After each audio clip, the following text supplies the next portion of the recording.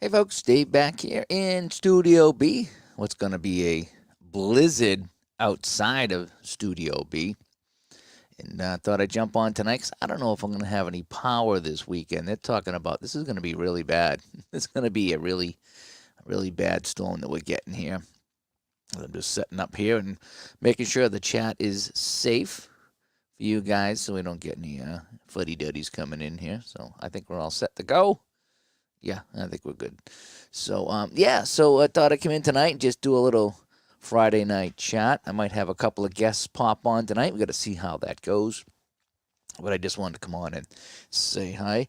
So, so out here on the coast, we are looking at 18 to 28 inches. They haven't been able to nail it down quite yet. So we're in for quite a storm. So I printed out a few APBA score sheets, and I think I'm going to have to print out a few more because if I don't have any power, then I won't be able to play anything on the computer. So at least I could roll some dice and play some APBA baseball tomorrow if I had to.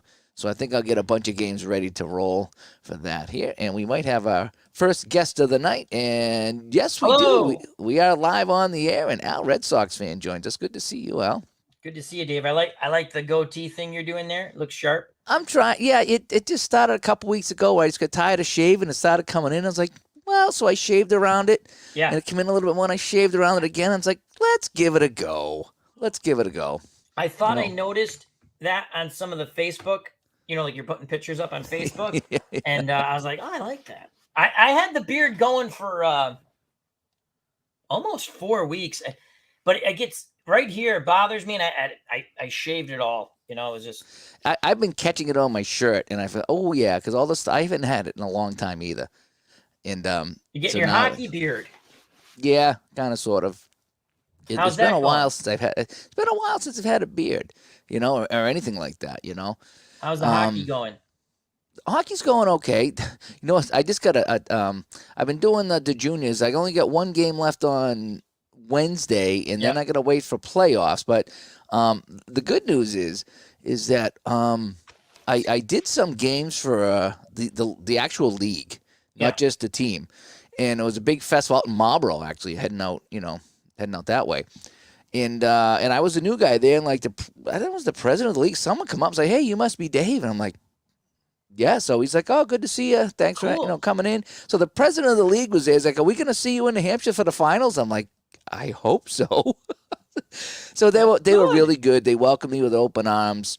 And I did hear that, I was one of the better announcers there. You're good. You're good. I was able to watch you a bit. I'll leave it at that. It was. And there's some guys that have been there quite some time. And I'm not saying that anyone's bad, but it was just nice to being the new guy there and hearing, geez, you were one of the better guys. You. They welcomed me, and it was nice to hear that some people said, hey, I we like your stuff and the whole Smelly Wrestling Geek, hello. Oh, yeah. 1933. I keep forgetting to do this. I don't know why I do. I keep forgetting to put up the chat and say hello to everybody who comes in. Smelly Wrestling Geek. Playoff be until the NHL playoffs. Yeah. I'm not sure. It just kind of started, Quick question. Olympic hockey, we sent the team, right? I don't know. Because I don't. Who would want to go to China right now? I wouldn't, but I'm just saying. No. I heard Canada sent a team. Now, I don't know if the U.S. did. And if we did, it'd be amateurs, though, right? Here's a thought process for Olympic hockey, right? I thought about this. Why not send the best NCAA team? They're amateurs. They've played together. They will play as a team. Send an NCAA team. Just say hypothetically. Yeah. Was it last year UMass won the NCAA? And it could be anybody, Michigan, whoever. But send that team. Grant you, some people are going to, might not be on the team at that time, but you're better off sending an NCAA team than an all-star team because they'll be able to compete, in my opinion. Yeah, I hear about that. I think why the NHL players didn't go is because they were told that if any of them contracted the COVID while they were there, they were going to be stuck there 2 or 3 weeks. And the NHL said, no, you're not holding any of our players 2 or 3 weeks in China. Boston Breaker pennant behind you. I just saw that. Sweet. Love the Boston Yep. Breakers. Ooh, the White Sox. That's a nice one. Old school Cleveland Indians. Yep. North Stars North and Tigers. Stars. Tigers. Yep. Nice. And an Let's see. Expos cap. Yep. And I got a Hockey. new Deeks Is hat. that one of the Charlestown Chiefs? No, the bobblehead? No. To the left. Is that Bobby Orr, maybe? Bobby Orr's, yeah. Bobby Orr's right there, yeah. Okay, yeah. Cool. Yeah. Cool. I got him just sitting there with his stick. So, cool. Digital Dice. If you guys haven't heard Digital Dice today, was excellent as always. I listened to it my final hour at work. It was great stuff. Dave and Ron, magnificent job. And remember, if you're watching on Dave's channel, let those commercials run first. As a favor to me, let the commercials run. They're 30 seconds. You can do it. You can do it. I don't control them. I really do. I don't control them. That's something by YouTube does. So I don't control if it's like a long commercial, like I tell people, go just click by it. But anyway, it was a great Whalers hat. That's right. Yep. Bam, bam, bam, bam, bam, bam, bam. I tried to match it with the green Godzilla. The That's what I Godzilla? had for sure. I wore my Red Sox stuff. So so I actually got a call from the guy. And he said, "Can you fill in Sunday? We need an announcer Sunday." I don't think you'll be filling in Sunday. Yeah, and at first I was like, how come I'm not on the schedule? I didn't know they were playing Sunday, but I guess I don't do all the games. I guess I do most of them, but not all of them. Is this the team that you do? Yeah. Oh. Which is so, but I guess he has other guys that fill in on the weekend, and so I do some week, whatever. It's fine. It's all good for me, And I said, we're getting 2 feet of snow, maybe more. And I says, I don't know if we're going to be done digging out. Hammered? Yeah, and if I'm done digging out, I might be exhausted. I might not want to drive up and call a game. They said out here, it initially was 5. It was 3 to 5 to start, beginning of the week, right? Hi, Replay Gamer. Then it went to 5 to 8, and now we just watched again. Nurse Teresa and I, as we're eating dinner, and it's been upped a little more.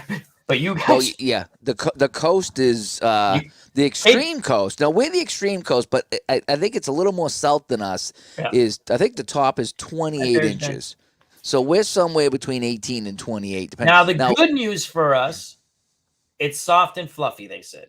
Oh, good. Thank God. Yeah, but everyone's got their snowblower out, gassing it up, firing it up. Do you remember when you were a kid? Cape Cod never got hit with storms. No, it was always rain. Yeah. Always rain. And now in recent 8 years, I don't know, maybe at 10, they get whammy. So I don't know where this global warming went. Not the Cape Cod, that's for sure. Yeah, I mean, how many times a kid you look up, you watching Dickie on Channel 5, and it's like, and Boston's going to get 6 to 8. The Cape, rain. Yeah. Every time, Cape, rain. And now, Cape, here you go. Enjoy some of this snow. Exactly. That's Mike in the truck. How you doing? Good to see you. They just re-released the 2021 season, the final season, the final ratings. So you can, and that's Pro Strategy Football 2022. Fun game. I was playing some of it before I went to bed last night. I'll be doing some of those streams this weekend.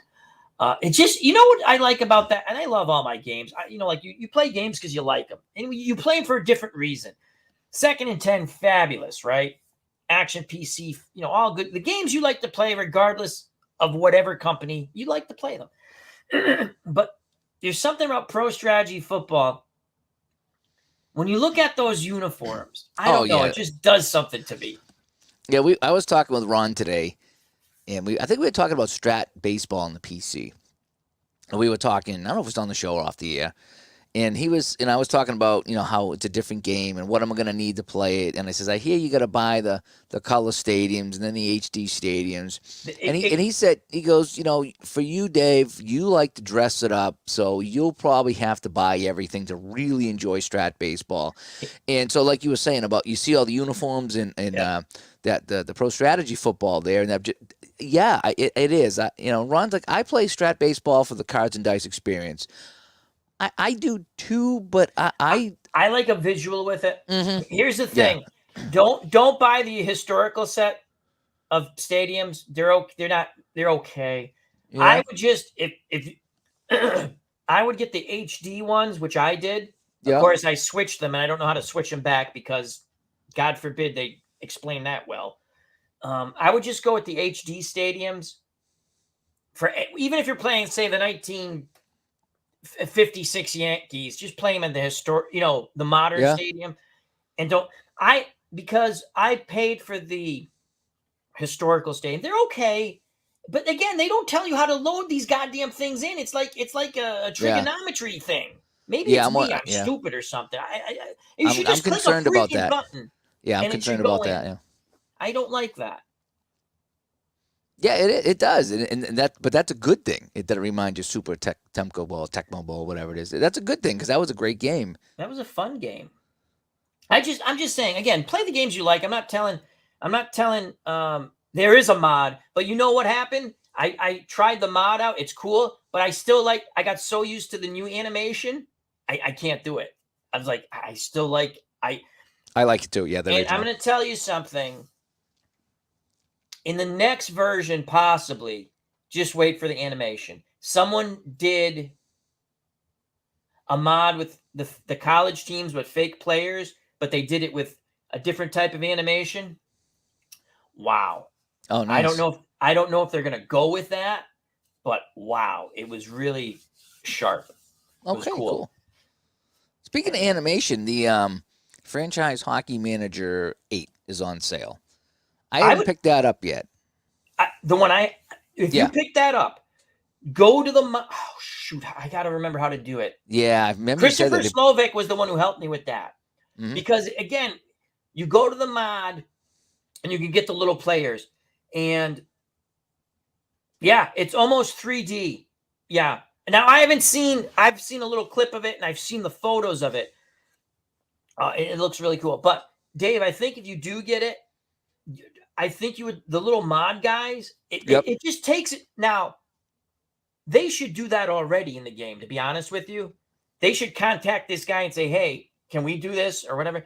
Maybe they will, yeah. Those little guys, it just takes it to the next level. Now, is that something that you can just subscribe to on Steam? You know how they have the Steam Workshop? You can subscribe to it and then it puts it in? No, no. Got a real, you you have to how physical. Did that work? You subscribe to it, but you got to do something in the files. Maybe it's better now, but I couldn't figure it out. Christopher Slovak, fun channel, check it out.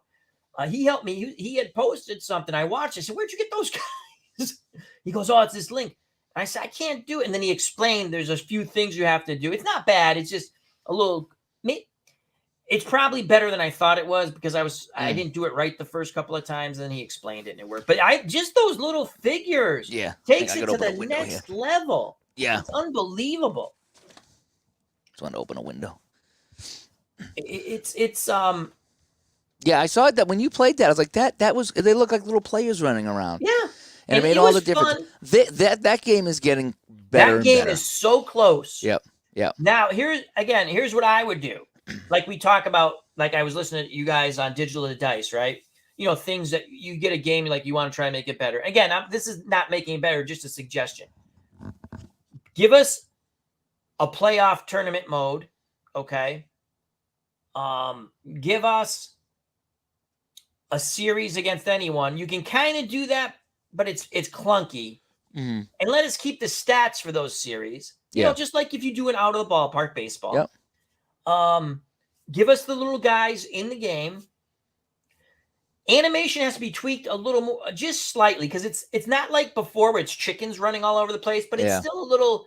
And I get it. It's something. It is, but you got to think it is so hard to create hockey animation because again, do you want to sit there for 2 or 3 hours and play this game and watch everything happen in real time? Or do you want to do it like an action PC where it skips around, but it's skipping seconds at the same time, so you can get a game in 45 minutes? I like it like the action PC, but I'm just saying, you know, sometimes the animation's not matching up. The other thing they should also do, which I wouldn't go back to because I love the animation, but they should give you the option to give you the old school way of playing also. If you just want to read the text and just watch the puck move. I think they kind of do. They used to have it so you could go either way. Now it's mostly the new way, but I think you can. There is a way of setting it up so it's in the background and something pops up and you can kind of watch it. There is a setting that'll just. That's the other thing. That'll stop it when something happens, I think, or something. You're mentioning a setting now. There was another thing I asked Christopher Slovak. You had to do it in the beginning before you even set up your like Yeah. new league. And I did not. Maybe it was no. It had to be Christopher because you haven't got this version yet. I'm sorry. No. And I was like, how did you do that? I didn't see because I was going through settings because it just seemed like it should have been in the game. Yeah. But you have to do it before because like they're out of the ballpark, same company, right? So I'm thinking things are in the similar spots, and sometimes they're not. Sometimes they're not. Yeah, I imagine that the next Yeah, one's I going to think be they really should. good. It's a fun game. It's a fun game. As Smelly Wrestling Geek says, I think they'll have some sort of player graphics for franchise Hockey Manager 9. They had the crowd for franchise Hockey Manager 8, so I expect they'll go all the way with 9. They're getting better and better. Yeah. I still have and it's me because I play it and I want to just play the games kind of. I don't want to do the other stuff. So I kind of put that. I do that. I tell you what, I know Smelly Wrestling Geek got one time. Well, no, don't play it. Play your other games. But the animation with those, it's fabulous and it's fun. And I can play it the way I want, meaning like I want these guys to play aggressive or I want them to. It's a fun game. I like it. They've come a far way. Again, give us a tournament mode if possible. At playoff, a series mode where you can play any team against any team. Yeah. And you know what else would be cool? If you could somehow just have national team. I know they have the Olympics and national tournaments, but I don't know how to get to them. You have to they're wait funky. Yeah.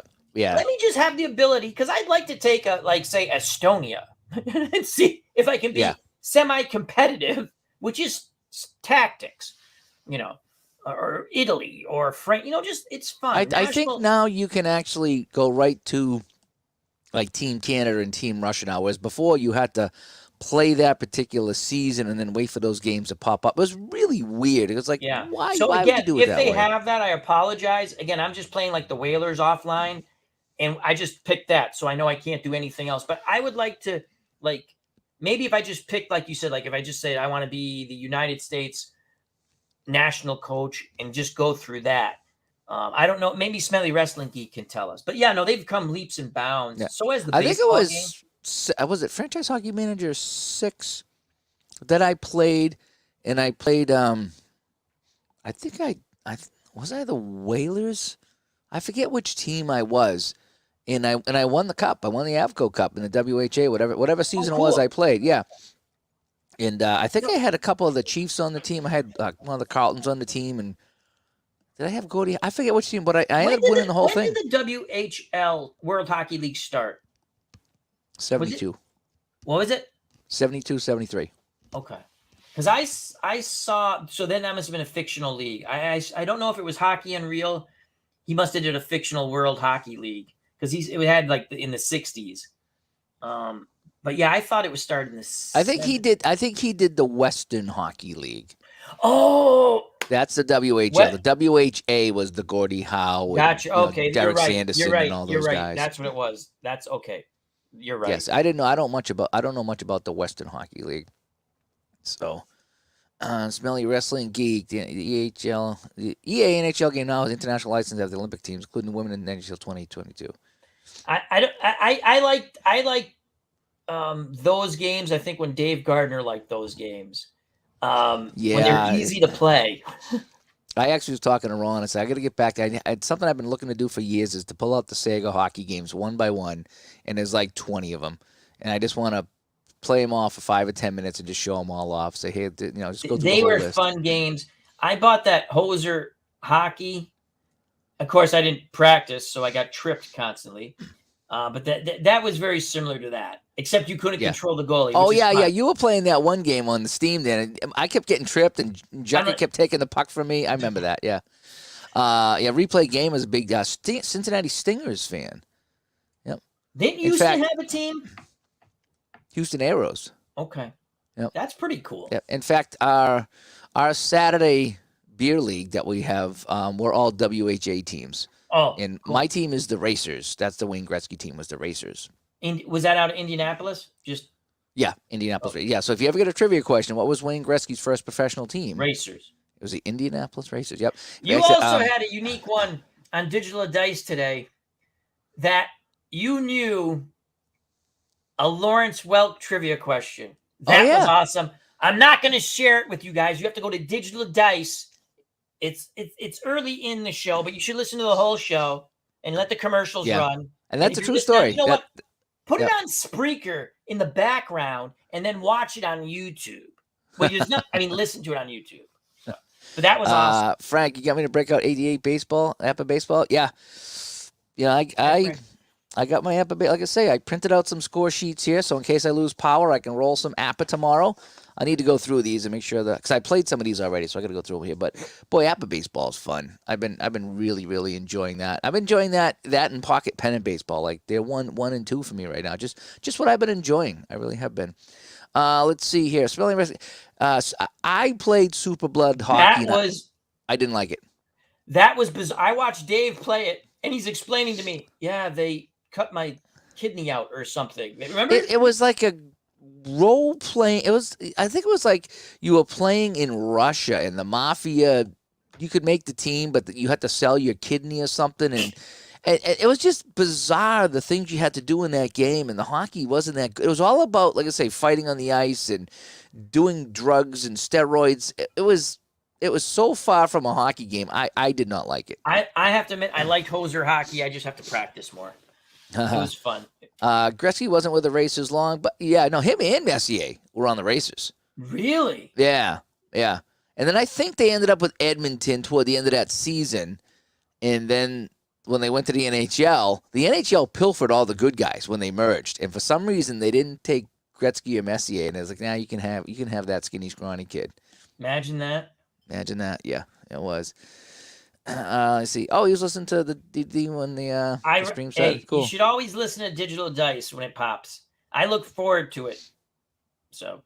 Yeah, we had a fun time talk. We've come up with some pretty decent topics. A lot of it's been suggested, and sometimes it's just what we're playing. Something comes up, and like, hey, we should talk about this. You know. Well, you guys brought up a good topic, the pocket pennant run, and people are trying to adapt it. And again, once you buy a game, you can do whatever you want with it. Okay. I played a few games offline. It plays very well. Is it for everybody? I don't know, but I had fun with it. I know you love it. I've seen a lot of people play. It's a quick play game. Use 3 12-sided dice. Anyway, red, blue, and yellow, but I don't like my yellow dice, so I use orange. Yeah, the yellow dice, it doesn't look right for me. But it's a fun game. It's a quick game. Yep. I didn't see anything. It's rated very general and very broad. There's a lot of strategy, though. But you can still play a damn good baseball game. I don't think you, again, my opinion, I don't think you lose anything with the game. It's a fun game. It's fairly quick, or as quick as you want to play it. I've done it card and dice, literally, and I've done it like with the ball roller, because at some point I want to stream it, but I'm trying to figure out what way I want to do it. If I do it with the ball roller and I put a picture up on Digital Dice Facebook group. If I do it that way and I keep the book and I show you the book, it's still quick, but it's slower than just rolling the dice, right? Yeah, and just writing. But I think what I've been doing, and a couple other people doing, is we find a season with replay baseball. Yeah. That is our visuals. What I was thinking, because I saw you do it, SDG replays do that. Yep. I know Tony Porter uses sometimes replay baseball with whatever game he's doing to track. ID Gesture's done that too. But I was thinking, I was like, I don't want to, I don't really have a lot of seasons. Then I went, I got all these great teams, and you can play any team against any team. So I could set up a league of great teams and then do that. Yep. Replay game says Messier went to the Stingers. Yeah, I think you're right. I think he did go to the Stingers. Somehow what city were they in? Cincinnati. Oh, you had said that. That's right, because you had said that Cincinnati had a team. Yep. And cards and dice, no electricity for cards and dice. Yep. As long as I have a little bit of sun, and Studio C's got a lot of sun over there. Oh, Strat-O-Matic, because we have Strat fans. I like Strat. They have their new, you can pre-order now, 1986. Yeah, tempting. Very tempting. I was tempted.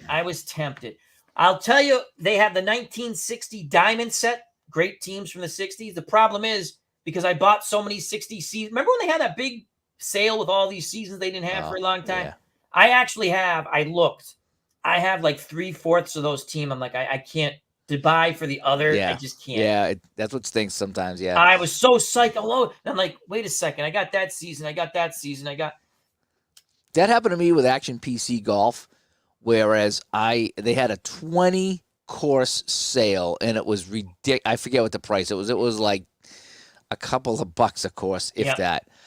And I had 12 of the 20 already. And it still made sense to buy it. It still made sense to buy it for those 7 because I did that with they had you the Christmas CD, and I had half of the stuff. But if I wanted the other half, it would have cost a lot more than $14. So I just bought it anyway, and I only used the half that I need. Yeah. He got the printed hockey bones cards and the Glory Days box. Did you get the hockey bones printed from drive-through cards? Because I think that you can get them through drive-through cards. I haven't played the hockey bones yet. You're gonna like Glory Days Boxing, Smelly Wrestling Geek. Fun game. It's easy to understand. You play a couple of bouts, and again, please don't judge when I do it because I'm calling it. I'm interacting with the chat. I'm enjoying it. You can play a game. Again, some people want to play games quick. You can play that game fairly quick, and there is a shorter. Like Anthony Crooks came up with a quick playing chart, not like one roll, but it speeds the game up a little. I like the full course meal because I'm a boxing fan. But it's Dave, if they had a hockey game like this, you would love it because you roll, you look, bing, bing. Now take over for 1 second. I got to do one thing. So you know what I compare Glory Days Boxing to? Because I've watched people play. It's almost like shootout hockey in a way. It's a segment, right? Because shootout hockey is like a highlight game, correct? So I compare that to that. D. Scott Howard, how you doing? The replay gamer says, LOL, love Strat, Smelly. I like Strat. Company sometimes leaves a lot to be desired, but 1986 is the season, and there's 1947 are the two historical seasons.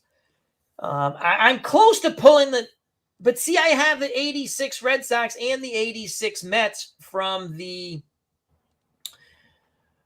1980s Diamond Gems. D. Scott Howard. I was talking to Ron today about the Strat baseball, and I haven't. That's the only one I don't have. And I almost picked it up when it was dirt cheap right before Christmas. Right, it was really cheap. But Ron was talking to Ron today, and he said that one of the updates for Strat PC baseball is now that they've combined the leagues. So in other words, I guess before, if you were playing the game, you'd play American or national because there was no intermingling. Up until a certain point, and then the seasons combined. So now I guess because I said now it would start off with both leagues, so you could almost like an action PC. I remember when Eric from Higher Ground Gaming did the whole 1978 season for the Red Sox, and he didn't play the National League, so then he just went with the regular. I don't know if he quick simmed it or something. I couldn't remember. Glory Days Boxing does have a fantastic best card and dice game I've played. It's tremendous. Again, I'm biased. I'm a boxing fan. I love all my boxing games. I played many a boxing game. But to me, if you want card and dice boxing or just you like sports, and it's settled within a few rolls, one roll most of the time. The chart, again, because I played, it's right here. Here's your chart. And then you have to look sometimes at your game board for some stuff. And the cards are fabulous. The card stock isn't, and they're glossy. And I want to say, I think, Anthony, they're more than 110 card stock. I'll tell you that. It's a fun game. I like it. And again, if you're not, I'll tell you something. I'm almost positive Steeler fan 1933 was not a boxing fan. And he can answer that because I remember reading something on the Facebook group page. Amish Elvis is here. How you doing? But yeah, it's a fun game. Do you know? I made like a little. Yes, it's a long story. If it pleases the court, you didn't ask me what. You didn't ask me what. What's your face is doing? The chick who's in jail or was in jail. Oh, Aunt Becky. Yeah. Yeah. That whole cast is having a hard time. We were talking about that. Yeah. It's like they're bad luck or something. Yeah. 130. Okay. Wow, that's Yeah, it's pretty beautiful. good. Yeah, Dave, they're beautiful. yeah. Listen, I got the cards right here. I use 100, 110 pounds I on use my 110. printer. I use Yeah. 110. But this is like this card stock, I believe, is like if you put photos on, because Oh, cheap. Yeah, yeah, yeah. it's as he says, that's true. I was a casual boxing fan. I bet it's a fun game. I just, do you? I made this little new. Hello, Legends of Boxing is good. I have it on the PC. I've said this before. I would never play it on card and dice. I don't want to look at 4,000 charts. That's just me, and it's not 4,000. I get it. Yeah. I love Glory Days Boxing. I like Legends of Boxing on the PC. I like Title Bout 2 on the PC. You just they're oh, I made a resolution. That's what I wanted to say. I forgot what I wanted to say. I want to start playing more of my seasons that I bought as opposed to buying more stuff.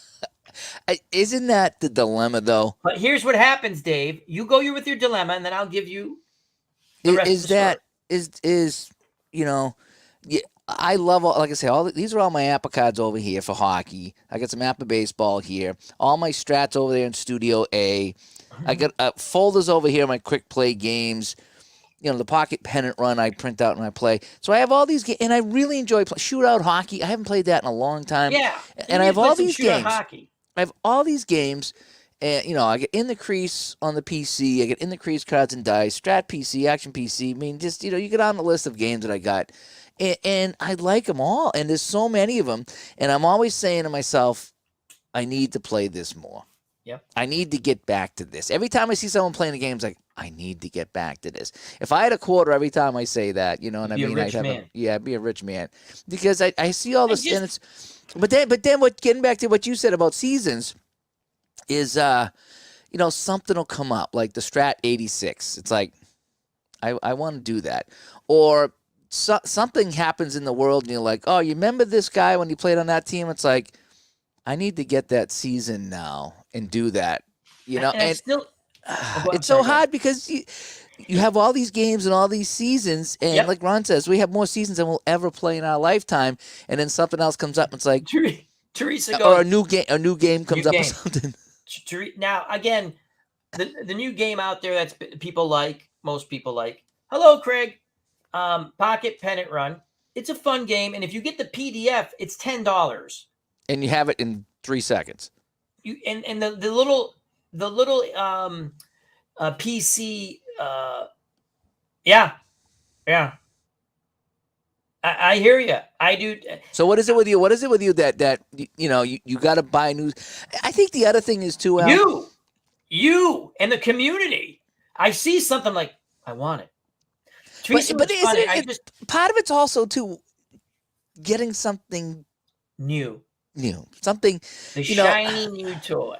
It is. It's like we have all these things here, but still, it's when you get a new season in, whether it's PDF or in the mail, something like that. You're adding to the collection, and it's just like when I first got the diamond sets, the 70s diamond sets. Hi, Forrest. How you doing, my friend? For Strat, I was like, I actually wrote out what I was gonna do. Home and away series for all the offline, then play some of it online. I changed it to like a World Cup style. Then I went back and forth. But what happens is, as Smelly Wrestling Geek blames us, I agree. I blame myself. You see something else, because I'm this close to buying the 1986 card set. I'm this close to buying the new Strat PC game because the Red Sox were pretty good last year. I wouldn't even want to get them on this. And I was like, here's the thing I don't like about Strat. I already have the 86 season. Hello. I already have the 86 season on Strat PC, but because they did the super advanced now, instead of saying, here's what I would do, they're never going to do it. Okay, you already have the season. You can get this at half price because you've already bought the season once. Yeah. And again, their seasons aren't horrible. They're $27. But you look at the company there. They're such a small company. That's the only way they make their money. Yeah, no, I hear you. And it would be nice, but at the same time, that's that's how I I mean, make your because I money. got used to Dave Cook. Yeah, And it's yeah, like, yeah, you own it already? You get yeah, it for $5. I'm like, I yeah, love you, Dave. I yeah. love you. Uh, what's my take on APBA Hockey? You I like love it. it. I Huh? love it. Would you like me to unveil my new rare play chart? Yes. I've been working on that because the rare plays are not that good in APBA Hockey. They give a ton of them, and a lot of things don't happen. So I decided to come up with my own rare play chart. I'm not. It's incomplete, but I got This is 85% of it done. a first look at Dave Gardner's This is a first look. The first look. And rare so I want your opinions on it. All right. So let me rare share. play chart, APBA Hockey. The first look, you're seeing it here on Dave Gardner's channel. So don't go anywhere. All right. So I don't know if we can Ooh. see that. Yeah, you can Okay. see it. You can see it. I can see it. All righty. So here's kind of what happens. Let me see if I can blow that up a little bit more. Hang on a second. Let me zoom to 200. Is that any better? It's good. Okay. All right. So here's let me read off what it is basically. Okay. So I set it up. It's 11 to 66. So what happens is in APBA Hockey, if you get a certain roll, and I think it's on the higher side, I think you get I forget what the numbers are. Is it 44? Yeah, it's a 1 to 40 or something like that, whatever. But so I think the 36, 37, 38, 39, those are the ones. It's either neutral zone, face off, or a rare play.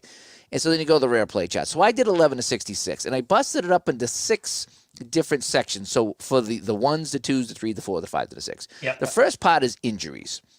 Okay, so my first set of injuries are the 11 to 16. And so it's whistles. So right away, stop play. The center is hurt. Again, the center, left wing, left D is hurt. Going to 5 different players for 1 to 5. You roll 1 die to find out if it's visitor or home. And then you roll another die to see if it's just for the shift, if it's for the period, or it's for the game. Now, that's what the 6 means. I thought it meant 6 games. You're out for the game. So 1 to 3. So you roll 1 to it. 6, 1 to 3 shift, 4 to 5 period. 6 is he's out for You're the out game. for the rest of the game. Yep. At 16, you take the shot, give the goalie the save, but the goalie's hurt. Oh.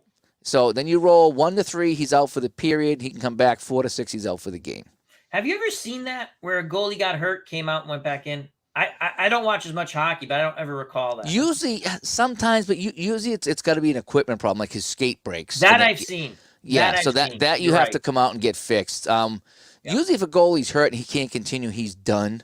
But occasionally. So I'm thinking, because I play more 70s and 80s, so I mean the goalie gets hit in the face and maybe he goes and gets patched up and he comes back. I'm just saying you're right though. With I've seen not a lot, but I've seen the equipment where they took them out and then they fixed. I think they have backup masks and backup gloves, but if your skate were to break, you have to take off the pad to put on the skate, and they wouldn't delay the game for that. All right, so that's the first part. Second part is penalties.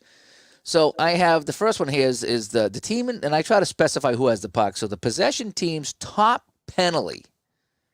Okay, so if you have the puck, your top-rated penalty guy spears their best guy, the highest shooting forward. So that's HSF if you can't read that. That guy gets a 5-minute major for spearing, but the best player on the other team is injured for 10 minutes. So that's kind of how I did that. The reverse on 22, whereas the team who doesn't have the puck commits the 5-minute penalty, and the best player on the team who does have the puck sits for 10 minutes because he's hurt. 23, it's a scrum, and so this is kind of how I play socialism in hockey. Is a scrum in front of the net. The losing team goes on a power play. So no matter who's losing, they go on the power play, okay? If you're down by 2 or more goals, it's a 2-man advantage. And I say penalty to choice. I let you pick who's going to sit in the box. Okay. If it's a tie game at the time, then the home team gets the power play. So this is just one of these things where it just gives the losing team a chance to catch up. Maybe the team in the lead's feeling a little bit ballsy and they're pushing guys around. So there's a scrum, there's a penalty. Losing team goes on a power play. So, again, this falls into the penalty category. 24 is just a straight-up fight with the 2 highest major ratings on the ice going at it.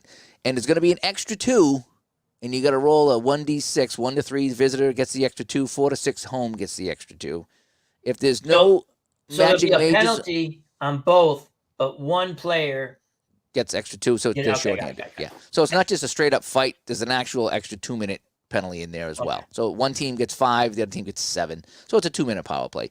If there happen to be no major players on the ice, then just give the highest minor rating players double minors for 4 minutes and call it a day. 25, we got the third man in. So the two highest majors fight, and the highest minor, because we have major and minor ratings on the cards. Okay. The majors are like the fighters. So the two majors go at it, and the highest minor gets ejected for a third man in, and again, you roll to see if it's visitor or home. And then, of course, 26 is something that Ron suggested. It was a line fight. Any majors on the ice get majors for fighting, and anybody else that doesn't have a major gets a 2-minute. So everyone goes off the ice. There's no power play, so it's just a line brawl. No bench clearing brawl like in the old days. No bench clearing brawl, just a line fight. So let's get on to the 3 is kind of the breakouts. And what I'm trying to do in this game, yes, Smelly Wrestling Geek, yes, this is my rare play chart that I'm working on right now. Forrest Highchurch says he wants that. Yeah, like I say, I'm almost done with it. When I get to the bottom, I'll show you where I didn't finish up. Now, I have not play tested this yet. This is just me. This is a combination of a bunch of games, rare plays, as well as some of my own, because I feel a rare play needs to be rare. Yeah. Right? But at the same time, a dribbler to the mound. And I get to that in my flukes. Drives me nuts. Yeah. So let me go down. So 3 is breakouts. So player with a puck passes to the highest available shooting forward, shot frequency, whatever they call HSF. That's usually the guy who takes the most shots. Okay. So whoever has the puck passes to the next. If he's the highest, then he passes the second highest. Well, whoever's on the ice, the highest shooting. I call him the highest shooting forward, highest shooting frequency, gets tripped and gets a penalty shot. 32 is whoever has the puck takes a shot. It's blocked, and the closest forward on that team gets a breakaway going the other way. Oh. So, again, there's things in the game that, there's not enough breakaways. There's not enough penalty shots. And not that I want tons of penalty shots, but again, these are supposed to be rare plays. So I put stuff in the game that wasn't in APBA or wasn't in as much as I thought it should be. Number 33, player with the puck falls down. If it's a forward that falls down, that means he had the puck in deep and it's a 3-on-2. But if it's a defenseman that has the puck and he falls down, then it's a 2-on-1. So he falls down in his own zone pretty much. So that's how that. So I got a 3-on-2 break and a 2-on-1 break. Fox Crude Card says on number 33, LOL, that was me when I played hockey. Player with the puck falls down. That's funny. So I'll just continue on here real quick. 34, it's kind of the same. The defense pinches. And this is a risk-reward type of rare play where if you roll 1d6, if you roll a 1 to 3, then the pinch is good and you get a shot.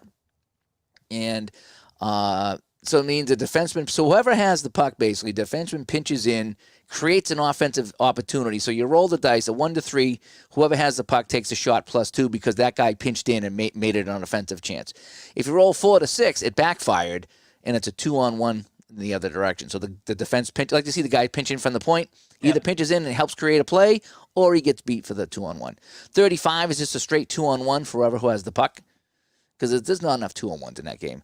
And 36 this is the tough one. It's a bad pass. Opponent steals the puck and has a breakaway, and then you roll to see who gets the breakaway. So this is the bad pass. It's intercepted.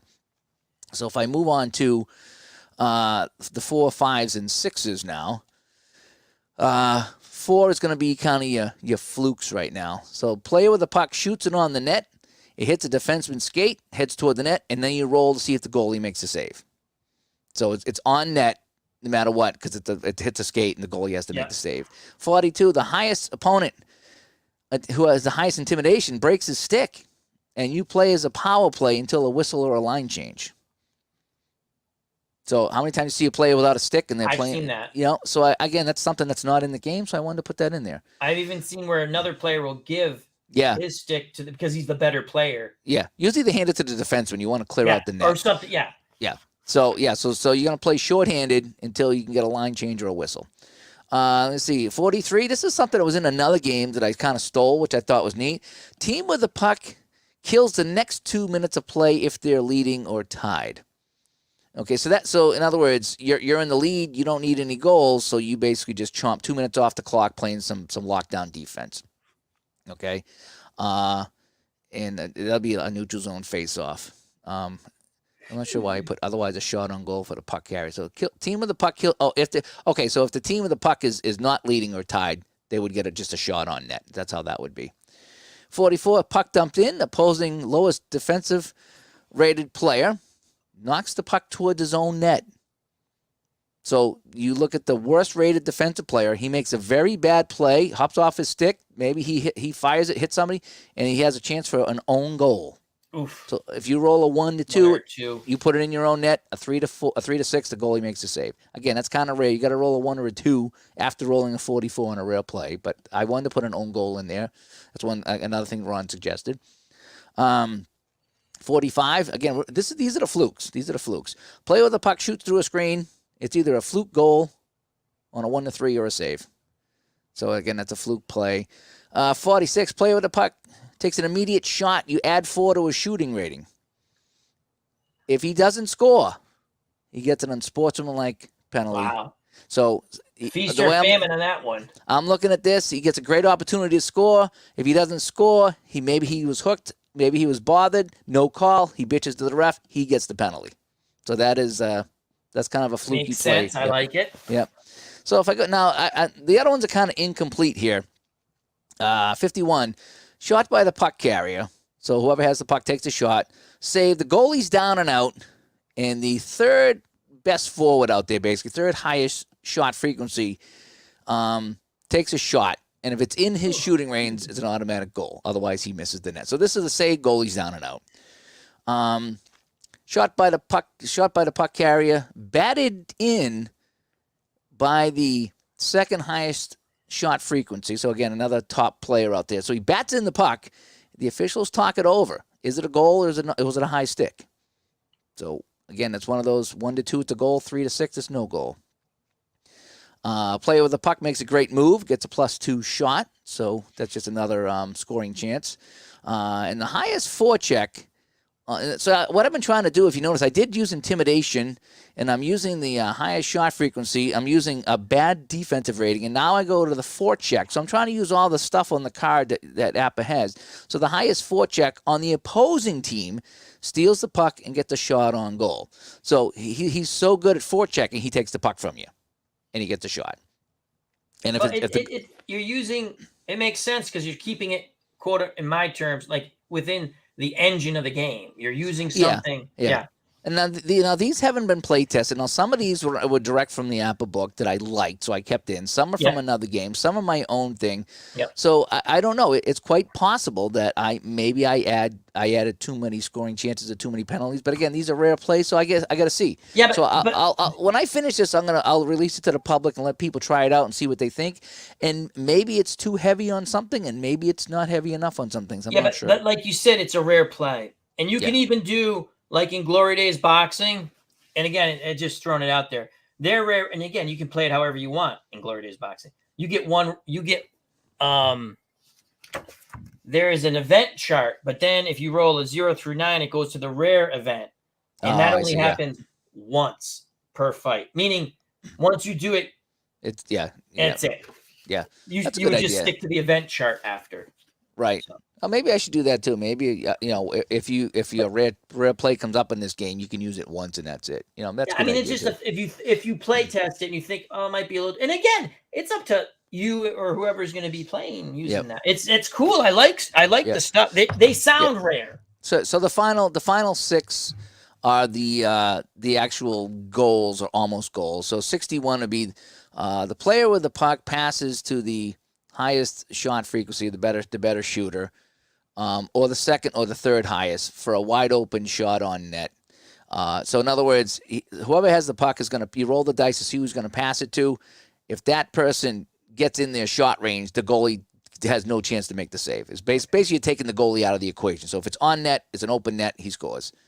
If not, if it's out of his scoring range, then the shot is just treat as a wide shot. But I'm trying to put in some of these things where rebounds, passes to the guy who's got the wide open net, a funny bounce, So I'm trying to give some guys a chance to score with the goalie out. So a couple of these, like I said, this particular one here, the player shoots the puck, and if it's in range, it's a goal. The goalie can't make the save if it's on net. 62 and 63 I haven't completed yet. 64, we got a whistle. Is a face-off in the opponent zone. So if you have the puck, there's a whistle. Put the puck, in the offensive zone. If the center is a face-off 4 or better, he scores right off the draw. Oh, really? You ever seen the players that score right off the face-off? Yep. So that's what that would be. So if you have the puck, you bring it in the other team's end. If your center is a 4, you score off the draw. If not, it's just a face-off win. And again, that you have to be on the honor system with that. So you wouldn't want to change lines and put out a 4 automatically. You know what I mean? So I think you'd have to play with the guys on the ice, and if he's a 4, then he scores. 65 is a tough one. That's a bad giveaway, and it's an easy or automatic goal for the opposing team. And again, you roll to see if it's going to be the highest, second highest, or third highest shooting forward. And 66 was kind of stolen from shootout. Player with a puck takes an immediate shot. If he scores, then the highest shot frequency player in his team also scores 10 seconds later. Oh, wow. So 66 is the big APBA roll. Nice. So whoever has the puck shoots. If he scores, they immediately score again 10 seconds later. I like it. So that's what I got. It's not complete yet, but that's kind of what I was going for. And yeah, I'll send that out into the wild at some point there. But I just wanted it's rare. That's again, I love replay baseball, but the dribbler to the freaking mound is not rare. You know how I know it's not rare? Because it happens all the time in PC replay baseball. Yeah. So again, I tried some things. I like some people to try that out. See, how many rare plays you get per game, how this affects your game. Like I say, I don't want to turn a 1970s game into a 9-8 final, with some of these things. But again, like I said, they're rare plays. So how often will they come up? You've played X amount of games of APBA Hockey. There is some sort of rare play, correct? Before you did this? Yes, yeah. How many times did you roll for a rare play? Maybe 2 or 3 times a game. Okay, more than. But my issue with that was you would roll the dice for a rare play. You'd open up the book and roll and look, and it would be this guy battles this guy, and the left wing gets the puck. So it just sounds like a hockey play to me. Yeah, it's not rare. It didn't jump out at me. It didn't scream excitement. It didn't scream, ooh, rare shot, rare play. It didn't. And that's I get you. I hear you because now some of them were okay, but there was a lot of them that would just, why bother? Why bother having that? That's not a rare play. So we'll say twice a game from what you said, right? So Maybe now 2 you're to rolling. 3 times, yeah. You're rolling on your chart now. I mean, the odds of you, like you said, maybe where I'm going to have too many goals. You still got to roll the numbers. I mean, again, the odds are still going to be that you're not going to get the goals. So I think you're fine. I think you're. A lot of them are break. Like I say, I get injuries. I get breakouts. Yeah, that's what I'm saying. Penalties. I wanted some fights in there. Things like that. If you're rolling the 6s, now you got a shot to get some goals, but that doesn't always happen, my friend. Mm-hmm. Yep. So we'll see how that plays out. I like it. It's a cool rare player try. Stone Mountain Press, the people who do Legends of Boxing and some other fine games. They're doing a hockey. He's working on a hockey game. Nice. And it's almost like, it's similar to a soccer game, which I have. It's fun, which again, slipped my mind and I apologize. It's like a highlight, like you roll and if they're an A or something, or if there's teams, defense is rated, whatever, because he's posted some stuff in his Facebook group, Stone Mountain Press Facebook group page. Okay. I know you like hockey games, so I just yeah, no. If he's gonna come on the hockey game, I definitely want to check it out. Oh. I've been playing this hockey game that was on Delphi, and I did a video, the quick results hockey game. Oh, I saw that. It's really fun. I'm still working out the kinks in it because it's not hard to play, but just ironing out the details of how you play, it was tripping me up a little bit. How does that compare? There's a quick play hockey game on Sports Fields Replay Dreams. Oh, is that the Mike Sealock one? Yeah, I played that. That was all right. How does it compare to that? Did you have to do more math, less math, or it seemed like a little more? This one is really no math, I don't think. This one is you roll to see who's in net, and you just like a lot of games, it's compare your offense with their goalie. Yep. and then you look at the chart, and then you get a number on the chart, and Okay. that's your modification roll. Gotcha. So then you roll a 1d6, and whatever that is, compare it to your modification roll, whether it's plus, minus, or zero, and that's how many goals you get for the game. Gotcha. Because when I do a lot of listening, I don't do a lot of watching at work. So I was trying to figure that out. Jason Cull asks, "Howdy guys, hello Jason. What's your favorite PC hockey game?" You know, I don't know if I have a favorite because I have 4. You I have got Strat, Action. Action PC, Franchise Hockey, What's the other one? and Inside the Crease. Oh, that's right. I think you've really enjoyed Inside the Crease, though. Inside the Crease, I really like because I feel like I played a full hockey game. Yeah. Okay. And you don't really make any decisions except for line changes and stuff. So, and again, I like those games. Strat is fun too. The visuals aren't great. It's more cards and dicey. But the thing is, you have to make decisions in that game. I mean, I guess you can turn. I have turned them off and just watched it play out. But if I'm gonna do that, then I would play Action PC. And Action PC has the best graphics of all. Like Franchise Hockey Manager is the deepest. Yeah. I haven't, like I said, I don't do any of the management stuff. I have a real hard time with that kind of stuff. But I love doing the drafts with the Franchise Hockey Manager. Yeah.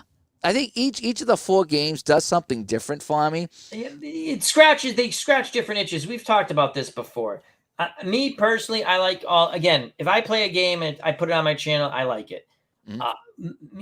Action PC for me, because I'm more of a casual hockey fan, is easier for me to understand what I'm doing. Because I can sit there and say, I want to play aggressive on this segment of play, or I look at my offense compared to their defense. Maybe I better play balance. I very rarely play safe. So it's either aggressive or balanced. And yeah, me too. I have fun with it. I find when I play Action PC Hockey and I play safe, it burns me. So I either play normal or aggressive. Yeah, that's I same thing. That's why I don't play safe. Safe is, oh look, I did something stupid, my guys, and now the guy breaks in on my goalie. How safe was that? So those are the 4 that I have on the computer, and they all do different things. And sometimes I really want to, I want to kick back and play cards and dice, so I'll play Strat. Other times I want the nice graphics of Action PCs, and sometimes I want the Inside the Crease, though, is that the one that it really, like, it gives you the full meal? I think you described. Yeah, that it feels like APBA Hockey. That one there is because you got the puck, and most every play is a defensive check. So it's like, okay, make the pass to this guy, except if the opposing defenseman is a 5 or better. And you have to remember with the inside sports games, you literally are playing card and I know card and dice on the PC, but I mean, you can make a mistake. The computer isn't going to help you. You have to know how to play that game. Oh, yeah. You can click anything in that game. Yeah. So you could actually cheat and you could score on every goal. You could score on every goal. You could just sit goal, goal, goal, goal, goal every time you wanted to. And I think you brought this up. That's one of those PC games that you could actually mod. Like if you don't want a certain rule or less of something, you can actually do less of something.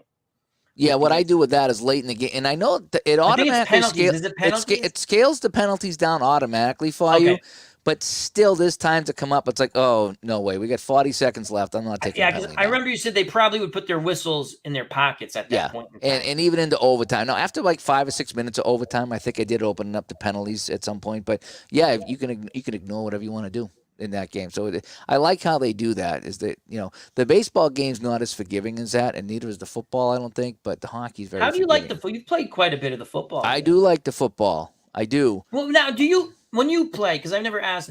Are you playing Are you calling offensive plays, or are you just letting it roll out and they call their own? You can do either one. You can do either one.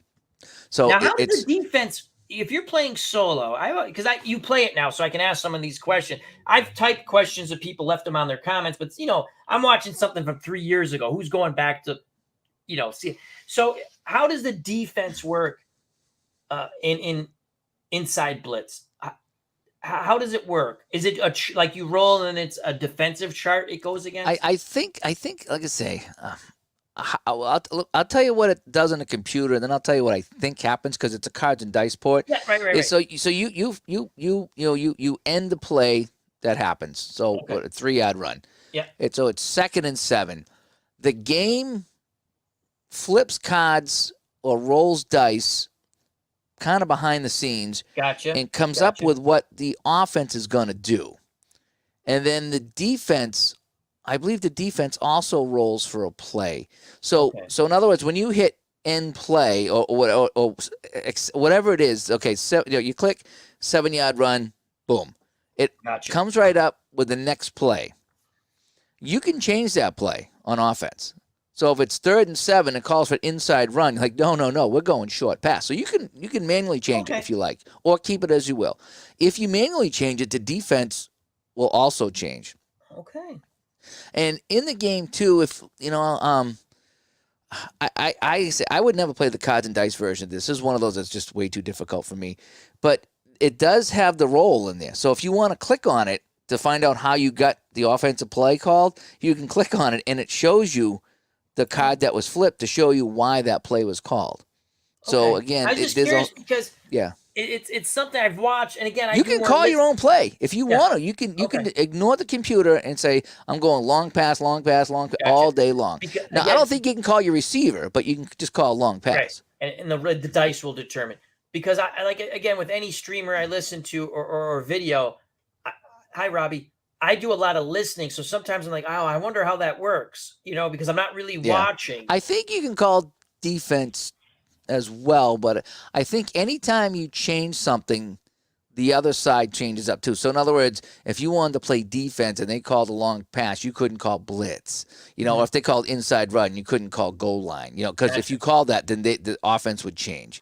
So you can't really game that Now system, which is nice. so you've come around to the inside sports games because you have football, you have baseball, you have hockey and And golf. You basketball. have golf. And basketball. I'm all. You got basketball too? Oh I did, yes, you yeah. do. That's right. That's right. That's right. That's So very similar to hockey. yeah. So again, we used to call it whack-a-mole. Again, just our little fun thing.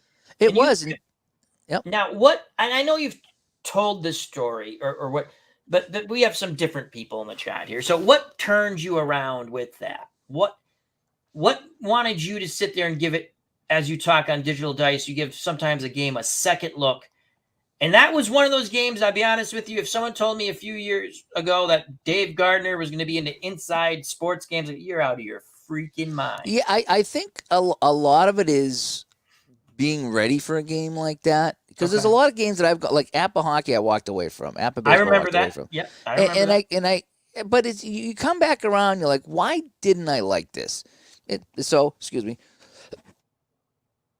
You come back around, you say, why didn't I like this? Let me see if I can figure this out. And sometimes you play the game like, oh, that's why I didn't like it. And Or other times it's like, this really wasn't so bad.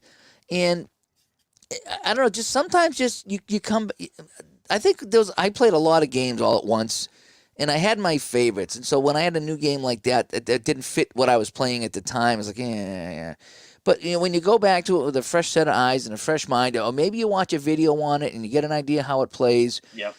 And when I realized that it wasn't quite the whack-a-mole that I thought, because you still had to click on the cards, and even the football, you still got to click, as you would. So it's like, okay, the dice rolls a 1-6, 1-6. You still got to click on that to see what happens, And so, yeah, I found out it really wasn't whack-a-mole. I mean, the hockey game lit up to show you what you were looking at, but it lit up both teams. So in other words, you're checking the D, but you're going up against these guys, so you got to determine who won that roll. Gotcha. So it wasn't quite as mindless as I thought, because I really thought it was like click here, click here, click here, click here, and that's why I didn't like it. But once for some reason, I went back to it, and I was just like, wait a sec, this is not just click on the light. It was, you actually had to look and read to see what happens. And that's when it got to be fun, is when I was like, oh. And so that one now, it's, goalie makes a save. Who gets the rebound? Well, these two guys are fighting for the puck. Who has the highest rebound rating? This guy gets it. If it's the offense, he takes a shot. If it's a defense, he just skates with it. And, then you had the guy takes a shot. If the defense block rating is a 2, he blocks a shot. Defense blocks a shot. So I felt as though I was getting a lot of hockey. Now, some people don't like that. Some people are like, why am I shooting and it's getting blocked? Why am I shooting and it's wide? It's a waste of time. So they want just the shots and the saves. I like that when I get a chance to shoot and the shot is blocked because I can, he's coming in on, whoever, Bobby Orr. It's Bobby Orr's block rating a 5. It's a 6, so he blocks the shot. So Orr gets back and blocks the shot. You visualize that stuff. And then it's a loose puck. Who gets the rebound? Well, the loose puck rating, it goes to whoever, Dennis Savard or whoever gets, you know what I mean? Guy Lafleur gets the loose puck.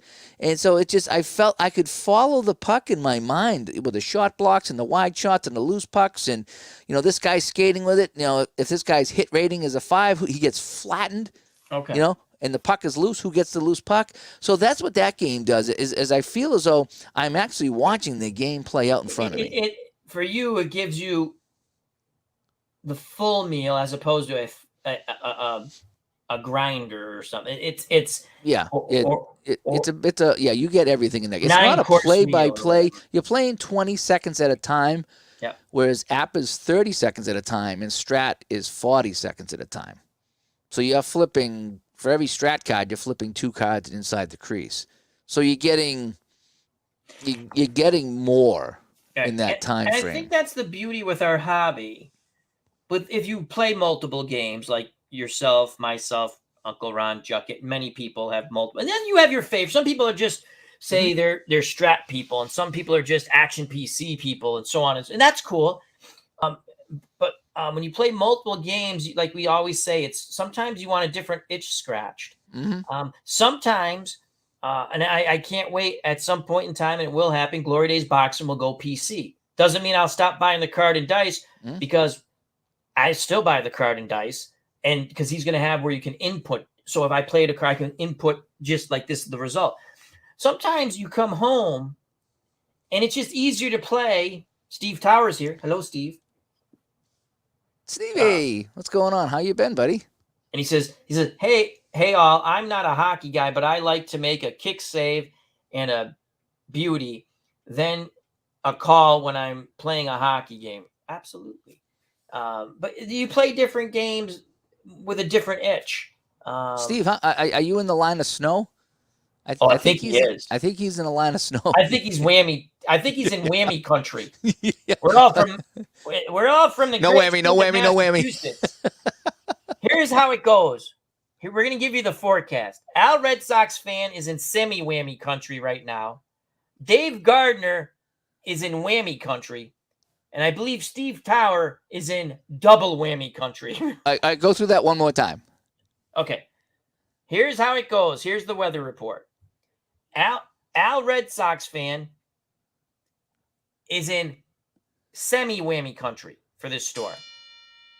Dave Gardner, Dave. Yeah. Dave is in whammy territory. And Steve Tower is in double whammy territory, I believe. I tried out some of my new sound effects here. Was it a ding? I couldn't hear it. Was it like a chime? I got a bell, a cartoon bell. thing. Yeah. Yeah. I got a little buzzer as well. Steve says, "Yeah, we could get 6 inches or 6 feet." That's like the they were talking. Yeah, when they first started talking here, they were talking, 2 to 4 inches, maybe 6, depending which path it takes. And then it was like, well, you could get up to a foot. And then it was 18 inches. And now I think the latest on the coast is 18 to 28. They're talking blizzard of 78 here. Yep. And I got a call from the guy. I think I told the guy wants me to do a hockey game. Yeah, He's like, hey, can you do a couple of hockey games in New Hampshire on Sunday? It's like Sunday morning. I'm like, I still might be digging out from 2 feet of snow on Sunday morning, so I'm going to have to politely say no. For people who aren't familiar, this is what the forecast was for Al Red Sox fan originally.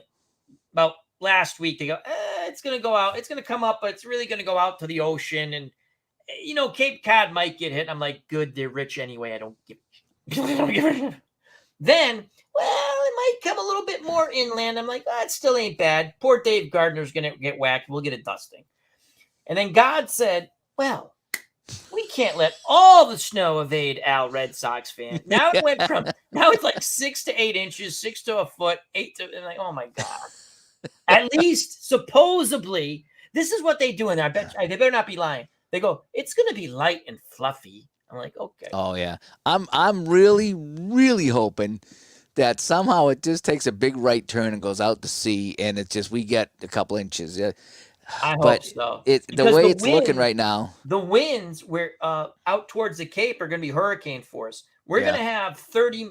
They said anywhere from 25 to 30-mile-an-hour winds in Western Mass, where I'm from. yeah, we're 30 to 40. Yeah, So we're west of Boston.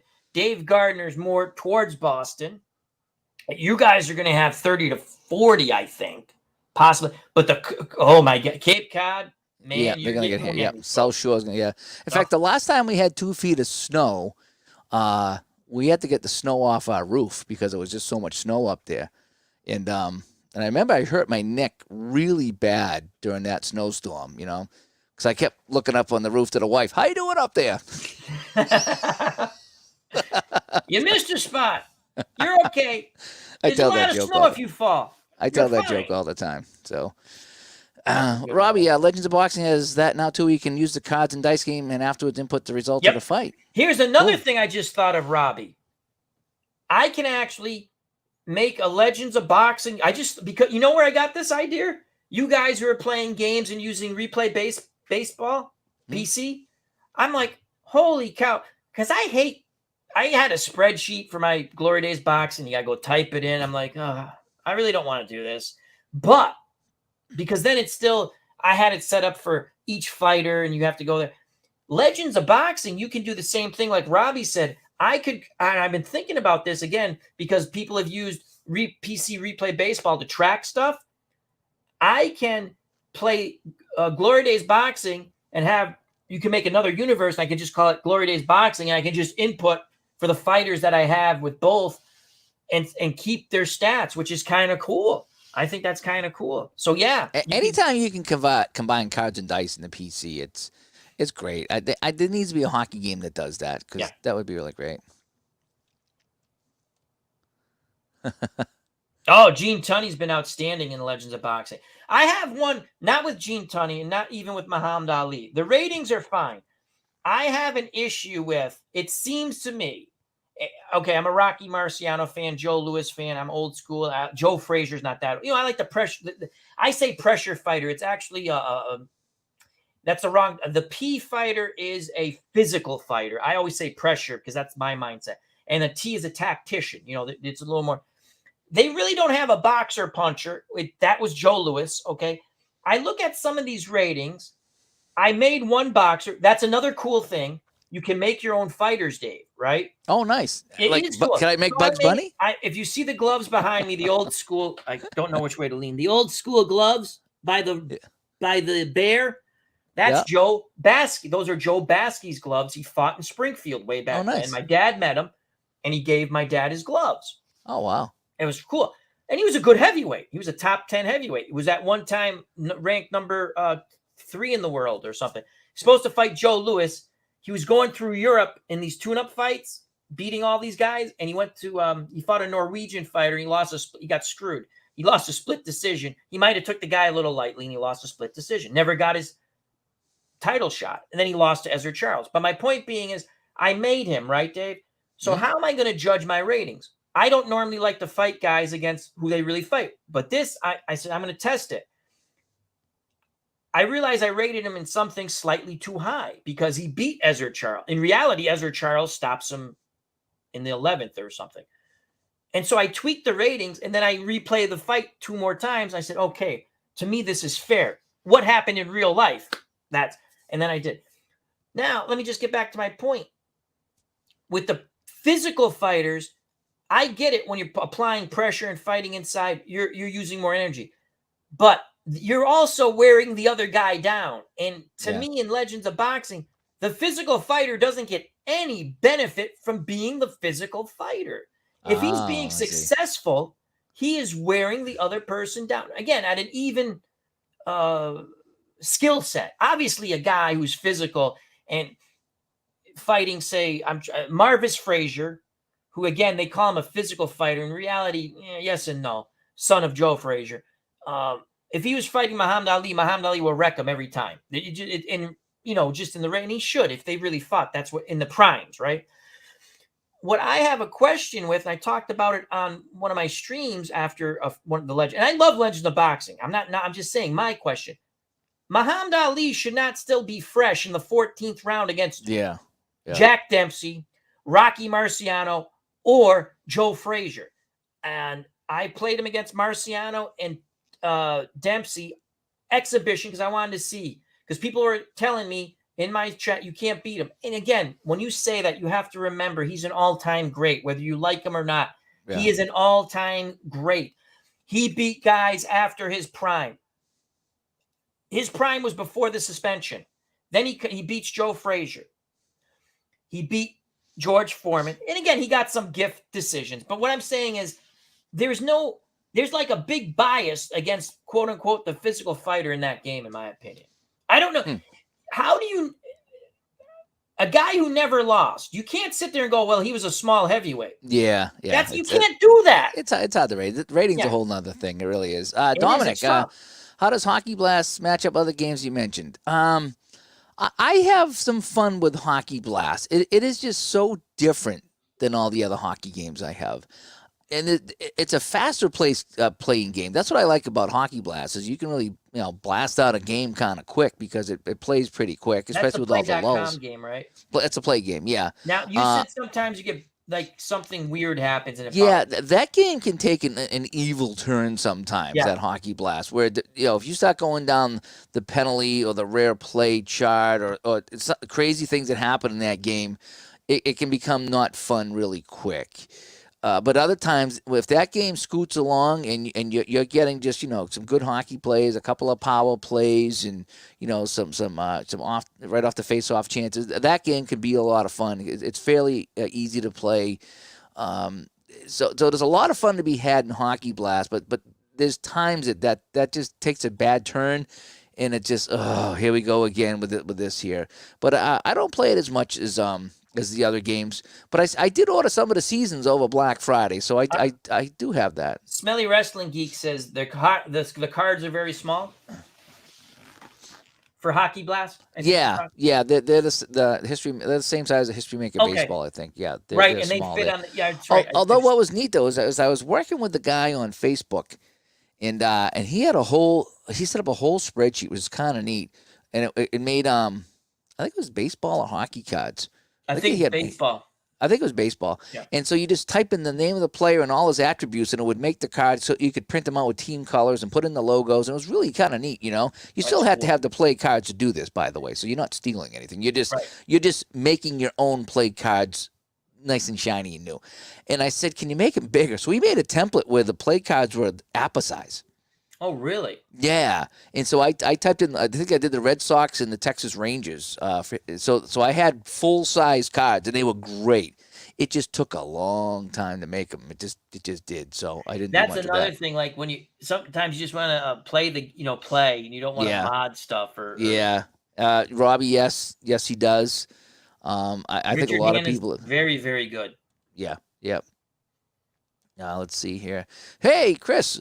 Hello, Chris, do you know what I was using, Chris? Where is it? Chris, there it is. There it is, Chris. Talking about on Digital Dice today about your stealing chart for APBA. There it is. Steal allowance chart. There it is. So I was using that for my APBA, and APBA does steals automatically. APBA Baseball does steals automatically in the basic game. In the basic game. Yeah. And I found that I'm getting maybe a steal a game. So I'm not getting no steals, but I do like Chris was talking about, and that's why he came up with his chart here. It's like there's times that something I need to steal. I need to try to steal, even if the chances are low. I got to get a guy in a scoring position, and that's what that chart does. Is it allows you to play APBA basic, but not be stuck without a chance to steal. And it's really good because it uses the master symbols. So each player's got a grade. So it says, what is your grade for stealing? And it tells you when you can steal and when you can't, depending on your grade. You get a speed, and you compare that to the catcher and the pitcher. And then if you want to steal, you know what you need to roll. And it's brilliant. It's brilliant, and I don't think you can really. I mean, you could probably overuse it if you wanted to, but I mean, it just at least now, I don't feel like I'm handcuffed. I With didn't stealing know an APBA. when I first started playing PC Replay Baseball. I didn't realize the setting, the default setting is like the automatics, like they decide when you steal, right? And so every time someone got ahead on base and Ted Williams came up, the guy would steal for the Red Sox and get thrown out. I'd be like, I'm going insane. How do I shut this off? And so I asked that on one of the Facebook group pages, and Kurt Berglund goes, is he not supposed to, jokingly, like Ted Williams would probably go insane if you got caught stealing with him at bat. Oh, And yeah, he goes, yeah. oh, did I? And I'm not supposed to do that. Then I figured out, you go in the settings and you shut them. Like, how do I shut this off? It's driving me nuts. Yeah. First and third, the guy's stealing second. What the hell's wrong with him? All right, let's take a huge turn here. Yes, I like huge turns. And let's talk about Yes. NFL overtime. Ooh. In chat room, we want you involved on this. I'll tell you my thoughts on overtime. And I got a couple of thoughts because they were talking on the radio about that today. And again, would you have squib kicked? Oh, absolutely. Me too. I would have done something a little different than squib kick. I would have kicked, like a rugby sort of kick and short of the end zone, making them touch the ball, because as soon as they touch the ball, or squib kick it hard, the clock starts. Well, the clock won't start until somebody touches it. Right. So when they touch the ball, when the return team touches the ball, which they're going to have to field the ball, if the guy starts to run, he might panic, he might fumble it around, but at least a few seconds are coming off that clock. I think, well, again, you look at that, you're at the 25. I think it's at the 25, right? Yeah, because it's in the end zone. So they're going to get 35 to 40 yards in 2 plays, which they did. So I guess they didn't have Kelsey wasn't even covered on the other one. But I would have squibbed because, again, if you just hit a soft pop fly, they can fair catch it. No time comes off the clock. It would have been more of a line drive kick on the ground. Yeah. Do you remember this? The Super Bowl with San Francisco and Cincinnati when San Francisco squib kicked every kickoff practically? Yeah, because they didn't want they had good. Oh, Ray Wershing was hurt. I think. Oh, no, he kept squibbing it, and Cincinnati never got a return. Yeah, and they wanted to make sure you could kick field goals. I want to say Ray Wershing was hurt, and that's why I think I'm probably wrong. Either that, or they obviously didn't want Cincinnati to return the ball. They felt that they had good return. But yes, I do remember that. Yeah, we feel for you, Brian. Yep. Buffalo. Yeah. So just to finish out, yes, I would have squibbed because even if they return it to the 40-yard line, right? It's going to take time. It's going to take 3 or 4 seconds off the clock. More. So they got it at the 40 with say 9 seconds left. They can realistically run one play from their own 40, and then they have to kick the field goal. So now if you remember, they got burnt on that touchdown, so they had 20 guys back. So when they threw it, they got the ball in the midfield. They got a 25-yard gain, and it took them 3 or 4 seconds. It's like, geez, that you gave him 2 or 3 plays, and he didn't have to with a squib kick. Did you hear what someone else said though? The people were talking about it. Kick it in the end zone, 1st and 10 to 25, 13 seconds left, right? Kansas City snaps the ball. Every receiver on Kansas City is grabbed and held by a defensive back, right? They can't go anywhere. You physically grab them and hold them. 2 guys grabbing everybody. Mahomes would have to run. It would probably take 5, 6, 7 seconds off the clock at that point. And the worst case, it's a 5-yard penalty for holding. Yeah. And you do that every time. He can't throw to anybody. Well, you don't want to do it every time because you can't end a game on a defensive penalty. So you would do it twice. I did not think of that. That is brilliant. Yeah. So you only get 5 at a time. Yep. I'm sure if they did that, there'd be they would change the rule. Yeah. So, in fact, they might even think about that. Yeah. I didn't. That is brilliant. I thought my squib. Somebody come up with that. That'd be a Bill Belichick thing. Although somebody did that. Was it Baltimore or Cincinnati did that? I think it was Baltimore did that. They were punting from their own 5 with like 7 seconds left. And so they snapped it to the punter in the end zone, and everybody on Baltimore just grabbed the Bengal. and wrestled him to the ground. And the punter just sat there with the ball under his arm like this for like 5-6 seconds because nobody could get to him. And then so flags are going all over the place. And finally, with the first guy to get free, went after the punter. He stepped out, but the game was over. And it's just in Cincinnati, it's like, what the hell's going on? They're like, they're still holding on the offense. Game over. It's over because when you have the ball, even if you're punting, you're the offensive team still. Yep. Yeah. So cool. I always thought that they're getting close with the overtime. So I get the sudden death kind of sucks if you don't win the toss. And I think they said that, was it 70 or 80% of the teams that win the toss win the game? So I like that's why they changed the rule.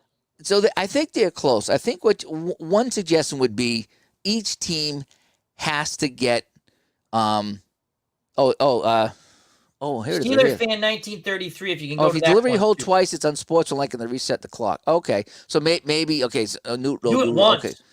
Okay, yeah. So do it one time anyway. Yeah. Okay. I'm thinking that each team. So you kick off. No matter what that team does, each team gets one possession. So if Kansas City goes down and gets a touchdown, that's great. They get a touchdown. Buffalo still gets their possession. Now, obviously, they now have to score, right? What about? I have something similar. So that way, I think it's a little bit more fair. So if you allow the touchdown, you at least will get the ball back, and you get your chance for the touchdown. What about this? I always felt for the playoffs. For regular season, my overtime would be you play 8 minutes. 8 minutes.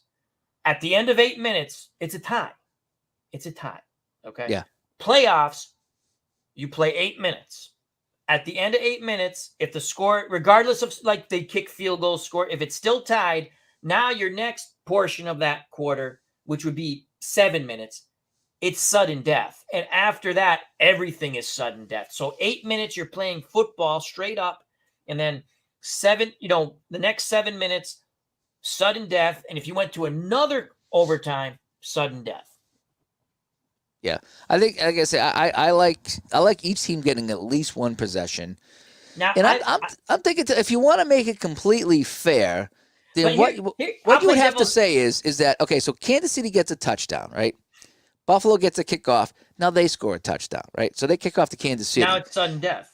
Yeah. I would even maybe take it a step further and say, okay, so now we reset. Each team each team gets a field goal. We reset.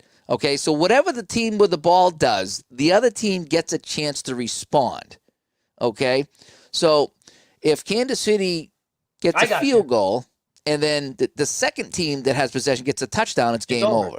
So in other words, the idea is to not end the game with an extra possession. So if you get a touchdown, they get a chance to get a touchdown. You get the ball a second time, they get the ball a second time. So everybody gets the same amount of possessions. Now maybe that's the way to do it. Same amount of possessions, and if you get more points than the other guy or interception, that's a little bit college football like, except they start at the 25, which I hate.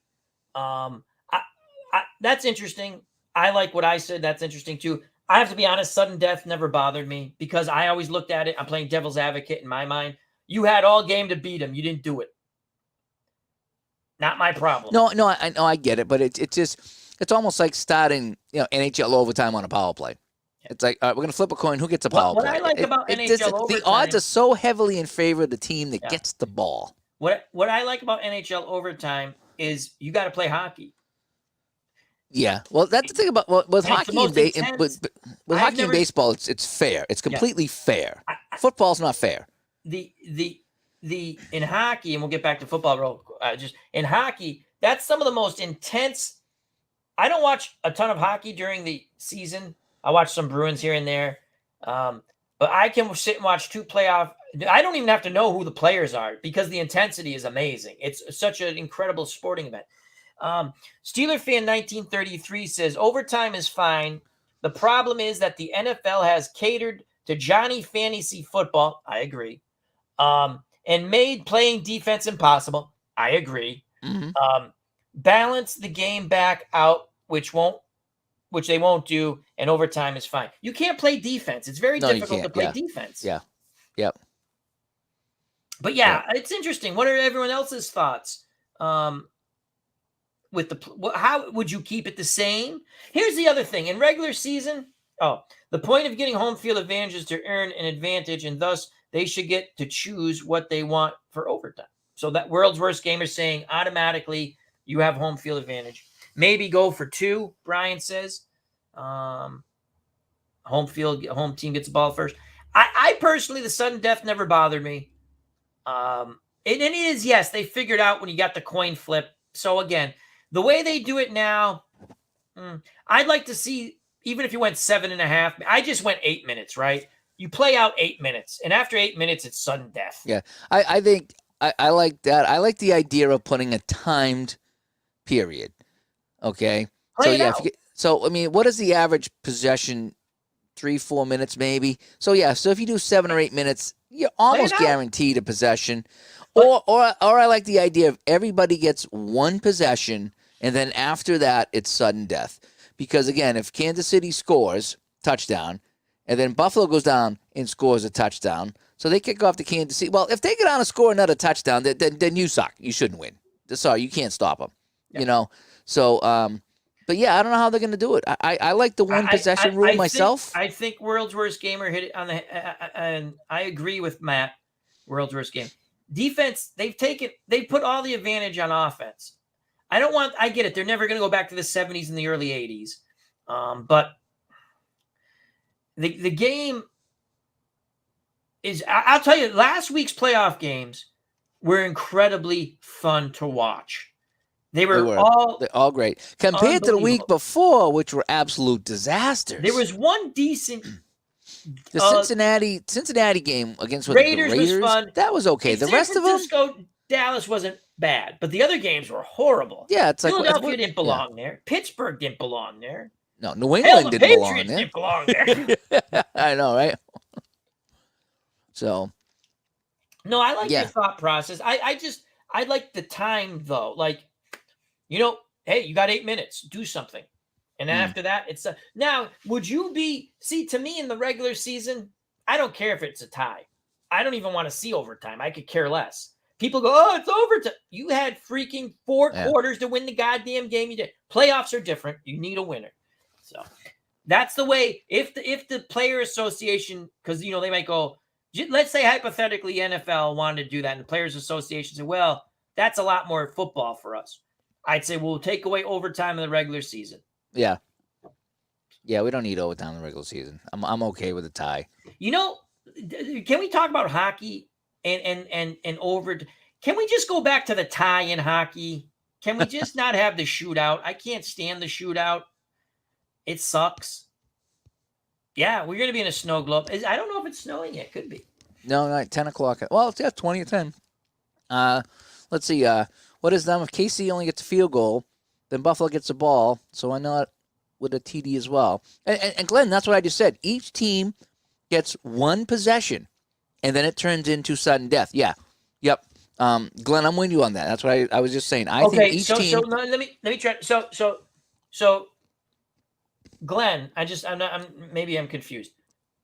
If Buffalo's, who do you have? Kansas City scoring? No, Kansas City gets a field goal. Buffalo scores a touchdown. The game's over, right? No. He's saying if KC, let me put that up again. If KC only gets a field goal, then Buffalo gets the ball. That's how the rules are written right now. Yes. So why not get the ball with a touchdown as well as a field goal? So each team gets one. He said possession. Yeah. And that's what I was saying. Yeah. That if Kansas City scores a touchdown, that's great. Buffalo gets the ball. They get their one possession. Now they have to get a touchdown or the game's over. And then like he said, then at that point, so touchdown. Sudden now death. Buffalo kicks off. Now it's sudden death. You both had your one possession. Now someone's going to make a stop. I could live with that. Yep. I like the 8 minutes. Hockey on Real is here. If you want to rewind, about a half hour or so, or maybe 45. I went over my APBA rare play chart that I finally posted to the world. It's almost done, but let me know what you think about my rare plays on APBA. Just kind of go through that and see if anything jumps out. I know you don't play APBA, but I'm wondering to know your feedback. And he says go back to tie in the regular season hockey. I can't stand. Although 3-on-3 overtime is so good. I I will tune in specifically for overtime. Once overtime's over, no, I click off on the shootout. I don't want shootout. On the shootout. Here's the thing with me. It's if you lose, if you didn't win, you still lost, right? You still lost. I definitely want your opinion, Hockey Unreal. Really. So check that out. Maybe not now, but later on. I want your opinion on that. He did his rare chart on for hockey. Here's my point with the hockey. You lose, you lose. I don't give a poop how you lose. It's a loss. You shouldn't get a point. I don't get it. You lost. No, I've seen this from Svelly Wrestling, and honestly, I don't mind the point for the tie. I don't. And I think it was genius when they first went to overtime. You lost a point if you lost. So what happened? Nobody tried that hard because nobody wanted to lose the game, and then you played 5 minutes and you wasted your time. Now, by saying you don't lose the point, teams have nothing to lose. So they will go all out and give you the action that will sell the game. I thought that was a brilliant idea. But I guess the purists don't like it. But I mean, if you had nothing to lose, you would go all out and try to score. Now, if the other team scored, they get an extra point, but you don't lose anything by trying to score. So wait, so if it's a tie, you don't get a point then? Am I understanding that right? No. If the regulation ends in a tie, you get a point. Each team gets a point. I got it. No matter what happens in overtime, you got that point. So you go into overtime and you're like, well, we can't lose the point, so we can go for the win. Whereas if we lose the point, I'm putting 5 guys in my zone, and we're going to take the point and go home, and it's going to be a very, very boring overtime. Oh, you mean no matter what, you go to overtime, you get a point. Yeah. Yeah, and that's how it is now. You get the extra point if you win in overtime. Right. I just don't like shootouts. Shootouts are worthless. I don't like it because it's not a breakaway. That's exciting. You disagree with? No, I think the 3 in overtime is exciting. They're circling around, and it is possession. It's like roller hockey. You got the puck. You don't want to lose it. You go back in your zone. You change up. You go in. You come out of the. It's like watching Bobby Orr skate around with a puck, and then you find your perfect chance and you take it. Here's a and then if you get it, you score. If not, the other team's going the other way, 2-on-1. It is just pure excitement. Would a 3-on-3 hockey league?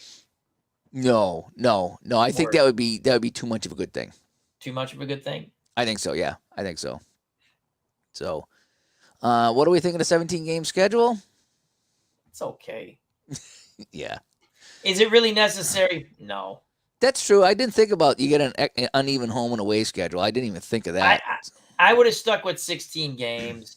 The owners wanted 18 games. The players and the owners come up with 17 games. The owners wanted to go like the USFL schedule was, 18 games.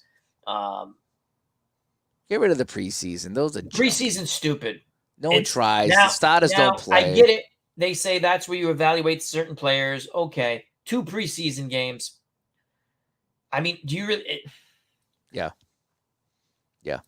But they charge the same amount for a preseason game as they do.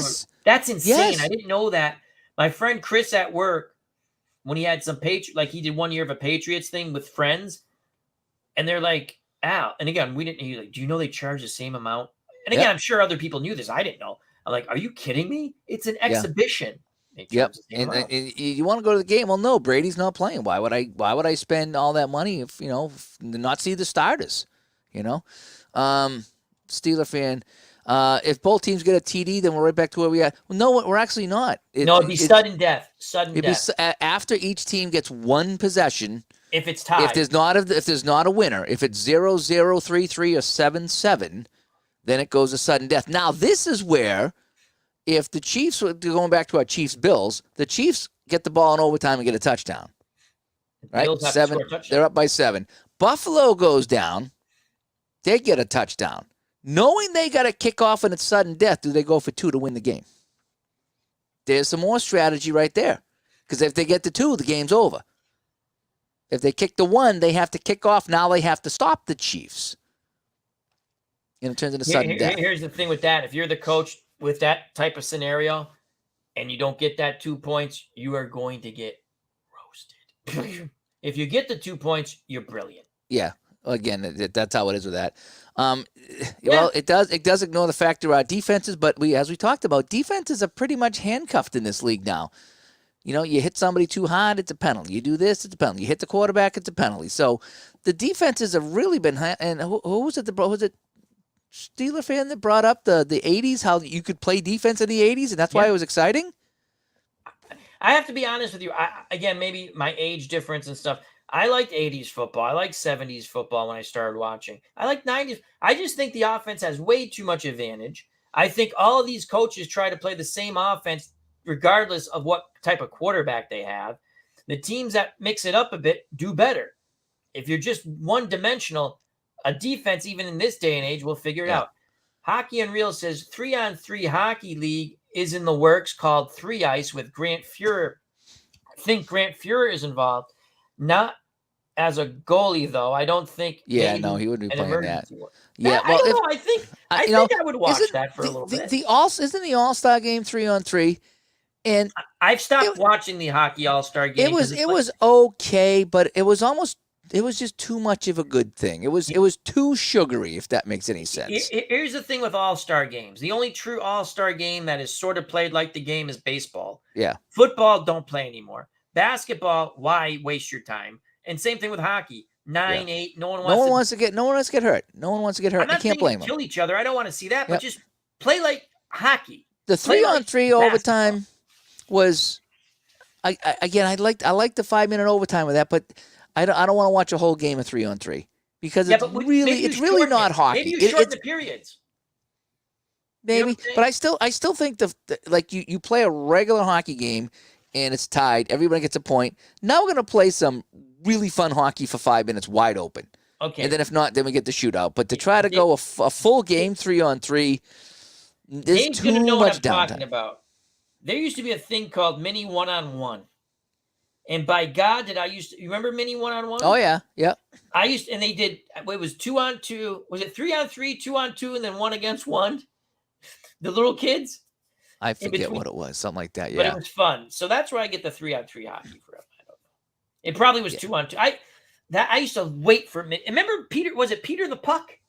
Yep. Do you remember Where Showdown? Did all that good stuff go? The NHL had Showdown where they would have NHL players and they would go through like some skill stuff and then you shoot it on the net and they would be timed. And if you didn't make the corner, then you'd be penalized. And if you scored, you took time. So you'd have like Lanny McDonald going up against, I don't know, Jean Rattel and Tony Esposito would be in net. And it would be called Showdown. And they would play these things. And, it was just a fun little thing that they did in between periods back in the day. Yeah. I miss those fun things. No, we don't want to be playing hockey outside too much. It's fun to watch once in a while. Yeah, it's nice once. They do it once or twice a year. I know college does it a few times, and the pros do it on New Year's Day. I think All-Star games. I'll do the All-Star games at the end of the season. That way, nobody can get hurt and miss whatever. I just think football, basketball, hockey utterly useless for All-Star games. Baseball, people can home run derbies. All right, it's gimmicky. I liked fun. it when it first happened. Now it's kind of like, like the dunk contest. Who cares? That's my opinion. If you love the home run derby, that's cool. Enjoy it. People got mad at me. A lot of people at work and my friends and family. I liked when the All-Star game for baseball decided the World Series. Who had home because they played. Yeah, they played to win, and I liked it. I don't care. I liked it, and then the players didn't like it. But I liked it. I'm a fan. Can I get something once in a while? Because when you had the All-Star game and they're playing everybody, which you should, but they didn't give a crap if they won or not, and you had a tie, and they're not even smart enough at the end to sit there and go, we can't end in a tie. Why don't we watch this? Watch the fans pop like in wrestling. You know how we're going to decide this? We're picking our best 3 players, regardless if obviously they don't have to. We're going to have a home run derby to decide this. And the fans would have popped on the stadium, and they would have popped watching. Because at least they came up with a solution for that one game. You don't play baseball to a tie. What are we, kids? It's dark. We can't play anymore. Yeah. Skills. Yeah, I think that's kind of where it was going because if you watch the and 70-yard field goals, I watched a little bit of the Pro Bowl game and it was flag football. Oh, it's Every time horrible. there was a run, as soon as the guy got touched, they called the play. Nobody got hit. Nobody did anything. Nobody covered anybody. And the guys were just laughing and joking. And just make it a fun. If you want to make it a fun game, make it a fun game. But don't be serious. We got somebody that agrees with Al. This is not a good thing.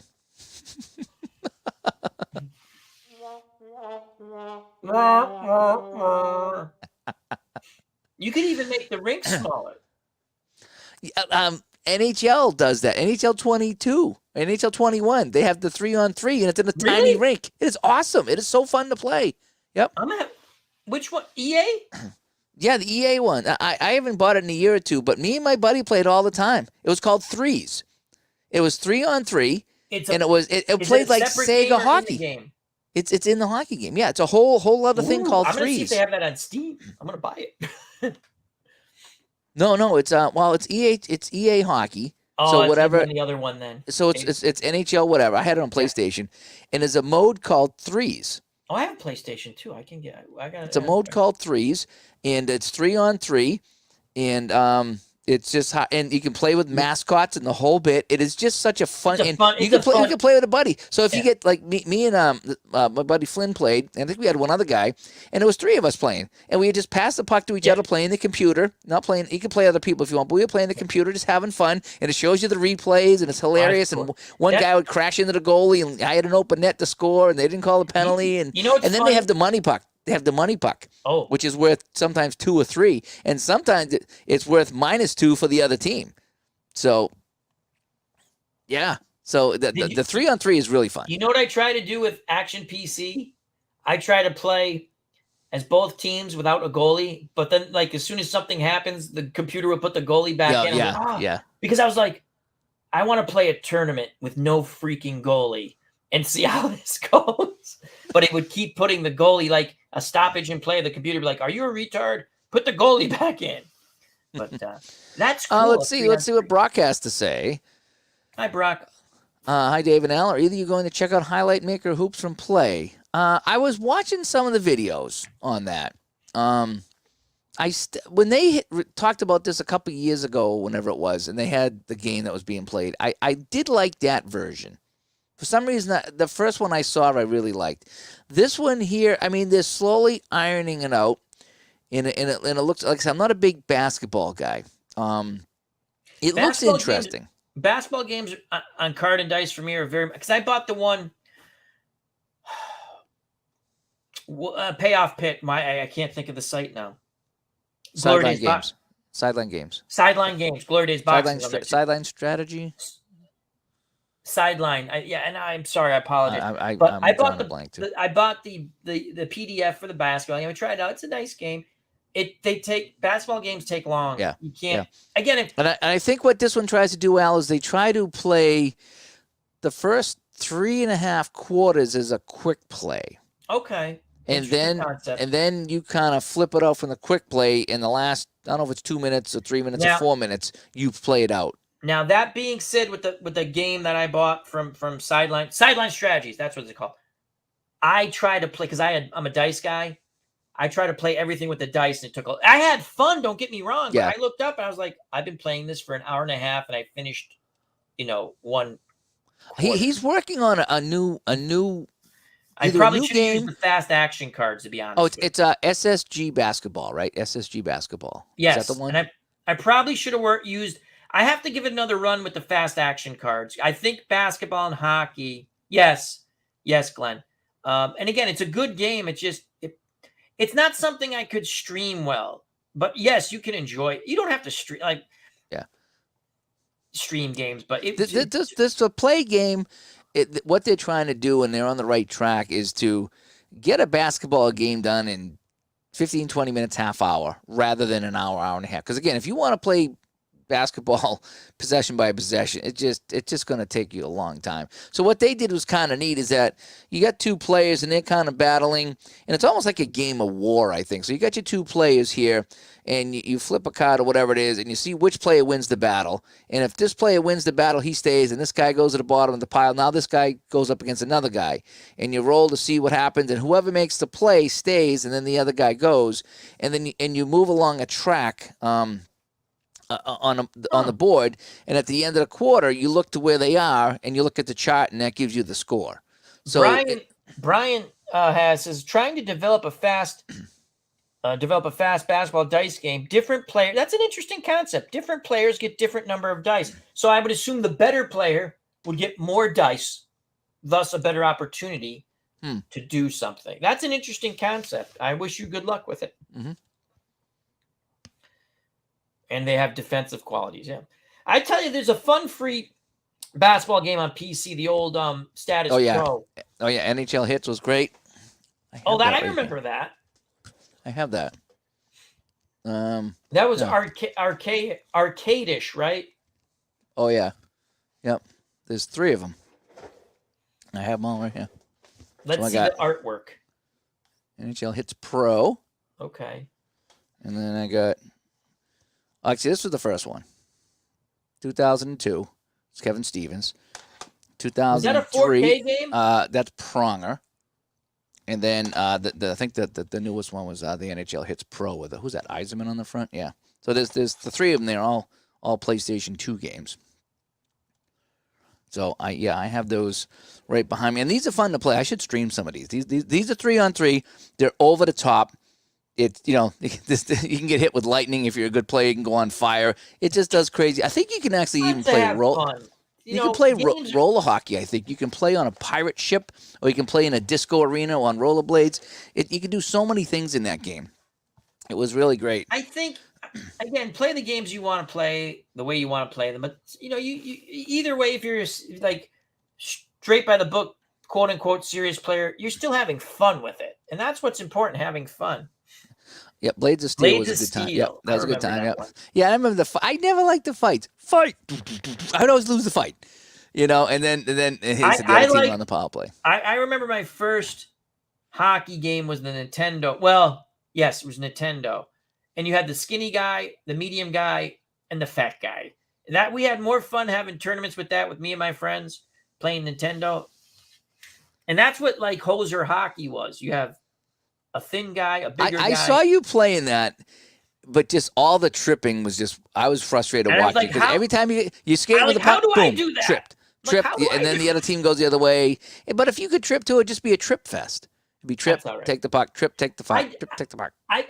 When I streamed that, I already had in my mind, I'm doing this once, possibly once every 3-4 months. Maybe different members of the community I make as players or keep the same.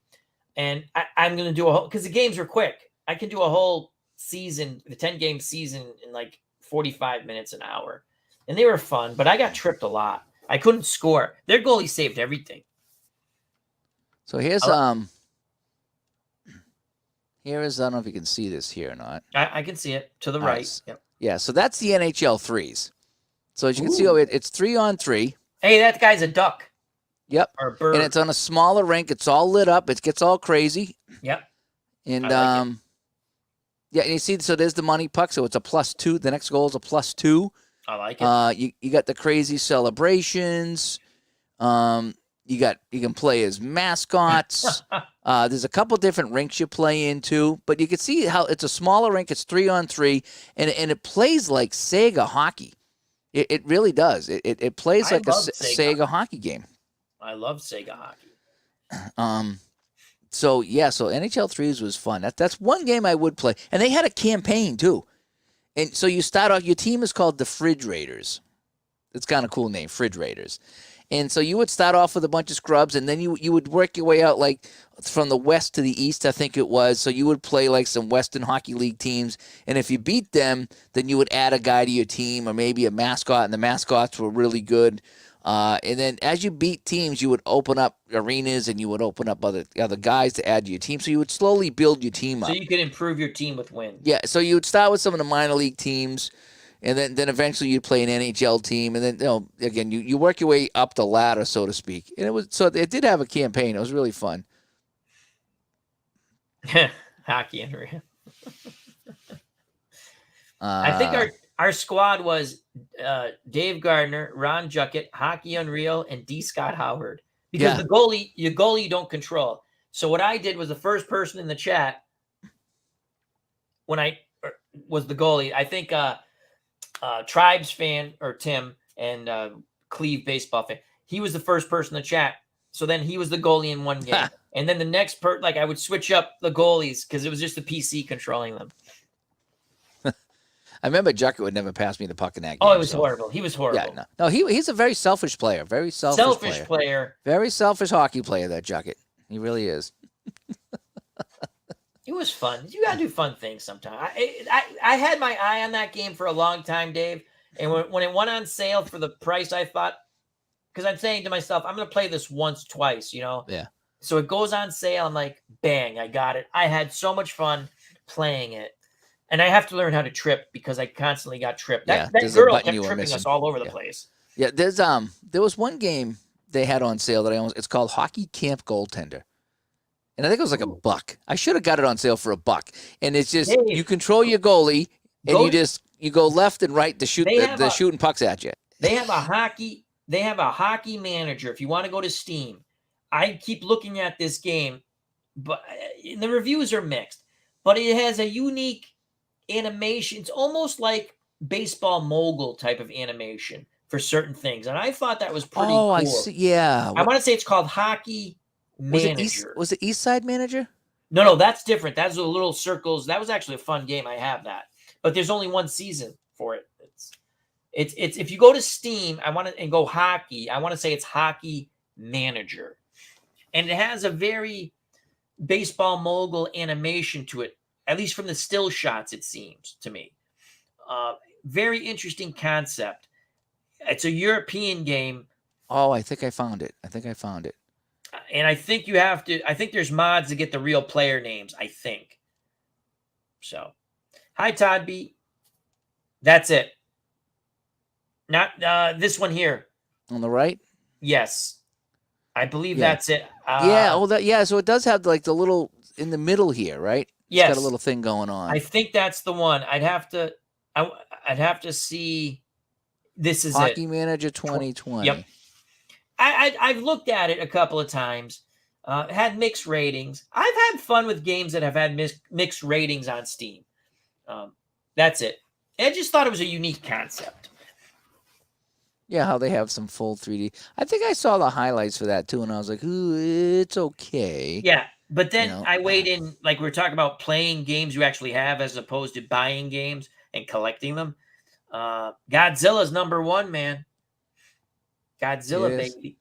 And I was like, how many times am I going to play this game? So I didn't get it. Hey, Todd. Todd B. We talked about Super Blood Hockey. I didn't like it. It played a lot like that Nintendo game, but it had a whole story mode, which was really, really out there. Yeah, and again, in fact, I think I got a review copy, and I think I might have contacted the guy and said, I don't think you want me reviewing this game because I just. No, you did. I remember you telling me. I said it's probably better if I don't. Yeah. The other one that I played a few years ago, you remember? It's called Old Time Hockey. Yep. And it was that was another Steam game, and it was old school. No masks, right? No helmets on the players. I think the goalie had masks, but everything was old school. You played in an old wooden arena. Yep, I've seen that one. And you were trying to you started like mid-season. You were trying to get into the playoffs with a bunch of teams. It just didn't play well at all. And they had a few updates that made it a little bit better, but I couldn't win a game. And it just was so frustrating. I was like, I don't like that game. Smelly Wrestling Geek says he has, I think, management hockey. It has like cut scenes. Okay. Interesting. It's an interesting concept. Interesting concept. And he says definitely a unique game. So this is Old Time Hockey. So that's what Old Time Hockey is. Ooh, I like the graphics aren't bad. You can see it's very old school. I like that. The old nets. Here are the players. Again, you see the old barn that you played in. And again, you're trying to make it into the playoffs, and here's the guys, and there was fights in the whole bit. It just it was interesting. it just didn't play very well for me. Well, again, it's all about enjoyment. And if you're not Yeah, enjoying it, but I I mean, like I love the say, way I love the it look of it. yeah, it looks really good. It looks like old school AHL hockey.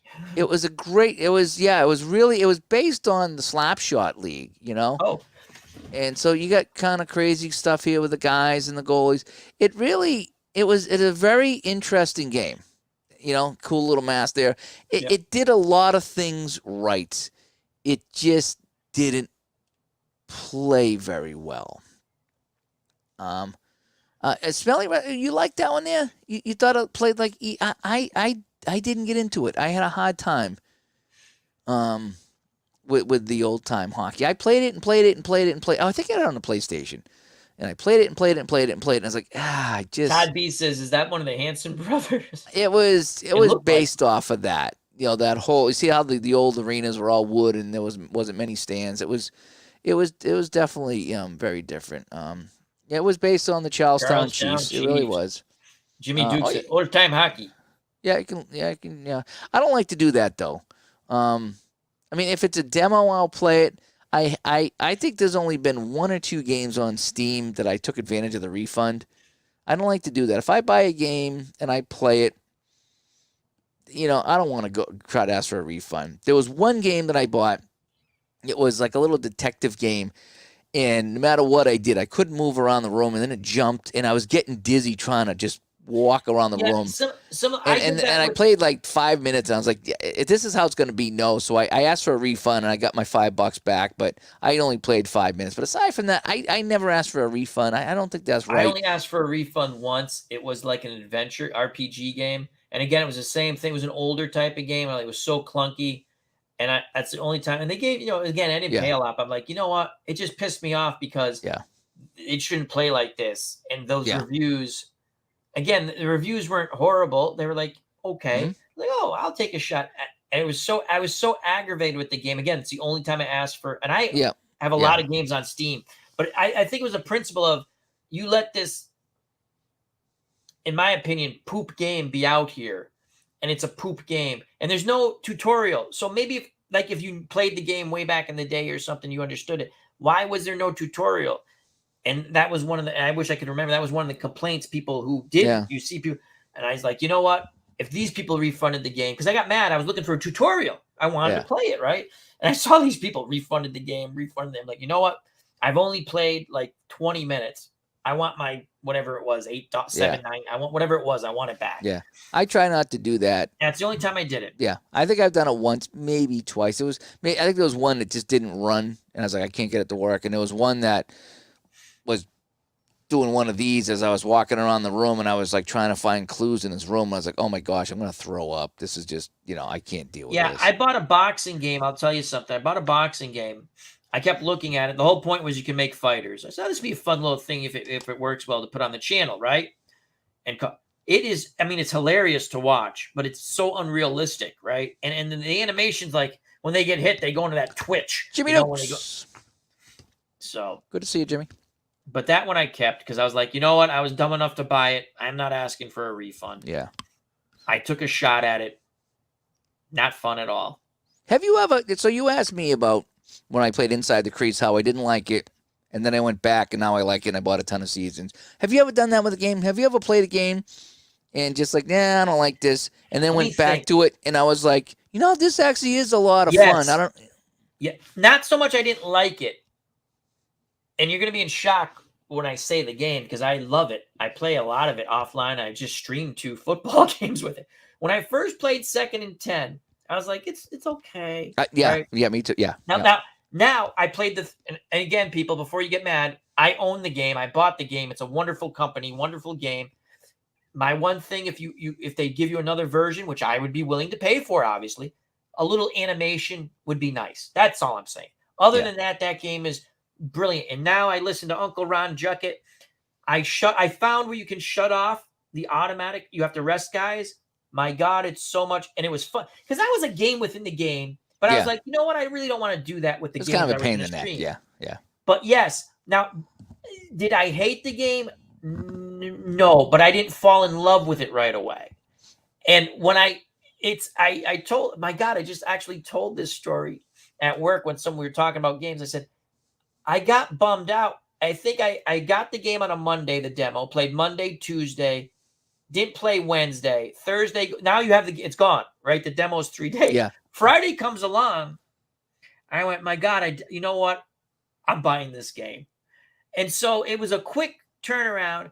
I went back. I watched Ron's game, the Giants, Colts, 58 championship. I watched some of Eric, Higher Ground Gaming.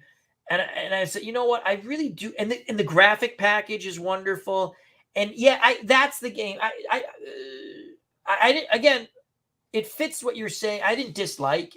Yes, I gave it the second chance. So that was it. I couldn't figure it out, and it was Ron who. And again, when I can't figure out a game right off the bat, I get real frustrated. It's frustrating. That's my personality. Is that if I can't figure out something right away, I do get frustrated because it just I don't like to be defeated by a game, and I don't want to sit there and take 2 days to figure out a game. I want to have an idea that at least I can play the game, and I couldn't do that. So Ron sat me down. He's like, I go, Ron, I don't know what the hell to do. He's like, okay, what do you want to do? He says, I just want to run with whoever, Marshall Falk or whatever. All right, go to Marshall Falk and just click on run. And I wouldn't have thought that. I wouldn't have thought at all. There's another option. I want to try. You want to try to pass to whoever, Stanley Morgan. You want to go short, medium, or long. Just click on the short, medium, or long. Yeah, it's a brilliantly fun game. I had no idea that's how you. Once he showed me that, I was like, oh man, I wouldn't, because I was looking, because it was so different than other games. I was looking like the Action PC. I was looking for a set plays to click on. Yeah, it doesn't. And here you click on the name and the distance. And I didn't figure that out on my own. But I was like, oh, this game sucks. And he's like, do this. In our defense, Dave, you and I, we came from the Action PC background. Different. Yes, they're very different. Yeah. I also played some strat football. Again, different type. You call a play and you say, okay, well, it's run inside out. But the Action PC, I was playing more of that. The other thing I found out recently, you can go where you can say, I want the guy to run all game, not just in hurry up. If you click a setting, again, I think it's an game options. Before you, even when you got your league going, or when it's at the start, I can't remember. You can do inside runs, outside. So if you want a little more, I want the guy to go outside as opposed to just a generic run. But that game is so much fun. I love that game. We were talking about second and 10. Second and 10, Jim. Yeah. How you doing? Fun game. What game do you like, Jim, for football or games? A lot of good stuff going on here in the chat. Todd B, how to install individual teams Action PC basketball. I mean, well, what are you looking to do, Todd? That? Your own league? Because yeah, so if you started a new season fresh with no teams, I think if you go into the standing screen, and you say import, then you go, whatever season you got, you can import a team in there. So you can pull in teams from any season as long as you have it. Now be careful, because I love Action PC games. They can be clunky and wacky at times when you create a league. Like yes, I twice, and this pissed me off. And again, Dave Cook and the company, excellent. I was playing a football league that was created by the fans of Action PC. Interesting concept. The best players of the 70s by team. That's fun. I get to have Jim Plunkett, but you get to have a lot of different players all in the 70s. It was fun. I was having a good time with it. I'm glad to hear you're doing great, Jim. And the Atlanta Falcons morphed into the Dallas Cowboys. Yeah. And then it happened to Ron. Mm-hmm. Because I think he posted something or he emailed me. I said, that's happened to me. And then I put something on the Facebook group and people said, that happened to me in baseball. And I said, you know what? I'm going to email Dave Cook. And I sent him the file because he goes, oh, it's not common. I go, it's more. I go, check out your Facebook group. Yeah. I mean, not his necessarily, but I mean the action. Yeah. And I sent him the file.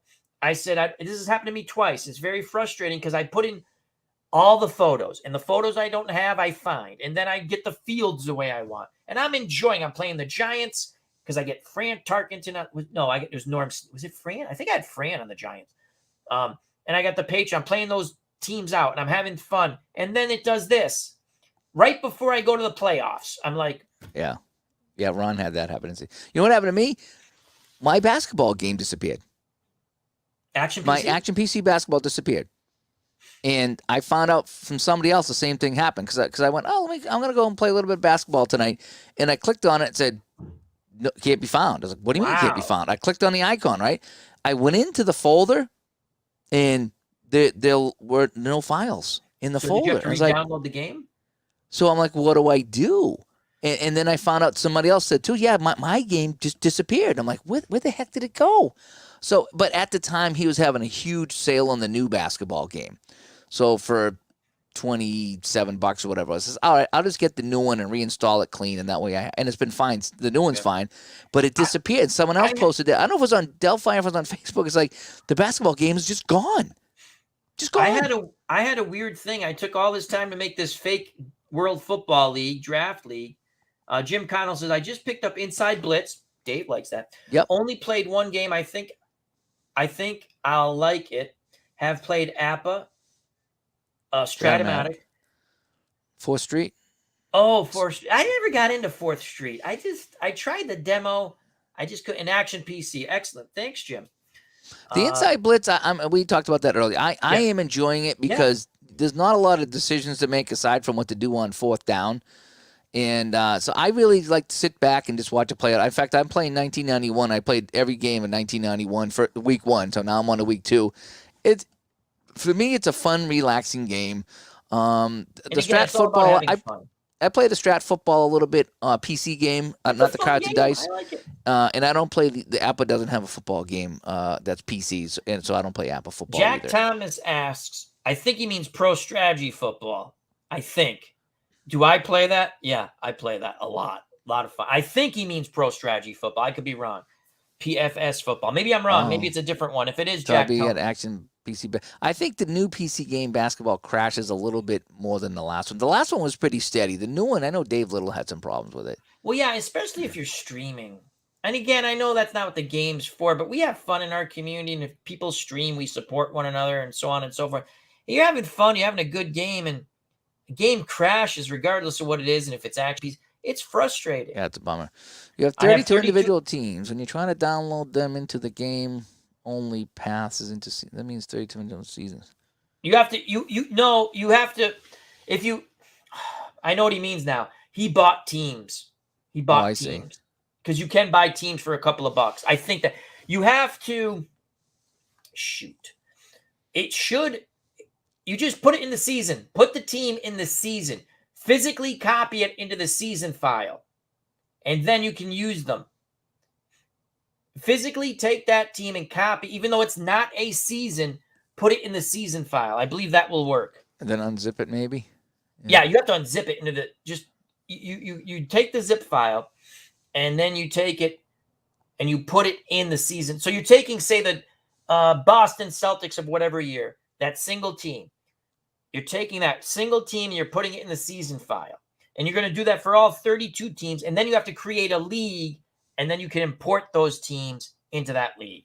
I'm almost positive that will work. It's not incredibly difficult, but there are a couple of steps that you need to do. I've stumbled on that and got it to work. I've made leagues for a long time, and I still stumble every time I make it. Yeah, I do too. Yeah. Because I always forget one little thing. Yeah. And Mike's playing Lance Hafner football. I saw you playing some of that. That looked interesting there.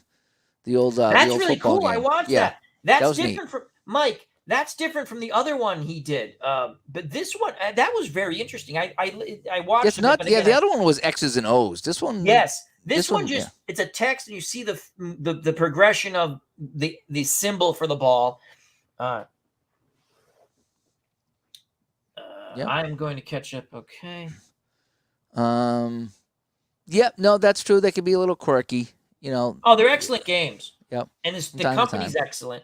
But again, it gets frustrating when you come across something quirky. I just let me think. When I was doing my World Football League thing, I had players that lost the information on the card. It was a quirk. Yeah. He said then someone on the Action PC site that I think it's Mark who runs that. He said, that happened to me with basketball. What I do is after each game, I go out, I exit, it saves. He goes, I've not had the problem. So after I finish a game, instead of continually playing, like I've been playing every team, but I play as both offensives because there's so many good players, right? Yeah. Now, my mistake, Dave, in the chat was I did the computer draft. Is there a fast way to do a computer draft in Action P? I had to literally click on computer every time. But anyway, that's neither. Yeah, no, you can. There's an option, at least in the. I think there's an option to say, like auto can draft. continue until human pick or something like that. Okay, so maybe I foobarred that. But anyway, I had fun. And the mistake I made was they took all modern quarterbacks because of the gaudy pass ratings, right? So I did that, and it was a lot of fun. And then I play each offense for both teams. I've had a lot. I went through 3 weeks, and I play them quick because when you just play offense, you know what's funny when you have great players on each team? You can't run the ball well. The play that works is the dump off pass and the screen. It works all day long, most of the time. Zalapsky Smurf, I just rolled a ski jumping session for the 2010 Olympics. Ski jumping, I have a problem. What were you playing that with? That sounds like a Roberto Schiavini game. I was gonna say, was that a Roberto Schiavini game? Yeah. The last time I did some Olympics, it was on the Commodore 64. Last Olympics I did Roberto Schiavini boxing. Fun game. I think I did some Olympics, but there was an Olympics game on the Commodore 64, and there was a long jump. There was the crazy jump where you did stunts. There was the biathlon where you had to ski and you were shaking the joystick back and forth, and then you shot the gun, and then there was figure skating, and it was fun. There was 6 or 7 different events you did in this game. I like the biathlon, the skiing and shooting. Todd B says, "Do I create a blank folder inside?" No, just put the teams because you're going to import them. You're going to import them when you create your league. You're going to click on. You're going to import each team individually. I don't think you have to do a season. No, don't do a season. Don't make a blank season folder. I mean, you could, I guess, and then click on that folder. Yeah, you could do that if it makes it easier. They're all in one spot. Yeah, you probably could make it all in one spot. Wow, 2004. Nice. I was a beta tester, 2004 Action PC Baseball. Cool, Jack. Cool. Fun games. I like them. Facebook group, you can download the files. Oh, there is a Facebook group you can download to play all the current games. We got to have DotBox or something like DocsBox. DOSBox, I think. Yeah, that's how I got APBA Hockey to play, which DOSBox, which was terrible. Oh, I saw that. You did a video on that. Yeah, it was. But there's that one called Hat Trick Hockey that actually I figured out how to play. I get it to go. APBA Hockey, I couldn't figure out what to do. Again, I'm not big on DOS. And it didn't seem like there was any decisions. At least with the hat trick hockey, you could try to shoot or pass, and it tells you what your percentage was for getting it on the net. That was a little fun. I didn't enjoy that at all. So hopefully yeah, you know what, Todd? Do this. That makes sense what you said. Because if you put it in one season, they're all right there. Where if you put the teams in, it's going to put them in some weird, like an alphabetical almost type order, and you'll have to search for them. So yeah, you can do a file in there. 2022 is the first year nobody made the Winter Olympics game for PS4 or 5. Interesting. I always like skiing in the Winter Olympics. The downhill and the slalom. I like that stuff. I had a game too with the Winter Olympics now that I think about it. On one of the maybe it was a PS2 or something. And the downhill racing was it was hard, but I liked it. This right here was the best skiing game of all time. Is it the Bugs Bunny one? No. Ooh. Activision skiing for Atari 2600. You know what's always funny with the Atari games? You'd look at the cover, and then you get the thing, and you're like, well, it doesn't kind of look like the cover, but I still enjoy it. Yeah, you have to ski through the flags. And it's just you're skiing downhill the entire time. You have to go for the moguls and all this other stuff. But that was a fun game. I can see where that could be really fun because I don't have it here. Oh, excuse me. Sorry, I wanted to try to click the thing off before. Didn't happen. All right. Sorry. I don't have it down here. I don't think. I bought a book, a big, thick book, and it's called The Art of Atari. And it's got just like the covers. it's got all the covers, and it talks about the covers. Either I bought it or I was gonna buy it. I forget which one I did. Maybe I have it. I forget. And but it's a big, thick hardcover book. And in there, it shows you all the games, and it talks about how they come up with the covers. But like you said, the covers look fantastic, but the games were just they didn't look like Stick that. figures. But they said that those covers sold so many games. They're beautiful covers. So you look at this cover, you know. There was no internet then. You're not going to see any gameplay. You're looking at the covers. Yeah. Thank you, Highlight Heyday. Thank you. Yeah. Here's the and I'll get back to the chat in 1 second. But let me show you this right here. So, so this is the Art of Atari. You see, it's a big, thick book there. Yeah. This see the game with the guy with the sword? I remember that game. I almost bought that one. I mean, it just showed you. Here's some of the things. I mean, just this. The artwork's cool. I mean, look at the, you know, the covers. Like they're fantastic. And so this book here, it talks about the covers and the what's going on in the games, and you know, it just talks about the Atari in general and how it was written. But you know, it shows you some of the designs that were used and maybe some that weren't. So there's Missile Command in there. What is this one right here? There's another Missile Command. But look at that artwork. And then you look at the game. You look at the game of Missile Command, and it was like, the game didn't look like that. But boy, this was like a movie poster, and it really sold the games. I give them credit for that, you know. Let me come back here to some of the guys here. You're talking about in television. Oh, Jack was the home run distance and the decision clock. Oh, that's cool, Jack. So that was the Action PC baseball right there, Al. I believe he was talking about that. Looks like I started a new playoff in NHL 94 Absolutely, with the Whalers. did. What's wrong with starting NHL 94 with the Whalers? I am going to do that. Let's see here. Jim, either of you successfully loaded Inside Blitz PC game? Okay. The Dave question. Yeah. You tried Inside the Crease PC game, but couldn't get to work on my laptop. That's the beauty and the curse of Inside games, is they give you the free demo to see if it'll work on your computer. Because I got it to work on the computer I'm on now. All the games work, knock on wood, pretty well. My laptop did not play the football game. It was missing files. And I remember it took me about an hour to figure out, okay, what files are missing. I did a search. I found the files. I downloaded them. I put them into where I needed to put them into. And I had to jump through all kinds of hoops. And I finally did get it to work. That's frustrating. It is. But, I mean, each computer's different. And it's weird how the hockey won't work on my laptop. My It'll Strat work. It'll work basketball here. doesn't work. Yeah. So I did have issues with that. Yeah. Now, although if you should get error messages of like what file you're missing. Do a Google search on that, and there's instructions on how to download that file and where to put it. It's a file that's just missing or that needs to be updated or something like that. It was a big pain in the neck, but at the end of the day, I did get it to work. That's the long and short of it. On this computer, however this one was built and made and whatever version of Windows I got, I didn't have a problem on this computer. Robbie tried to install Linux after games. Had a hard time. Yeah, if you're not into DOS, it is. It's too bad. The games you got to know what you're doing. Yeah.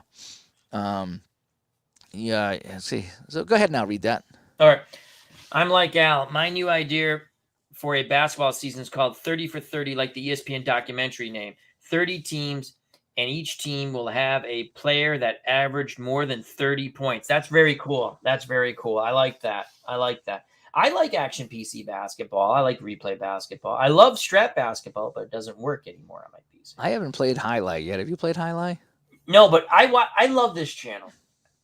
I am so into the Tampa Bay Tiburons. If you haven't checked out Highlight Heyday,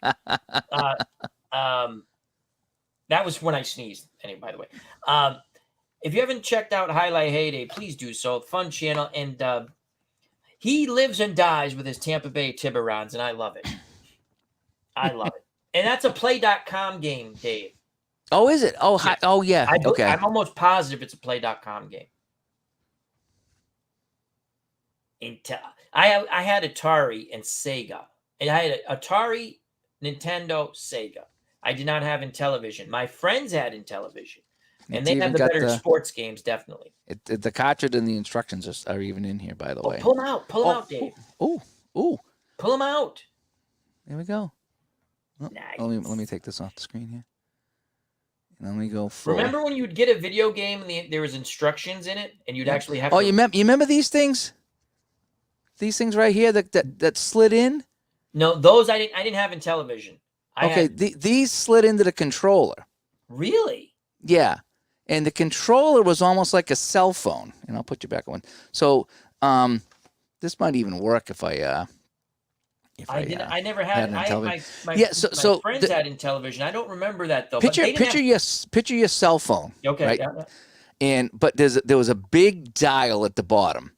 So you would put your thumb on the dial, and that's how you would control your player. So left, right, up, down, and the dial was on a rocker. Okay, on the side, I don't remember that. So you had buttons on the side, and you would pass and shoot buttons on the side. Then you had 9 buttons on the front here that would sometimes do different things. So it was like holding your cell phone and playing. Now, back in the day, it was the most awkward thing, but thinking of it now, holding your cell phone is so natural that maybe you could make a comeback. Let me tell you something. When you had the motion with that in your hands, what I thought about was Mattel baseball, Mattel football, and Mattel soccer and basketball. Remember the handheld games, which we've talked about before? So much fun. ColecoVision. I never had a ColecoVision. That's what my friends had. ColecoVision. I'm sorry. That's what they had. Space Invaders was fun. It never was as good as the arcade. Oh, no. Let's see. I used to play the 2-player sports games by myself. Yes, and that was the killer. So he put one down. That was the killer for I played that with Atari football. Don't ask me how. The Intellivision games, especially the sports were 2-player. And I had a brother, and he wasn't into sports, so to get him to play anything, we never could play. But yeah, the football was weird because you had to have offense and defense. The hockey, if you put down the controller, the guy just froze. Baseball, I think, was the same way. So it was real difficult growing up as a kid to play in television, which was way better than Atari. Yeah. But Atari you could play by yourself. Yes, they did. There's some games you could play, but the AI for it was horrible. And when the Sega come out in 1990 or 91, whenever I discovered the Sega Genesis, and I found that you could play hockey single player. It was awesome. I bought it the next day. I bought the hockey game. I didn't have any money at the time. I didn't know how I could come up with the money for it, but I got a Sega Genesis, and that is still my best hockey game forever. Jim says he got frustrated with that too. I got it. I think he says he's trying to get it to work. Always take advantage. If they have a demo, definitely like Dave said, for any game, use the demo to see if it works on your PC. That way you're not spending money if it doesn't, unfortunately, work. And again, so you get the 3 or 5 days to play for free. See what the error message is. Google it up. I mean, I think for me, there was 1 or 2 files I need to get. I downloaded them for free, I think even from the Microsoft site, so I knew they were good files. And you just had to put them in a certain folder, and then I think you have to maybe initiate that or refresh the file. There was something I just followed the instructions, and I think I put in 2 different files, and after the second one I put in, it worked, and it worked fine. But yeah, it's the luck of the draw sometimes with those. Yeah, because there'd be something on your PC that just doesn't interact well with the game. Oh yeah, this cover is awesome, by the way. It's absolutely. Again, great artwork there. It's got looks like the Rangers, and then a Dryden with a different and then mask. The Blues, maybe. It's almost like a Guy Lafleur over there. I don't know who the other guy is. Then but yeah, it's a Dryden mask for sure. Red Wings, and it looks like the Bruins. Yeah, I think you're right. Yeah, so Red Wings, Blue Wings, maybe Sabres. The guy that's skating is the Sabres, maybe, or the Blues. Yeah. Yeah. What do you think the goalie is? Just a guess. North Stars? Seals? Would be the North Stars, maybe. It wouldn't be Seals because it was. Because they're gone already. Yeah. What year was this? Probably 81 or 82. So Green was probably North Stars. Yeah, it wouldn't be Whalers. I don't think at that point. Well, maybe it was No, Whalers. it could be the Whale. Yeah, maybe the Yeah, Whalers. yeah, and yeah, it's fun. It was kind of fun. Um, yeah, that's kind of neat. There was I used to call it nasal soccer. the North American Soccer League, Yeah, one of I my called it favorite all-time nasal. sports leagues, period. If they ever add it, you know who I'd like to see do a soccer game? They never will. Action PC would be really fun if they did a soccer game because it would make sense. It'd be like their hockey game. And it'd be just a lot of fun to play. And I would eat up North American League seasons like there was no tomorrow, like ABA seasons. I would just eat them up. Oh my God, look at that. That was actually a decent little soccer game. They Yeah. had the nets. They had the thing. I did play this and I did like it. It was kind of neat. Just clicking through some of the Did images they here. actually have the amount of 10 players with the goalie? No, no, it was probably six maybe. It didn't have everybody, and I think what it did is when the ball when the I'm trying to think how it's going when the ball moved past like midfield, then all the players over here stayed and all the people at midfield kicked in because they could only have so many moving parts on the screen Right. at one time. Right. So these guys kind of said, okay, we're going to stay over here off screen, and then these guys appeared, and so I think it kind of simulated that a little bit. Yeah, It you was know okay. what? Again, in the day, it looked like a fun game. Oh, that is some good cover Oh, the art. It really hockey. is. Yeah. Beautiful artwork. Yes, they did. I have in television for I don't know if it was PlayStation or even Steam, and yes, you can play single player now. I should do that. I think I did that one time. I played the hockey on here one time. You're finding that a lot more on Steam or gaming sites where they're giving you a lot of retro game like packages. Let's see. First simulation baseball game you can remember is SSI Computer Baseball 1980 and played it on an Apple II. That must have been fun. I never had an Apple II. Micro League might be the first game that went to the Earl Weaver. That's baseball. Yep. I've seen that. Again, Action PC Soccer. That's interesting. I would love to play it. Dave Cook, if you're listening, Action PC Soccer. Let's get this done. I wonder how that would play. Bernard likes the Micro League. Yeah, he doesn't. I emailed him one time. I said, can you do a boxing game and a soccer game? He's like, that's not what they're into. But I would like to see. I have fun with classic soccer. I just think it'd be like a next level up. Again, everyone raves about Football Manager, which is great. Best. It's an addicting game. I get it. They did a whole documentary how it. I don't want to do it. I just want to play the game. Game. Let me play like Pele and Canalia in the North American Soccer League on the Cosmos. I think, remember we talked about earlier about going back to games. Yeah. And revisiting games. Yep. I really think that there'll be a time in the future that I will want to play the owner mode and control the finances. And that's what Baseball Mogul and Football Mogul kind of do. Yep. I don't do that. I just kind of play the game, control my rosters, but that's what those games are designed to do. Yep, so the more that I play with those, the more I kind of like dip my toe into some of the owner things. And so at some point, I probably will want to play Franchise Hockey Manager as you're supposed to in, Football Mogul, Baseball Mogul. So I suppose at some time down the line, I will be ready. I will be in the mood, and I'll be ready for Manager Sim. You did your fantasy draft, which was fun.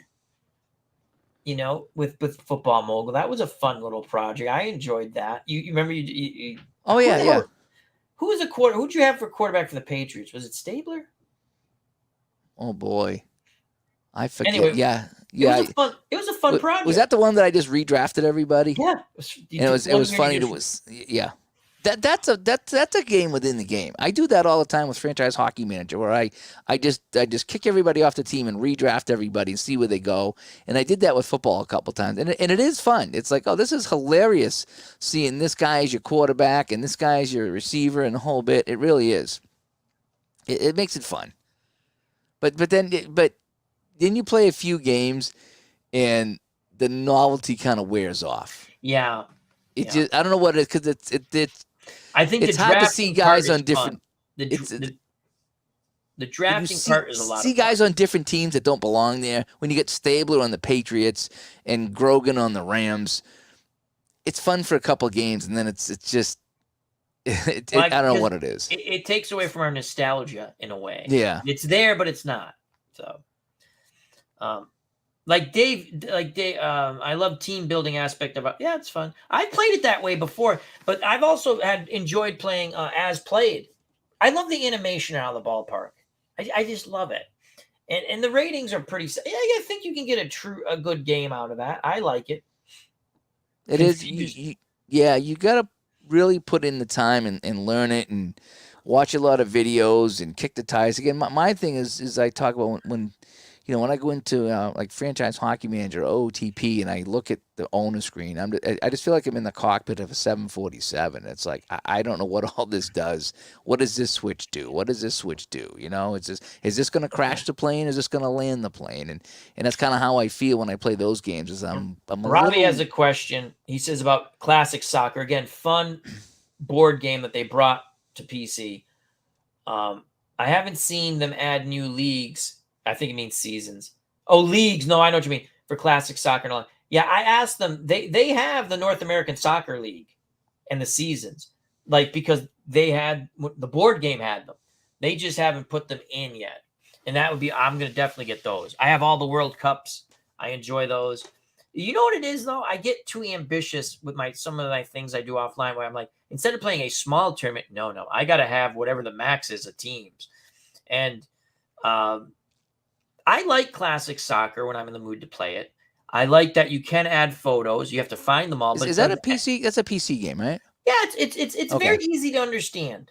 You click on it, it tells you what our good rolls are.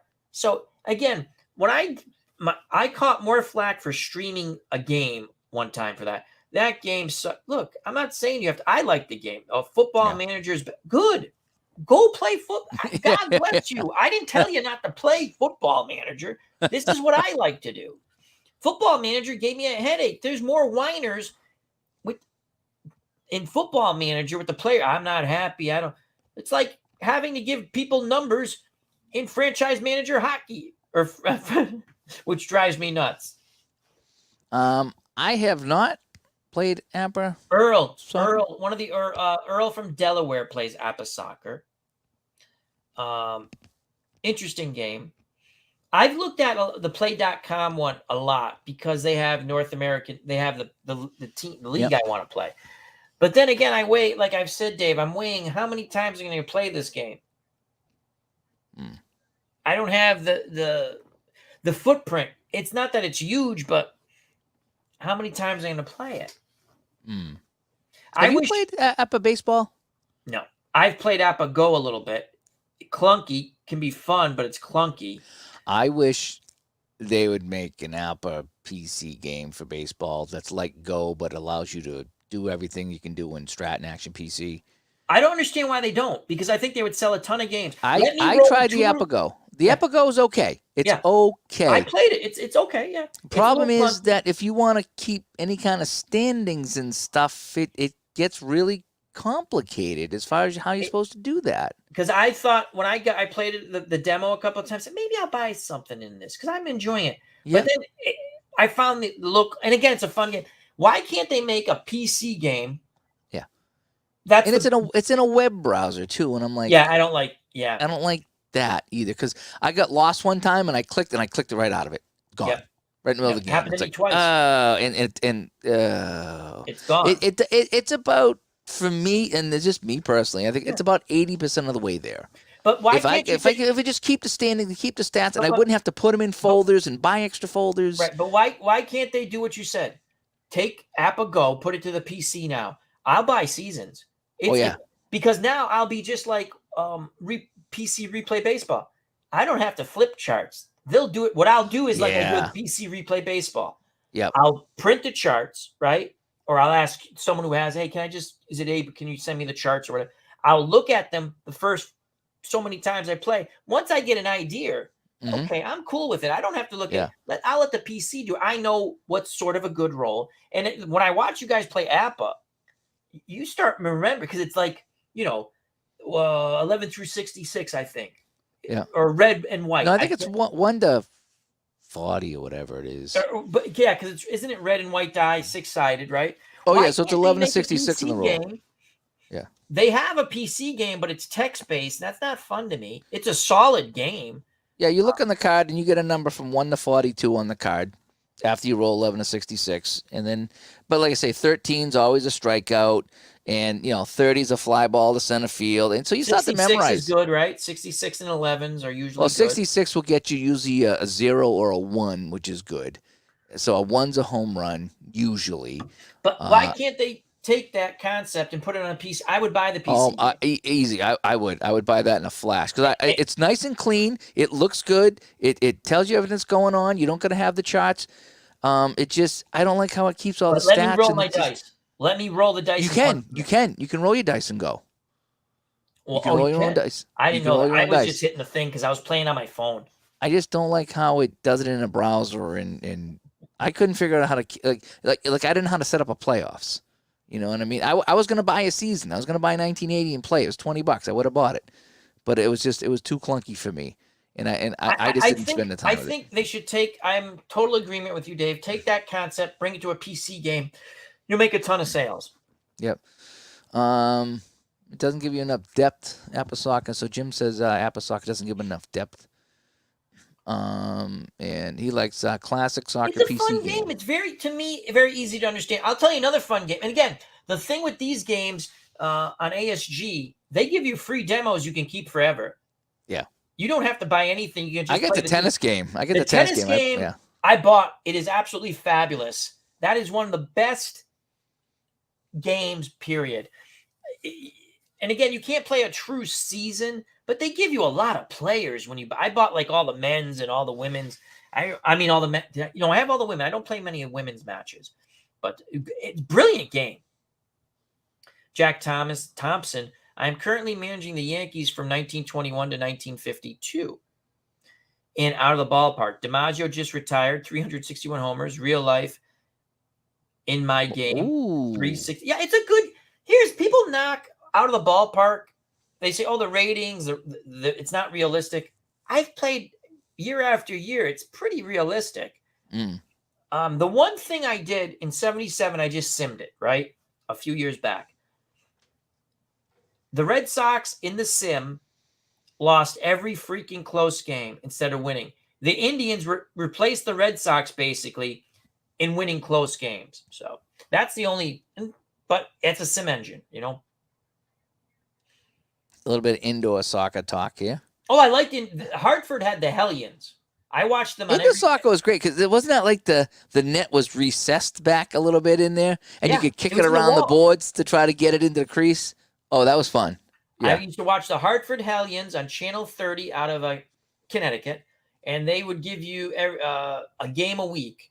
Thursday or Friday or Saturday, I can't remember. Didn't they change on the fly like hockey too? You could go in and out of the bench. It was. I don't remember everything. It was a fast-paced game. It was a lot. They brought back indoor soccer. I think ESPN or one of those channels had it, or the Outdoor League or Outdoor Channel. So I sat to watch it, but they made it goof.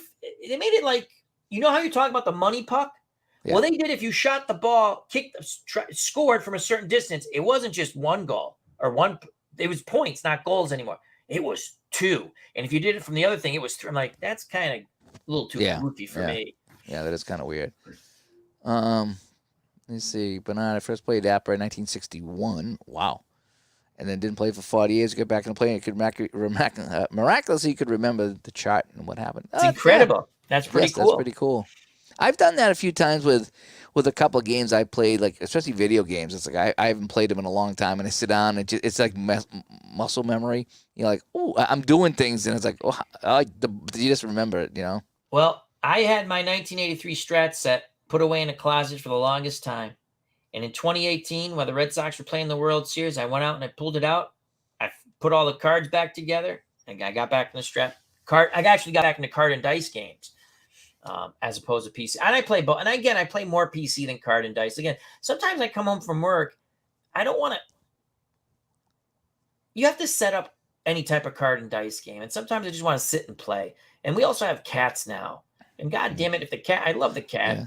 but if she sneaks in There here, is two schools of thought on that. yeah. Is some people come home and they're like, I don't want to look at a computer anymore. I've been on a Yep, computer all day, and I want to play on the table. That's the there's one school of thought. The other school of thought is, like you say, I'm tired. I just want to kick up my feet.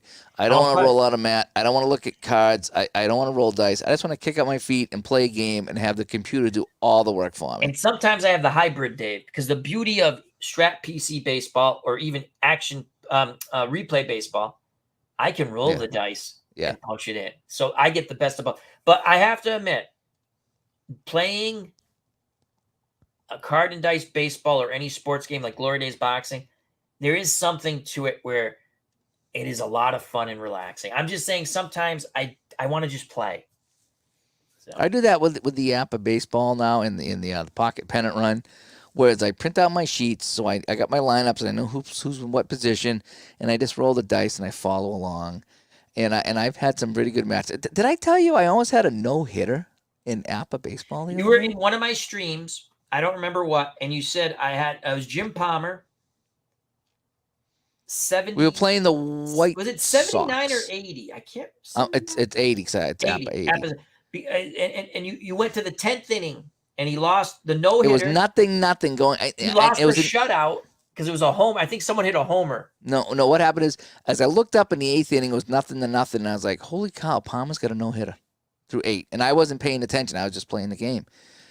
And we went to the 9th scoreless. In the top of the 9th, Baltimore gets a run. Yep. So they're leading 1-0. Go to the bottom of the 9th. I'm going to leave Palmer in. I think I dropped Oh, it him was a the grade ninth. Okay. because he was in the 10th. And I know that Appy not supposed to do that, but I my pitcher fatigue, I go on just what my gut says should be happening. And he gets 2 outs. One Bottom of roll the away. 10th. 1-0, no hitter. Chet Lemon comes up. Hit a homer, right? I rolled an 11, and it was a double. Oh, double. So I take him out, I put in the reliever, and he gives up a single, and they tie the game. It's just like, no, I give up the no-hitter. With 2 outs, I give up the tying run. But, I mean, that's the fun. That's the fun of the game. I'm having in APBA baseball right now. I play a lot of 62 Mets. Well, I'm playing the season 62 Mets on Action PC baseball. I couldn't suffer that through a card and dice. I'd be very aggravated. I actually, yeah. Puzzle pieces. I had a glass stein. Yep. A gorgeous beer stein with the Hartford Whalers logo on it. And I had a drink in it, and my cat jumped up and hit it with his butt, and it smashed it on the ground. He checked it. And I'm like, of all things to this cat to knock over, it was and I never found another one. Hartford Whalers glass, and it was hard to find. I was like, son of a. Talking about no hitter and losing a no hitter, I had Roger Craig for the 62 Mets take a no hitter into the 9th. And again, some people say it's clicking, yes, but I'm looking at. I put up the little box. I'm sitting there going, well, I'm not grooving the ball to this guy, right? Now he walked a lot of guys because I wouldn't cave in, but that was incredible. I'm like, I was 2 outs away. 2 outs away. It was a lot of fun. Yeah, great. It was a great hip check, but absolutely. Oh, I was so mad at that cat. You were gonna kill that cat if no one was around. How's the that was cat stuff. That was probably 1994, so that was a long time ago. That cat is long gone, but I could still have that glass if that cat didn't knock it over. I don't remember what Facebook group page, but it's one of the sports sims type of Facebook group pages because you're talking about something like a collectible, right? Yeah. And they brought up the ice cream in the hat in the helmets. Oh, was it on digital dice or was it on another? I don't remember, but they said the ice cream always tasted better in the helmets. I think maybe it was Eric. Eric Higher Ground Gaming. I had them all in 1980. Yeah. I had them all because there was an ice cream place actually not too far from where I am right now. Was it Carvel that did that? Was it Carvel or? Oh, No, because this was just a soft serve. Okay, but they did the helmet thing then. Yeah, Because I remember Carvel did it around here. they Or not brought them around. back too. I remember a few years ago. There's an ice cream place up here, and they had them back. But back in the day, I remember we would go and we would get ice cream. We'd collect them, and we have them all. I ended up getting They them were all. nice helmets too. Yeah, they were. I picked up a couple off of eBay. I think I got them upstairs Well, actually. they're about this, like that big. Yeah, but Yeah. about as big as your cell Oh, phone. I want to show you guys something. Teresa, when she goes bowling, she always like gets. They don't have football helmets anymore, which is fine because she bought me the whole set anyway. But now, like a Patriot, and the first she goes, "I don't have to buy anymore." I go, "No, you don't. It's like a little football. Like you can play." No way! Oh, those little football games. Yes, And then it's, you get the Patriots on there. I That's got the first. fantastic. Don't lose it out. On the first quarter. First goal, you get a pat. Nice. That's pretty cool. Yeah, that's But kind of cool. I remember back in the day, like I said, 1980, my grandmother called me up. Yeah. Because they would get out and get ice cream just so they could get the helmets. I'm like, what team you got? What team you got? She goes, hang on. She goes, oh, man, I'm spilling ice cream all over myself because they were upside down, because the helmet was upside down. So she's trying to look at the logo. I'm like, did you get the Pirates or the Cardinals? I need one of them, And we had them all. And you know what we did as a kid that was kind of fun is once in a while, we have all the cups, right? Yeah. And we would have a stack of them, and I'd grab a couple, and I'd go behind my back, and I'd shuffle them, and the other kid would go this arm, and I'd go, oh, so this team's out, this team advances, and we would just keep putting them behind, and we did it one time, and no joke that the last game he picked the arm, and the Red Sox won the World Series. It was kind of fun. We were all excited because we're obviously a Red Sox fan, and we just put them behind the back, and we just pick an arm. Okay, this team's out, this team's in, whatever it was. They were brilliant with that promotion because once you got one helmet, you wanted to collect them. Yeah, they were beautiful helmets. And and a few years ago, up here at the ice cream place up here, they had the helmets back again. That's cool. But if you go online right now to look at what full sets cost, it's unbelievable. The only thing now though is the suspense is taken out of it. And why I say that now is because they say, what helmet would you like? Yeah, you didn't know what helmet you were back in the day. They grabbed one and it's like, oh, I already have this team.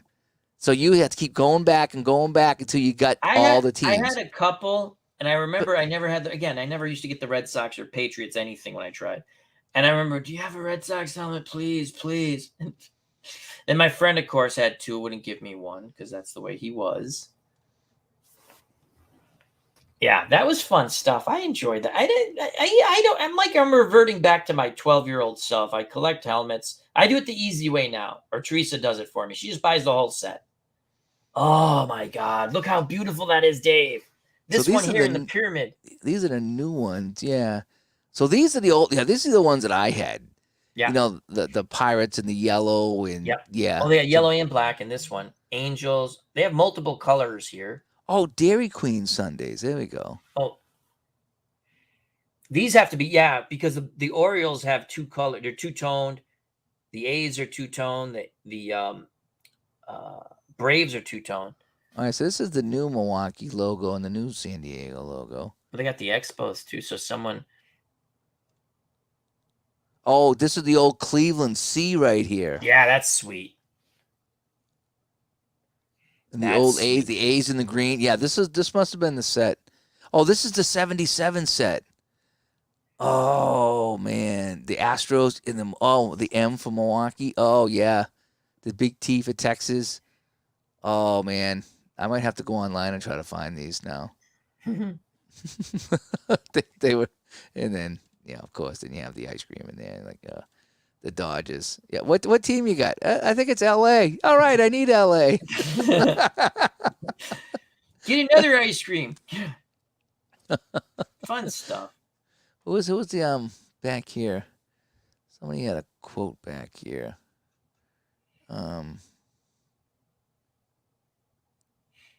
Oh, there it is. The NFL pencils. Yes, I had the NFL pencils, and I had a Tampa Bay Buccaneer one, and somebody broke it, and I almost killed him. I took the sharp end of that broken pencil and I jabbed it in his eyeball. Yeah, let me see. I got the images right here. I don't remember those, Uncle Dave.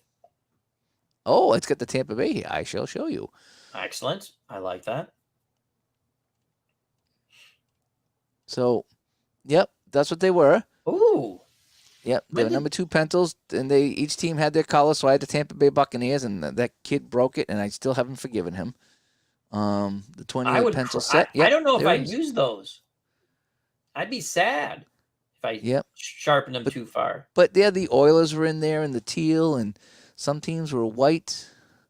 So this is the National Patriots, Conference here. Cowboys. Oh, the Lions were silver though. That's kind of nice. Saints in there as well. Did you So get all? You didn't get all the teams though, right? I think I got the set. Yeah. Oh, okay. And I brought the Tampa Bay one to school, and the kid busted it on me, and I was pretty broken up about it.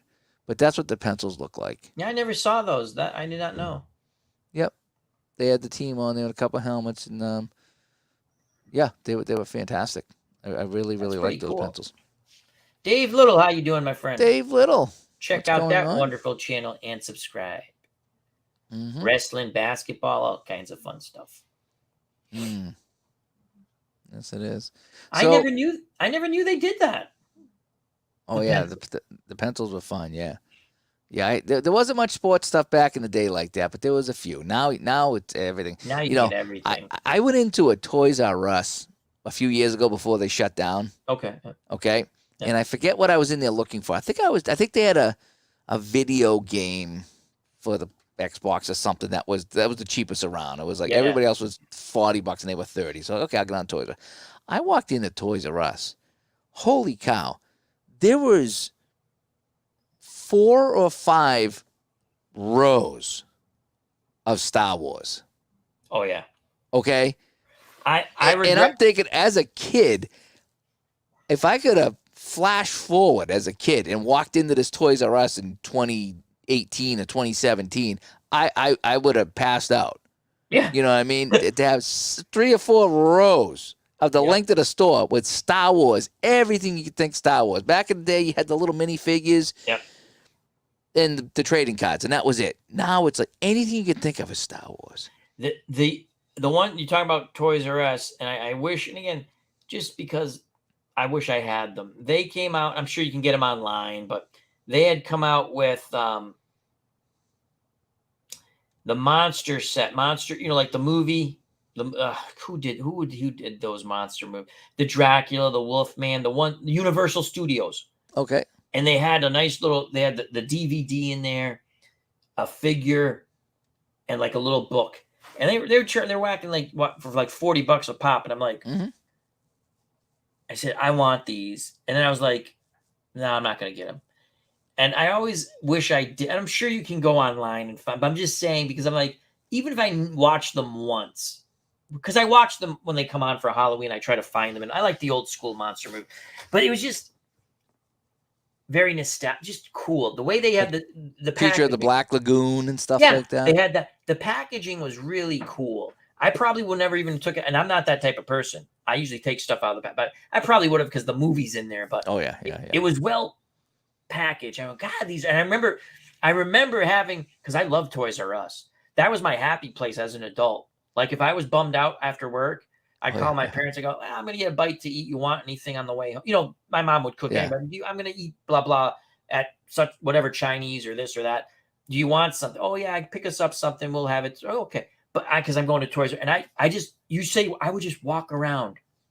I'd usually buy something, you know, Yeah. but I walk around and I was like, man, with not that you have more disposable income as an Oh, adult yeah. usually, and I'm sitting there going, man, would I have bought this, Oh, this, oh, this, yeah. this, Oh, and people are looking at me, and I'm just like little kids are looking at stuff. I go, yeah, that's a good one. If I was you, I'd get that one, and Oh, yeah. and then I go buy a video game or something, you know, or something. But I mean, I was very sad. It was a toy store, and that little 10-year-old comes out, and Oh, my you're God. just like, oh man. I would just walk around and look at stuff, even like the Barbies and all. Just look at everything because Oh yeah.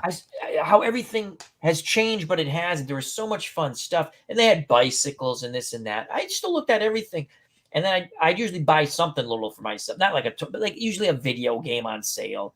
or a DVD, or because they had DVDs then, or they had DVDs by then, and it was just I have to legitimately say, I know this ain't topic of sports, but I was sad when they went out because it was someplace I went and I enjoyed just looking at stuff. They had a There's no place like that anymore. no. They had in Enfield, Connecticut, a store, movie something. I don't, but it was like a big collectible store. That was another fun place to go. They had DVDs, you could buy a gazillion, but they had like you ever seen Reservoir Dogs? Yeah. They had action. I mean, again, I never knew they had action. And like, this is great. And they had all kinds of different action figures. Was that for your entertainment? FYE? What? Was it FYE for your entertainment? They're very similar. Okay. This was it was called. I got to ask my brother-in-law. It was movie something or something. But it was really, yes, it's very similar to an FYE.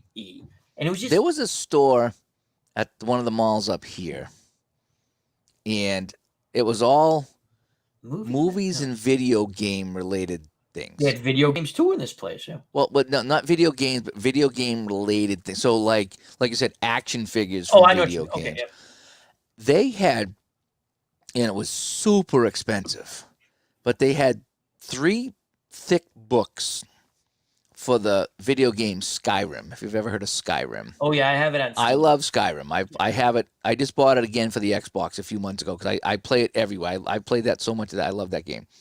In Skyrim, there's all these books in the game.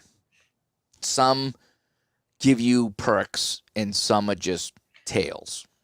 Okay, so you can pick up, the tales of, the Red Rider, and you can open it up and read, and it's a short. It takes you just a couple of minutes to read his tale, or it's like the crime that is the city of whatever, and you read about the city. So there's all these books in the game. Sometimes if you read a book, it's your sneaking increases or your lock picking increases, and other times nothing happens. It's just a story. But there's hundreds and hundreds of these little books in the game. They put all those books in a 3-book set. Wow. So if you were a fan of Skyrim, you could physically be able to sit down with a hardcover book and read every single one of those little books that's in the game. And it made it a big book. Yeah. 3 books. And I think there was 2 or 3 books because, again, there was a lot of books in that game. And some of them would just, and I read some, like sometimes I would just read them just to see what it was. And it was just like, it was a nice day. And I went into the city and I met this girl and she broke my heart. And I never went back to that city again. And it was, the heartbreak of, White Castle, whatever the name of the city was. And it just added to, but if you wanted to, you could buy those. But I think they wanted like $150. Yeah. And I'm like, as fun as it would be, it's not. I would never read them all. Yeah. But it just to have them and to know that I could flip through and just read the Skyrim books would be fun. But boy, that's a lot of money for something I know I'd had 5 minutes of fun with that, and then you looked at it. And hey, you got your. Do you remember you're talking about? You could get like the guides for certain video games. They're like Matt. Like I still have some. They're beautiful. So, and I was like, I never got, and we were playing. This was on the PlayStation 2. Maybe 3. It was a Lord of the Rings game. It was the first one you could play co-op, and my nephew and I were playing it. Great game. Highly recommend it. It's so much fun. You had to go over the spider level, right? And we kept getting killed in the spider because you had to try to find your way out. I got so aggravated. Literally 2 weeks we can't get through this, right? I went back to the GameStop had just opened up, right? I went back because that's where I bought the game. I'm like, and I paid like $12 for that stupid book. And then I'm looking through it. And I'm like, oh my God, it's right there. But yeah, it was right there to get out, like a quick right. And we kept walking by. But sometimes, like I bought the Skyrim book. It was huge, and I really like it. And I got the Oblivion book, which is the one before that. Yeah. The problem is that you buy those games, and it tells you about the city, and it tells you who's in the city, and where you can find things. And it talks about the missions, but it doesn't really tell you how to do the mission sometimes. Like I would get stuck at something, and that's okay. Where is it? Okay, here it is.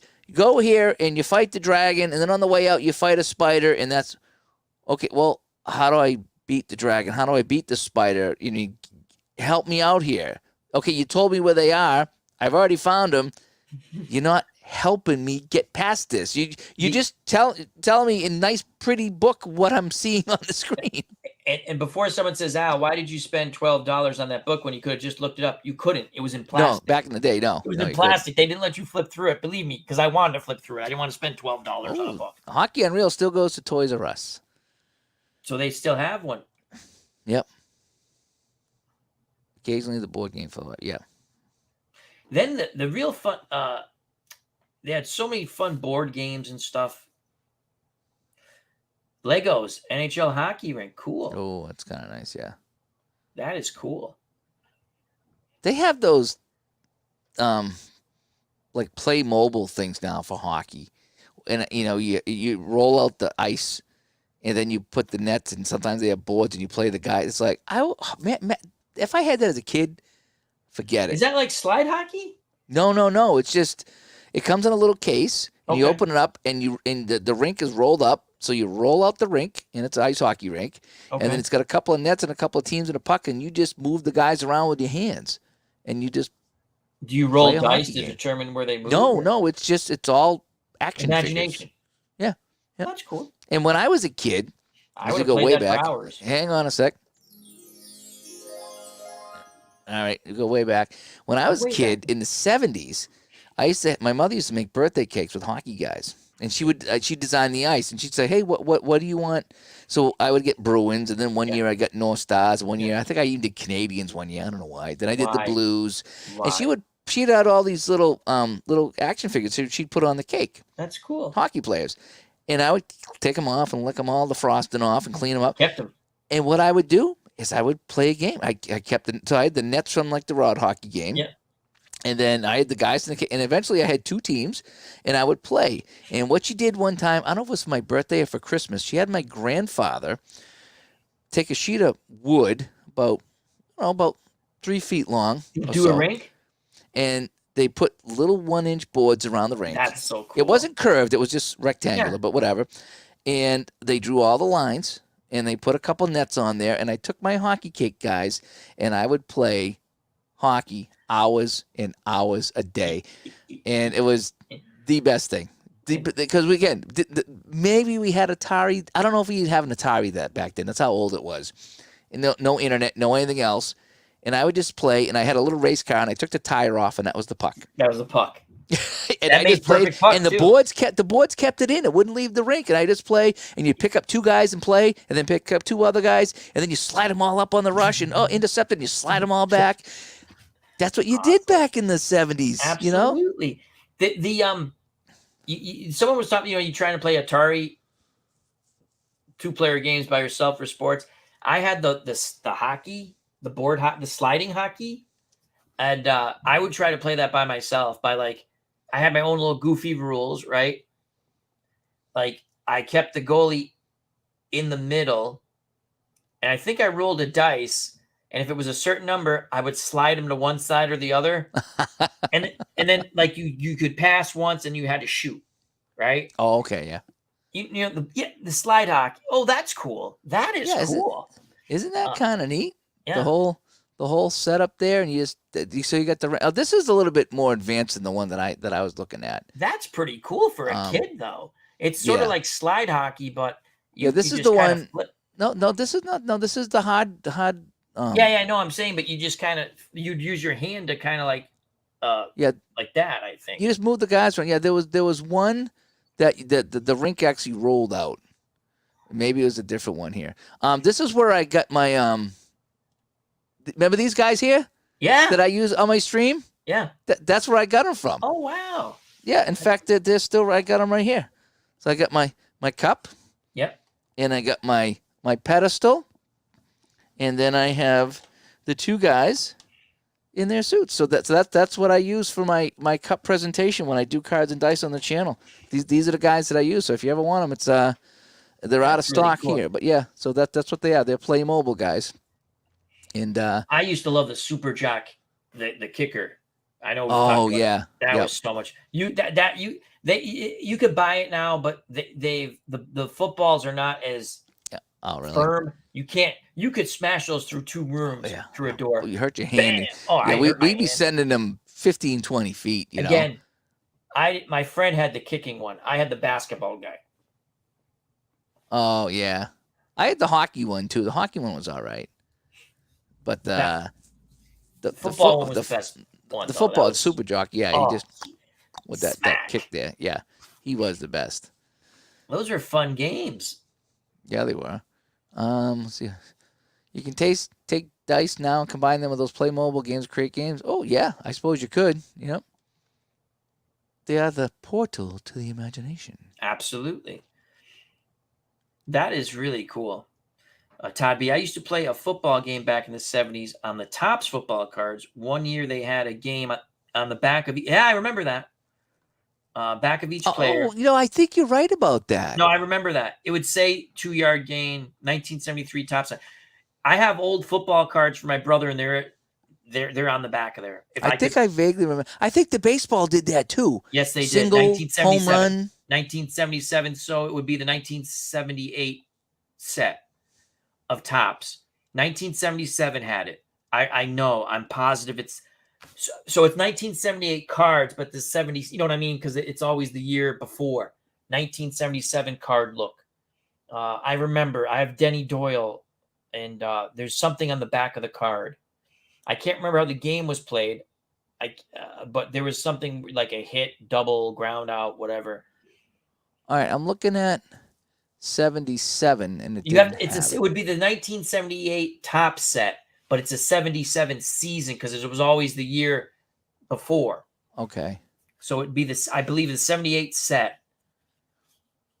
Oh, hang on a second. And if you show me a card, I can tell you. Yep, I got it right here. It's not the 76 because I know exactly what the 76 looks like. The 75, 74 has a distinct look too. I believe it's a 77.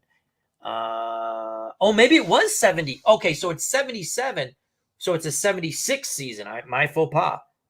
And it said, yep, ground out. Okay. It's a 77 card set with the 19. Oh, wait, Roger Hornsby. That's a 78 top set. And if this is a ground out, oh, there we go. That's a single. So this is 78. Okay, so I was right then. Play ball played by 2. 78 set, 77 card. Yep. Yep. There's a Lou Brock as a foul out. Imagine that they gave Lou Brock a foul out. I don't remember how the game was played. I bet you could memorize it, obviously. I don't know if you just flipped cards like in a deck, like you just shuffled maybe. I'm not sure. I don't remember. Steve Garvey was a ground out. Who was a single home run? Nolan Ryan was a home run. He gave up a home run, maybe. That was fun, though. Yeah, I don't know how, but I do not remember that. I do remember that on the back there. Yeah, interesting. You guys lose our raise. Oh, look at this guy here. We were giving you compliments on your pocket pennant run videos, and here you coming in. Look at him. He's right. Right. Look at him. JT says it was 78 cards. Okay. I was right. I got confused.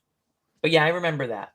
I wouldn't remember that unless you guys brought that up. But yeah, I remember looking at what is this? Oh, I used to make up baseball. Okay. They have pegboard baseball, they call it now. Well, you could get that really like a little game really cheap. Yeah. And I would take out my baseball cards, play by the pegboard rules, right? And sometimes I cheat because I'm a Red Sox fan. But then I would just roll and I'd have my baseball cards. And it was funny because then I also tried to, again, I was little young, so I'm not really doing percentages, but I would look at the back of the cards and go, okay, this guy is, and I could only make teams with the cards. So, like, I never had a ton of Red Sox cards. And the Toronto Blue Jays were hilarious. I have, like, a pitcher in center field, because you make the teams with what you have. I have a pitcher in center field, a pitcher in right field. Yeah. Because I didn't have... I was remembered, what was it? Got to be 76 or 77 that there was a game that we tried to play. So you'd set up your lineup. So you put the guys out in the field and the pitcher, and the guy would come to the plate. And then I forget how it was, but I think the guy said, I was playing with my neighbor, I think it was. And he's like, okay, so you flip over the card and you look at whatever inning it is. You look at the first number for the first inning, the second number for the second inning. And so you compared the number to the pitcher with the batter. Oh, And then interesting. if he hit it a certain area, then you would check the fielder. But it was weird because, again, you just looked at the back of the baseball card and like read across whatever the numbers were. And so if you could have a 1 in the first inning, and then a 9 in the second, and a 3 in the third, it's just, and I think he just kind of made it up on the fly. But Yeah, but you had fun. we just played, yeah, had some fun. You had fun. Dave Little says, when I was a young man, my mom got me a set of plastic statues of the presidents, about an inch tall. That's pretty cool. So Then he says, wait, hang on a sec. Let me get this right. So if you got the full set of presidents when you were a young kid, that was 16 presidents, Dave? I knew you were going there. I tried to save you, Dave Little. Wah, wah, wah.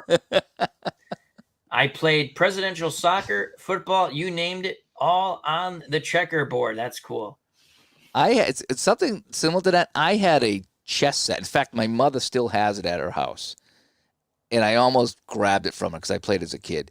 And it was white and black, and it was Romans. Well, that's cool. Yeah. And I played football with them. And I broke all the swords tackling. So the game's all busted up. Oh, But that's funny. I used chess pieces to play football, and I busted them all up. Yeah. Did you ever have the mini football figures from like 78 or 79? No, but I know what you're talking about. I didn't have those. They've been I had the close. I had, obviously we've talked about this, electric football. That was the closest thing to that. I didn't have many football players. I think I know what you're talking about.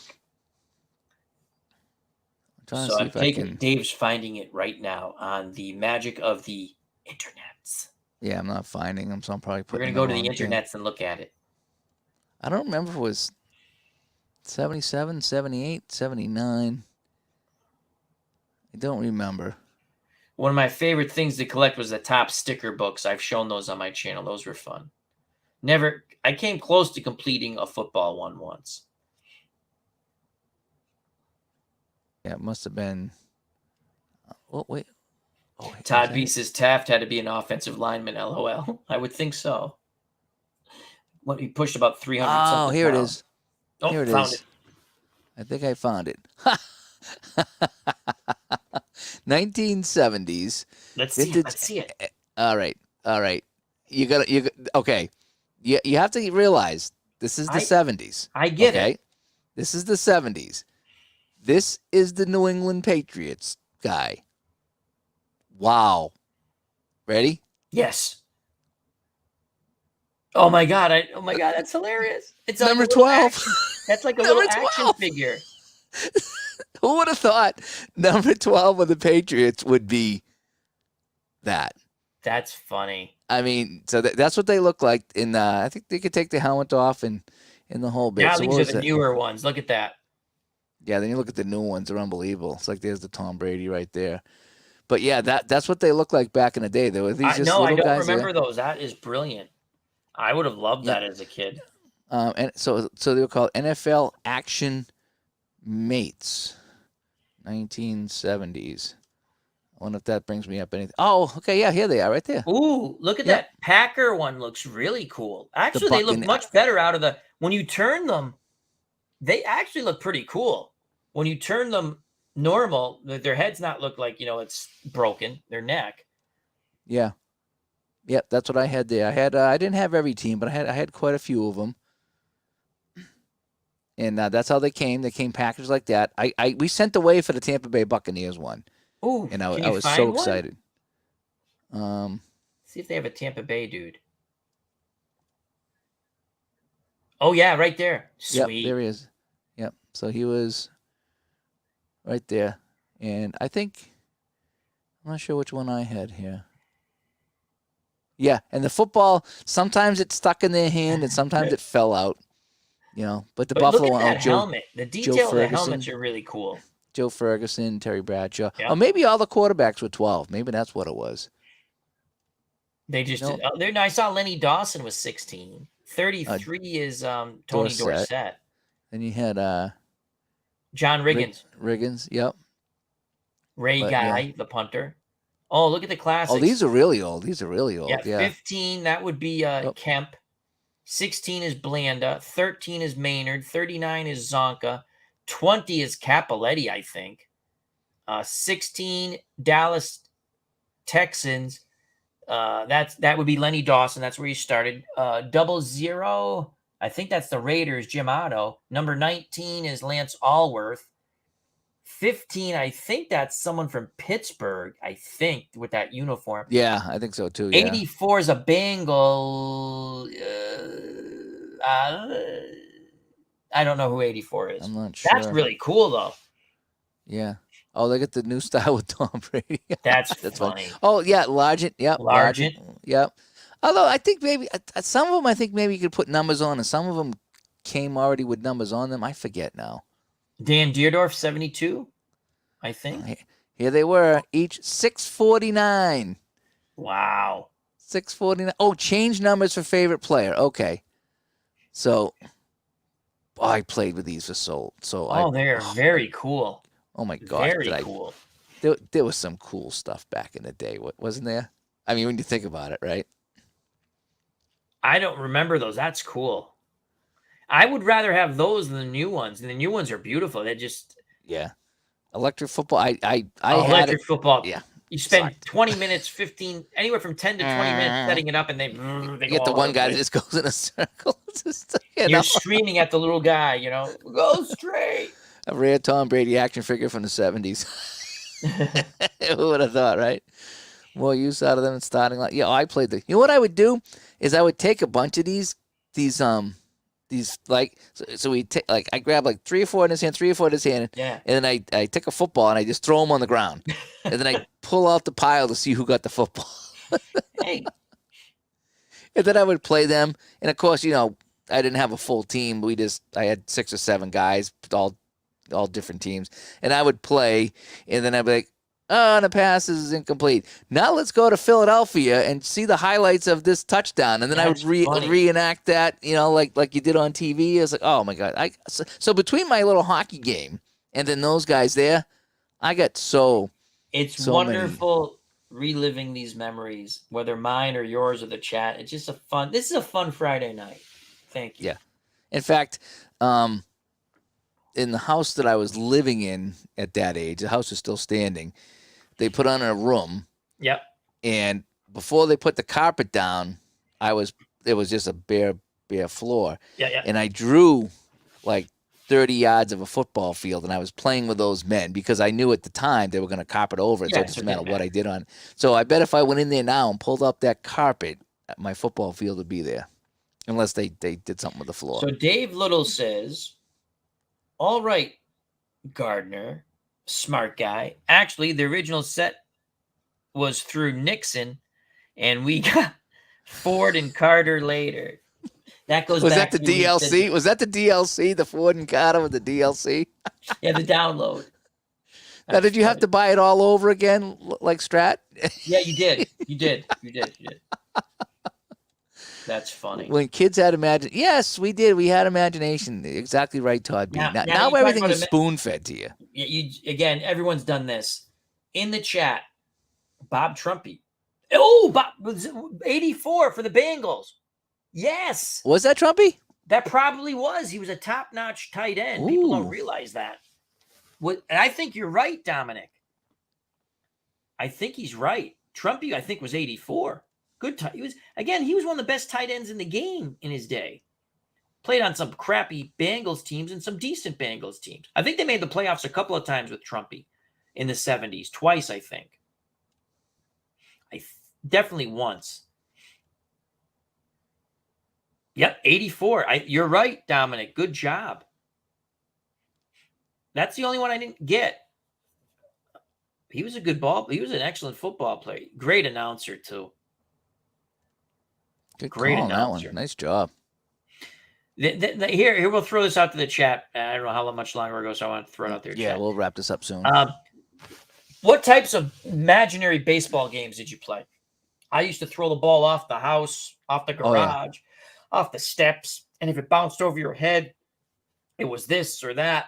And my God, I'd go out like say if the Yankees and Red Sox were playing that night, I'd be in the backyard. I'd have the figure out the lineup, and I'd be playing that. I might have cheated for the Red Sox. Didn't matter. They didn't win anyway. But yeah, I remember we had a small little mud room in that house that I drew the football field on the floor, and we had this little sponge ball. And again, it was tiny. It was the size of a small bathroom, and we had a laundry in there and the hot water heater. And me and my brother one time were playing baseball. So one of us would pitch the sponge ball, and we just had this little pipe. It wasn't even a business, a pipe. And we would smash it. It would go all over the room because it was sponge. It wasn't going to hurt anything. You're trying to catch it before it landed on the ground. That was a fun time. I remember we did that. Do you remember, like, you probably obviously could still get these, but now you're talking about the sponge ball, like, right? And then they had a basketball hoop, and I would stick it on the door going to the cellar because that was the door. And was that the Nerf? Was that the Nerf? I had the generic one, but yeah, it was like a Nerf ball, right? Now, to make it was too easy at one point when I would kneel down if I got closer, right? And I had to shoot for my knees, and if I was farther back, I could stand up. I've had more. I must have played every. We tried to do that, but so we put it on the door jamb, right? The problem was it was so close to the ceiling. It was so hard to get it in there because there wasn't any room. You couldn't put. I know you had the one that clipped. I had the one. It had like a sticky thing. So once it was up, and my parents didn't care. It was on the cellar door. So, those were fun. Now I want to go to eBay. It all 28 electronic football teams. Nice. Play a simple dice game. Very cool. That. Yes. Yeah, that's kind of cool. That was some really nice artwork as a kid, though. Those little electronic Nerf basketball was a hell of a. Oh yeah. Again, I had the generic one. Yeah. It is. We were long overdue for a night like this. This is right before the storm. I got work canceled tomorrow. I'm going to be snow blowing and shoveling, just to sit and have a chat with you guys and just talk about some fun times and just, I don't know about you, Al, but tonight it just kind of like the stress just went away. It did. Going over all the stuff. I was going to sit down and just play a bunch of because I'm into the right now. I'm in the 2nd and 10 mode, right? And I said, maybe I'll stream a pro action foot. I still might do it, but it's kind of late. I'll just probably play offline because I'm going to do. It's fun to do the pre-plays, but I think with the Pro Strategy Football, I'll pick the visiting teams and play as those, or I'll just let the PC play them out. Now with that. Like with 2nd and 10, I actually went through and tried to make the right players who were injured. Pro Strategy Football, you'd have to go in, either delete the guy or make them ones. I might just play it out with the teams the way they are and it's for fun. Or I could, whatever. But this is a lot of fun. I don't know, whenever we leave, it is a lot of fun now. It's just been really, really fun. Some of the stuff, because you bring up things and then you just, for me, I start thinking back of the fun stuff I did, and you can't go back and do that. I mean, hell, I still buy Army Men. They're back there in the plastic because every once in a while I just go, I want them. Oh, wiffle ball and used to intimidate the batting stances. Yes. Yeah. We had it that if you caught it off the house, it was an out. If you hit it over the house, it was an out. So you couldn't hit it too far. Gotcha. So if you hit the roof and it rolled off the roof and it hit the ground, then it was a home run. That's how we did it. Wiffle ball was fun. I couldn't hit a wiffle ball that saved my life. I remember I used to take a bat and just sit outside the house, throw it up in the air, and just swing the bat. And I was the Red Sox. Burleson leading off. Oh, he cracks a single. And now here's Remy. And then I would hit lefty for Remy, and Remy go the ground ball, and then Rice comes up, and then and I would go through the whole lineup just swinging the bat on air. They had it wasn't a toy, but you could practice hitting. My friends had it. It had a cement base. You had to do the cement, metal pole, and it had a ball on another thing, and you hit it, and it went around. So that was pretty cool. We'd have fun doing that. And the more you hit it, the ball, it would almost like up. A tether ball, right? Yeah, except for baseball, and it was on a solid arm. Like tether ball was hard. That was a fun game as a kid. That was fun. Did you ever have the pitch back? Yes, with the strike zone. Yeah, and then if you hit the bottom, it did a high fly. If you hit the top, it did a grounder. We used to use that. I got videos on 8mm of us playing on one of those. We used to use the pitch back for a strike zone for wiffle ball, and then we came up with a wood one because it actually worked better because my friend, and basically it was just a big plywood, right? Or better, I can't say plywood because plywood, but it was a little thicker, and he just taped off. He measured and he taped off the strike zone. It was pretty fun. It's a lot of fun. We made, well, I didn't make it. My friend made hockey nets. That was always great when you pushed it off to the side. I'll never forget that old guy. We pushed the nets off to the side, and he runs over one of our nets. I'm like, really? Yeah. Really, you Yeah. jackass? What are you doing? Yeah. Yeah. I remember we were playing back in junior high, and I had glasses, but they were the plastic frame ones. Yep. And we played with a tennis ball, so you didn't need to wear a mask, Yep. And I remember I made a save, and I'm down on the ground like this, and the guy took a slap shot, and I went, Oh, boom. And my glasses went, did you? Oh, and I was just like, oh, man, that's my glasses. I need these, And I think I couldn't fix them. I remember calling my grandmother up, and she's you like, "Come tape on them? over. We'll go down to the store." And so Oh, she bailed me out. But I remember busting them wide open. I was like, "Oh my gosh!" I didn't get okay. hurt. Didn't get, but I think we've broke talked 'em. about this before, but again, a lot of new people in the chat. It's nice to see everybody. There's people I've never seen before, whether on my YouTube channel, Dave's, or wherever, because I go in a lot of chats. So it's great to see everyone, and welcome to the community. You try to play with that orange hockey ball, street hockey. That's what I we play think with now, but it's hard. Yeah. I think the first couple of times someone gets hit, yeah, let's go back to the tennis ball. I don't want to play with that no more. That hurt. That shit hurt. The older kids played with the orange ball. They had some intense. I remember watching my brother was older, so I'd watch the hockey games they played because they had like neighborhood teams.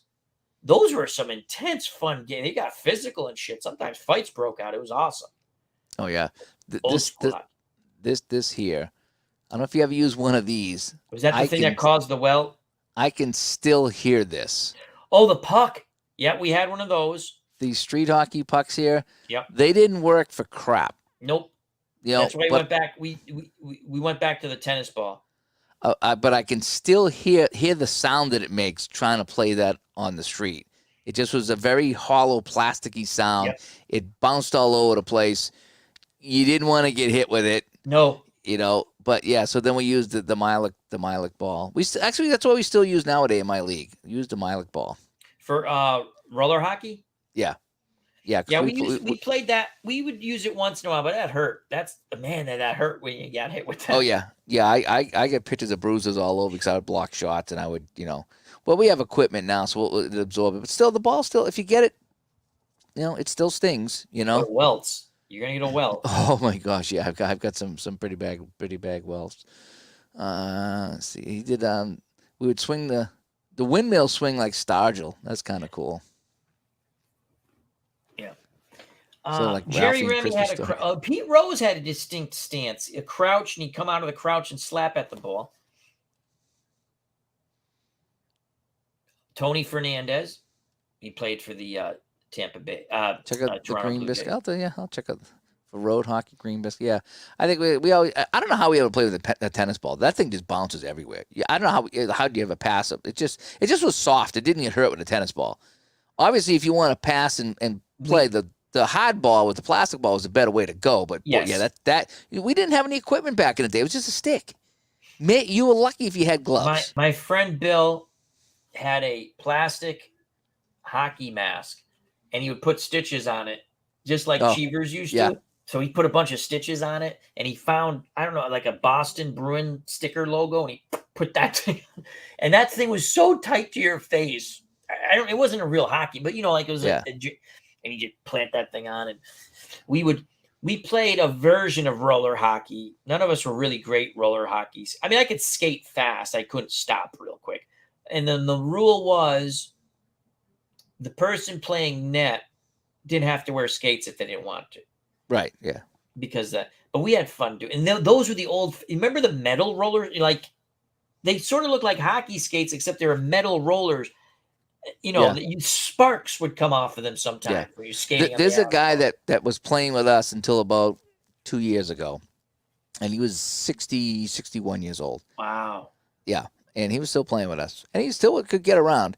And he had the quad roller blades, and when he first started, but then we said, no, you got to get the regular one. So, but anyway, he said he started playing hockey on the quad skates, which is it looks like a car, right? Yep. Like the disco ones, Yeah. Yep. in New York City in the Wow. 70s. Yeah. And they said they would get on the subway and they would go and play other teams in New York City. And there was some website that somebody kept that had like pictures of it. And the goalies were on skates and they just play Wow. in these parking lots. And do you know what they used for a puck? Because they didn't use the ball. Do you know what they used for a puck? A squished soda can or beer No, can. no. I'm It just was. guessing. I'll give you a hint. It was black, and it looked like a hockey puck.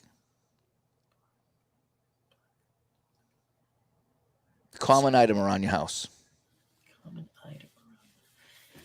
probably in your utility room. Duct tape. What's black? Oh, electrical tape. Electrical tape. They use a Yeah, roll of sorry. electrical tape, Yep. and as they played with it, it would file down, and it would Really? it would turn into it would play fantastic as a hockey puck. Wow. A roll of electrical tape was their That's one of hockey my puck. favorite scenes. Have you seen that Clerks Oh yeah, when they're playing up on the roof. on the roof? And the guy hits the puck or the ball, and he goes, "Now go open the fucking door." Yes, Joe Elbow. Morgan had the Lefty, thing though, going. I Yep. can't do it. Yeah. Yeah. What were those figures? Well, the NFL mates, Yep. The old ones, beautiful. NFL action teammate. I actually have to. I love the '60s or early '70s ones, and even the ones you had. They're very. I like actually. Again, it's more nostalgic. I like the way the uniforms look, the helmets. That was cool stuff. There was some fun toys back when we were kids. They had we used to get a toy catalog in the mail. I think they sent it to like a lot of houses, right? But they had a Western set. I only got one figure out of it. I got the guy who looked like John Wayne. I got the horse, right? Yeah. And I always was sitting there going, man, I want to. They had custard. They had all kinds of stuff, and I only got one. My parents got me one, right? It's not we weren't rich, but it was at least they What got. can you do with one? But yeah, it's something. But, Yeah. but I had other action figures. Like, Yeah. I mean, my John Wayne guy, as I call him, would just kick. Someone got me a Ken doll once. I was like, what? That Ken doll took more abuse in my house. Like, kick that shit out of it. Like, John Wayne, Darth Vader did horrible, horrible things to Ken. That's all. Did you ever have? I had the Darth Vader that was big. I wish I still had that because in the box, because people go insane to buy that. Did you have the Planet of the Apes action figures? Yeah, I had a Gorilla Soldier. Yep. I wish I had them still. Cornelius. And didn't the shoes come off? We kept losing the shoes. Yep. And I had Zaius. I didn't have any of the. I didn't have the humans. I had those three. I played the living. I lost them somehow. I played the living crap. I'm still a big Planet of the Apes fan. I remember we used to lose the Then guns. they had a treehouse. I didn't have that, but you know what I did? I had an old farm thing, and my brother helped me. Jerry, they had a few action sets for that. My brother helped me jerry rig it to some sort of like a stand we had, so I made my own. Yeah, are these the old ones or the new ones? No, yeah, those are the old ones. I remember the humans. Yeah, they had the cloth here and the guys. This is from the TV show because that's Urko, and those are the. This is from the CBS TV show, which had 2 runs. Those seem newer. Those. Don't look like the ones I had. The ones you showed before looked more like the ones I had. Yeah, these that ones. One there. Yeah. So I had the TV show ones. So these are the 1974. So that wasn't really Cornelius. They called him something. It was the same guy who played Cornelius. Yeah. Okay. Here's a Cornelius right here. Rowdy McDowell. I think I had the TV show ones. 8-inch Verdon. Yep. Yeah. Galen. So Galen. I had Galen because I had the TV show ones. These are the TV show. They're beautiful. As I'm pointing. There's Galen. Yep. And then Urko was the guy with the hat. Yeah, the soldier. That was a regular soldier. Yep. And then Urko was the purple. Yep. I always wanted They Urko. did have the TV series, and then here's another Urko. I had the TV series ones. I didn't have the movie ones. I forget which ones I had, but I remember one of the guys beat I'm me up pretty because sure I had the TV series one. I They're very. stole his gun. He was all mad at me. He goes, "Where's my gun?" He beat me up. Oh, you remember the treehouse? Yep. And That. I don't know. These were the smaller action figures, though, right? But what I did was I had a farmhouse thing, and like I said, my brother helped me jerry rig it to like a stand, and I made my own treehouse. They have action figures now. Oh, they had the Forbidden Zone. Oh, Yeah, I I didn't didn't know. have that one. I didn't have that. I didn't even know they That's had that. old. That is Oh, that's from movie. did you have What year? they had the catapult with the rocks. Where? Remember the catapult? Yeah, but where is I'm they not have seeing one it here. But I remember we used to put the rock because it was plastic. We used that as a hockey puck. Here it is. Oh, here it is. Oh, there it is right there. The That's pretty catapult. Yeah. It had elastics. It would launch the rocks. cool. Oh, That's and the then the TV wagon. show. The catapult in the wagon. Yep. Yep. Oh, I didn't know they had oh my gosh, they had so many Planet of the Apes toys. Oh, those are smaller, huh? Yeah, I don't know. I I don't think the remember treehouse those. was the smaller figures. Oh, maybe not. I No, the forget. treehouse was pretty big. Oh yeah. Oh yeah. Okay, it is kind of big. Like I said, my brother helped me make one with a farmhouse that I had. Wow, there was some good Planet of the Apes toys back in the day. I love Planet of the Apes. I still love them now. Oh, they aren't. What were they coming in at, Toto? I bet you those old ones probably go $70 some ridiculous price. What did Darth Vader do to poor Ken? Oh, I'm going to tell you what Darth Vader did to poor Ken. A Ken doll. Who the hell? What boy wants a Ken doll? Okay, Ken. That's what.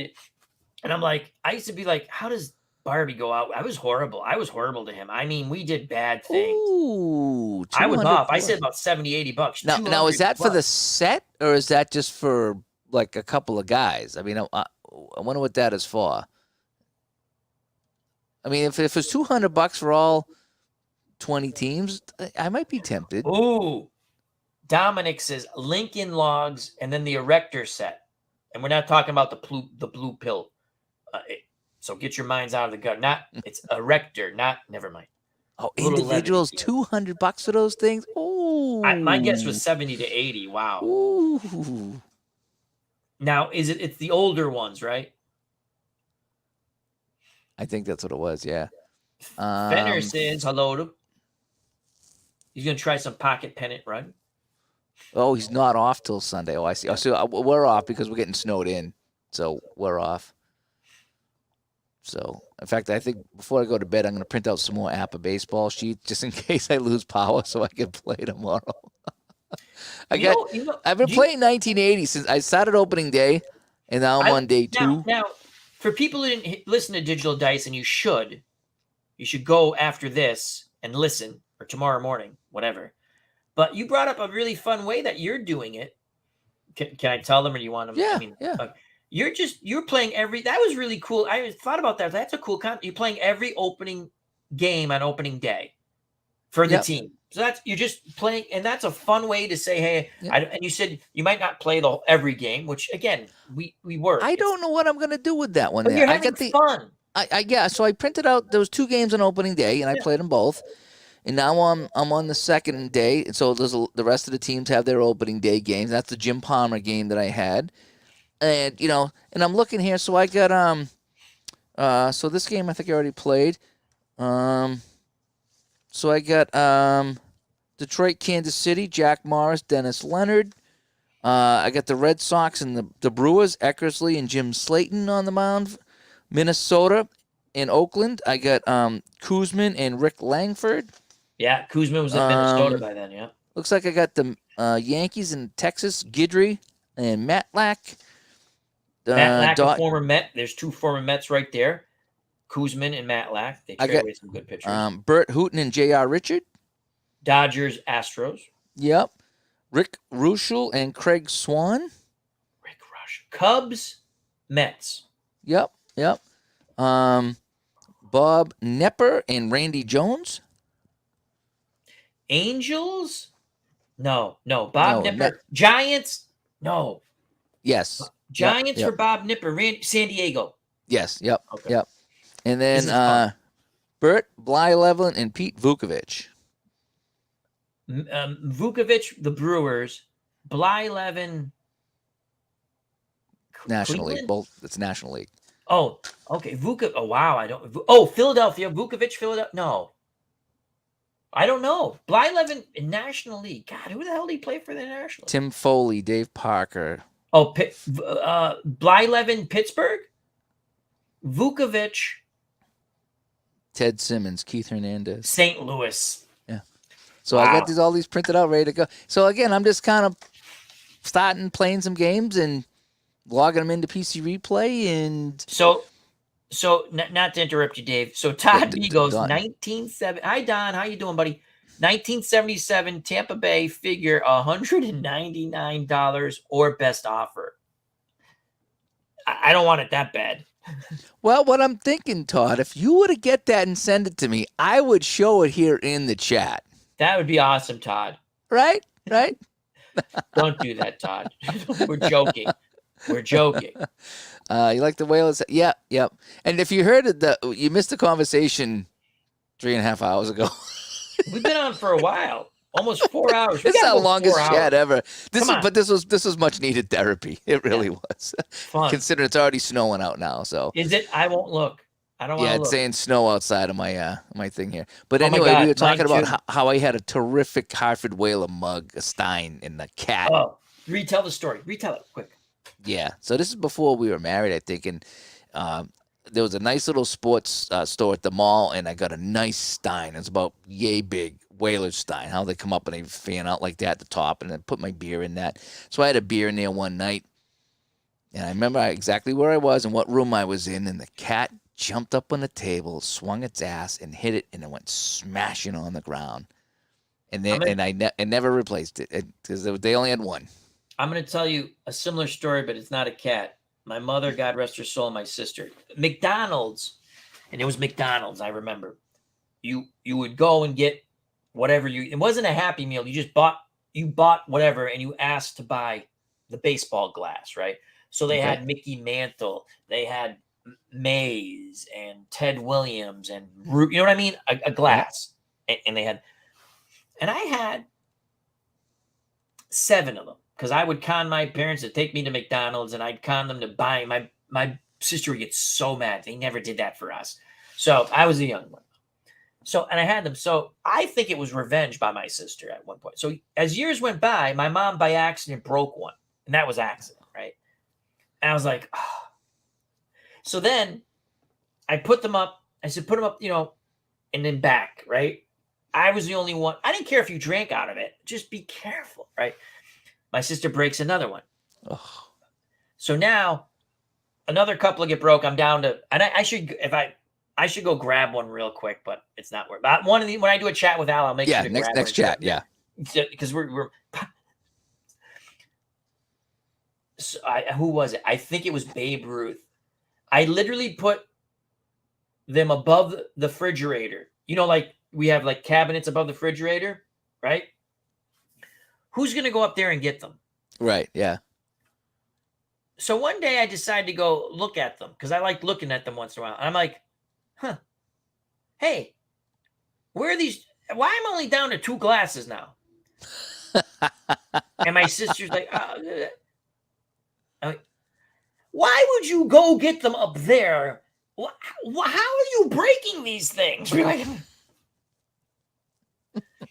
Then I had a bunch of Patriot glasses, the old school helmets, same thing. I think it was McDonald's doing it, and we went. I had 7 of those, right? Oh wow! Because every Sunday when we had a family dinner, I would put out the Patriot glasses as a kid. Yeah, they broke about 5 of them. Oh. But they were nice, They for a joke one year for Christmas, I gave everybody a calendar. Yep. Right, and the wife got a dog, and my aunt, I think they ride Harley Davidson. I got a Harley Davidson. Okay. My brother got whatever. Well, my uncle, who's a big Patriots fan, I gave him a New York Jets calendar. Oh man, He took a picture. He's just like, you know, and so the next year for Christmas, you know what I got? a New York Jets calendar. New York Jets glass. Oh, that's funny. And I still have it. And he come over here on Christmas, right? And Yep. he's having a beer. And I was like, hey, would you like a glass for your beer? And did you put it in I the gave him Jets? the Jets glass. That's And funny. he's like, no, I'm all set. I'll drink out of the bottle. Dave, where do you get those pennants? You just find them online, or did you have them, or? Some I had. I go to flea markets around here once in a while, and I'll get them. And then some I That's some buy on cool. eBay. That's You some know, cool and again, stuff. some of them are pretty ratty, so I'll go on eBay. Like my Colorado Rockies one, which is a rare hockey one, was like only like $20 or so because had stains on it. I'm like, for putting behind me, I don't care. I'm not collecting them to Now, sell them. I now just the Breakers one, is that like an authentic one or a remake? I Probably. don't know. It was off of eBay, so it might Oh, be pretty I would. authentic. Yeah, they're beautiful. I tell you, the Indians one is really sharp. I like the I Indians made one. sure I got Indians and Reds because all the teams are changing their name. I made Yeah. sure I got them. I like the defunct teams. I like the old logos. I always like that White Sox logo. I always like that Tigers and North Did Stars you logo. like the So White Sox uniforms where they're like the shorts. dark? That was idiotic. That was hilarious. The dark blue or black, and it said Sox on it. I want to say that was That was okay. I didn't was mind that the them. 70-70 team? I think it was. They sort It of look might have like been, yeah. pajamas. Yeah, they weren't that bad. That's then the next ones were pretty cool. They were multicolored. I did like the black and white. Yeah, And yes, we're pulling for you up there because they're locking down in Canada again. And it's like, what are we doing? What are we doing? So I'm kind of hoping the trucker things shake things up. you can't keep everything locked down. You got to be smart. You got to be safe. I don't want to see no one get sick. I don't want to see anyone pass away. I've lost relatives from this. Yeah. We've lost people. You know, people who've gotten sick. You know, probably people who've unfortunately Yeah. passed away. But you cannot The lock men down. the, You think the there's? I don't want to go off on a tangent, but there's shortages of stuff now because yeah, stuff wasn't being made and stuff wasn't being yeah, shipped. Now think if you do it again. yeah, Can't do it. Can't. yeah. Be No, safe. Be smart. thousands of people have gotten sick from this, but millions are suffering because of the lockdowns You and can't. And the we've been pretty depression. And fortunate. The U.S. is pretty much open now. Again, I don't want no one to get sick. Be smart. Be safe. We've had 6 people in our office get it, yeah, but they've all yeah, come through it. I've had hmm relatives who've gotten it and passed away. hmm So I'm not. yeah. I'm not an expert on anything. But you can't shut down again. You No, can't. we have to move forward. You have Unfortunately, to. it just and they're finding the places that are shutting down and doing everything by the book. They're not any better off. Here's the thing. They might have slightly better numbers, but let's think logically, everybody. Let's think logically, right? Let's think logically. If you're not going out, of course your numbers are going to go down. And guess what? When you start to go out, your numbers can go back up. Yeah, as soon as you peep your head back up, there it is again. You know. So I love the the Indians one is beautiful. Yeah, yeah. I have an The Indians White hat. Sox one is sharp. The Breakers one I really love. I love the Boston Breakers. Now the new USFL is coming out. No, there's no. We're not talking Guardians here. There's no such team. No such team. No They're such called team. the Indians. That Yeah. team that plays football in Washington, they're the Redskins. We were looking at some stuff earlier here today on those helmets. They had that wooden C.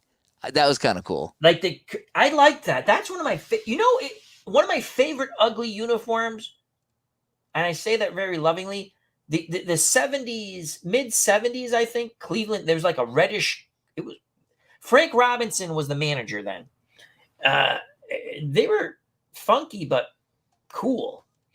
I like those uniforms.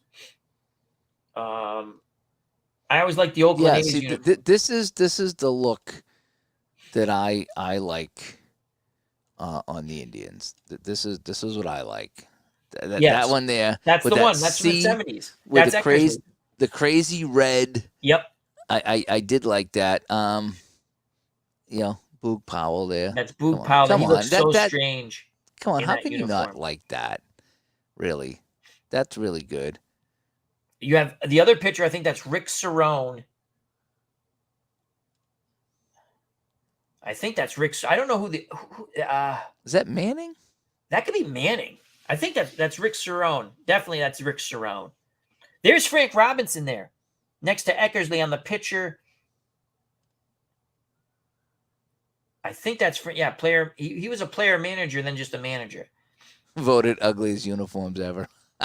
Come on, those. I like I them. like the ugly ones. I mean, don't know. they're strange. Yeah. I think some of the uniforms now they're just blah, blah. Padres. Oh yeah. Step photos when I was taken. You like the old school Padres? Yeah, I did too. The old school Padres was good. I like the old school Astros. Oh no, the Astros was the best. That striped arrow shirt, that was the best. I'm a big fan of orange. I really am. And you Montreal like Expos. the old Devils with the green, huh? Yeah, that was kind of cool. Kind I of like the classic. Montreal Expos, the multicolor hat, baseball cap. Beautiful. Oh, like that one? Yep. I love that one. Yep. The red, white, and blue M is really nice. So that was well, sharp. we're gonna wrap things up here, folks. We're gonna get ready for the snow. Al, hang on before you go. We have some parting gifts for you after we sign off. Awesome. And no, what does he win, Don Pardo? No, but there's a couple things we can chat offline about real quick. But Al, thanks for coming on. I didn't think we'd be. This just turned into a fun time. Dave, this is what chats are about. Yep. And you keep me under control, or I don't go off too much off the rails. I like those uniforms. I did, yeah. It's fun. Like I said, when you can have a night like this, you get in the chat and you talk about some old games and old toys and old uniforms and what we're playing, and just And you know what else? If you're on Facebook, check out Digital to Dice and Dave Little's, which sports simulation, I think it's called, and other groups. You can read about people's projects. I love doing that. Yeah. Sometimes I just kick back and I read through and I scroll through and I fall. And sometimes I'm like, oh, that sounds like fun. I should go do that myself. I do. Me too. So we have a good time with some of that stuff. So yeah. So thanks everybody for coming in tonight. I didn't think I would go to slow. I just wanted to jump on. I was gonna play something. I was like, no, I'm gonna chat. And we went almost 4 hours and it felt like nothing. Oh my gosh. Yeah. Yeah, seriously. I'm not joking. 3:56. Yeah, I just looked at that. It's like, yeah. So we started right about 8:00, and it's a little after midnight, and it moved along. We had a pretty steady group for most of this, and guys from the West Coast come in toward the end, and I think we got to talk about some fun things. The NFL overtime rule and the games we're playing. We had a lot of nice thoughts on that. And what was great about this? Everyone has their thoughts on things, and it was pleasant. No one's yelling at each other. No one's, not that we ever did, but it was just fun. And then we went off on just toys, and it was awesome. It was awesome. Yeah, because that's stuff that we played as kids, and it was great. Was it Todd looked it up online to see how much they actually cost? $199, our best offer. I know, right? I give you $1. That's my best offer. But it's too bad.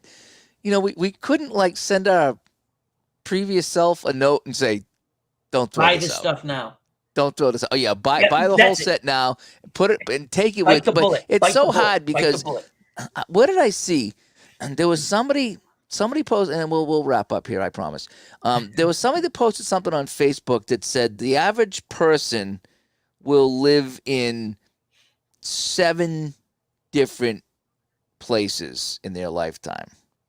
And I think back, so I got 1, 2, 3. We hit that, definitely. 4, 5, 6, 7.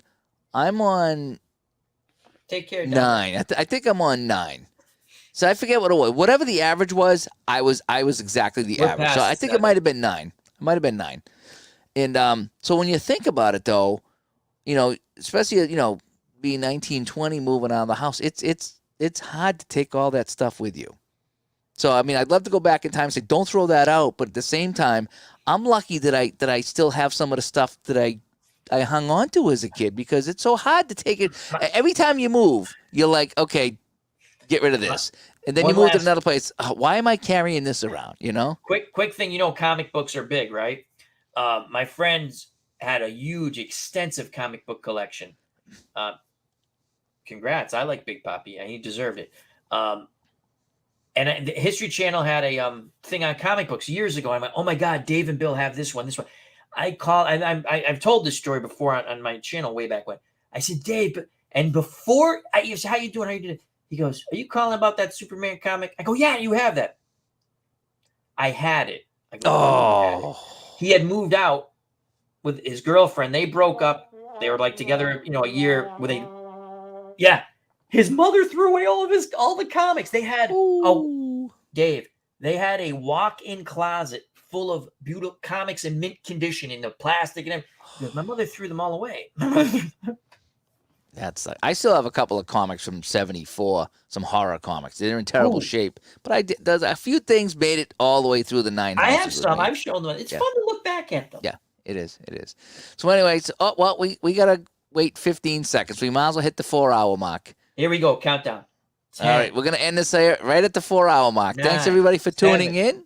Thank you. Have a great weekend. Stay safe in the snow. And last one here.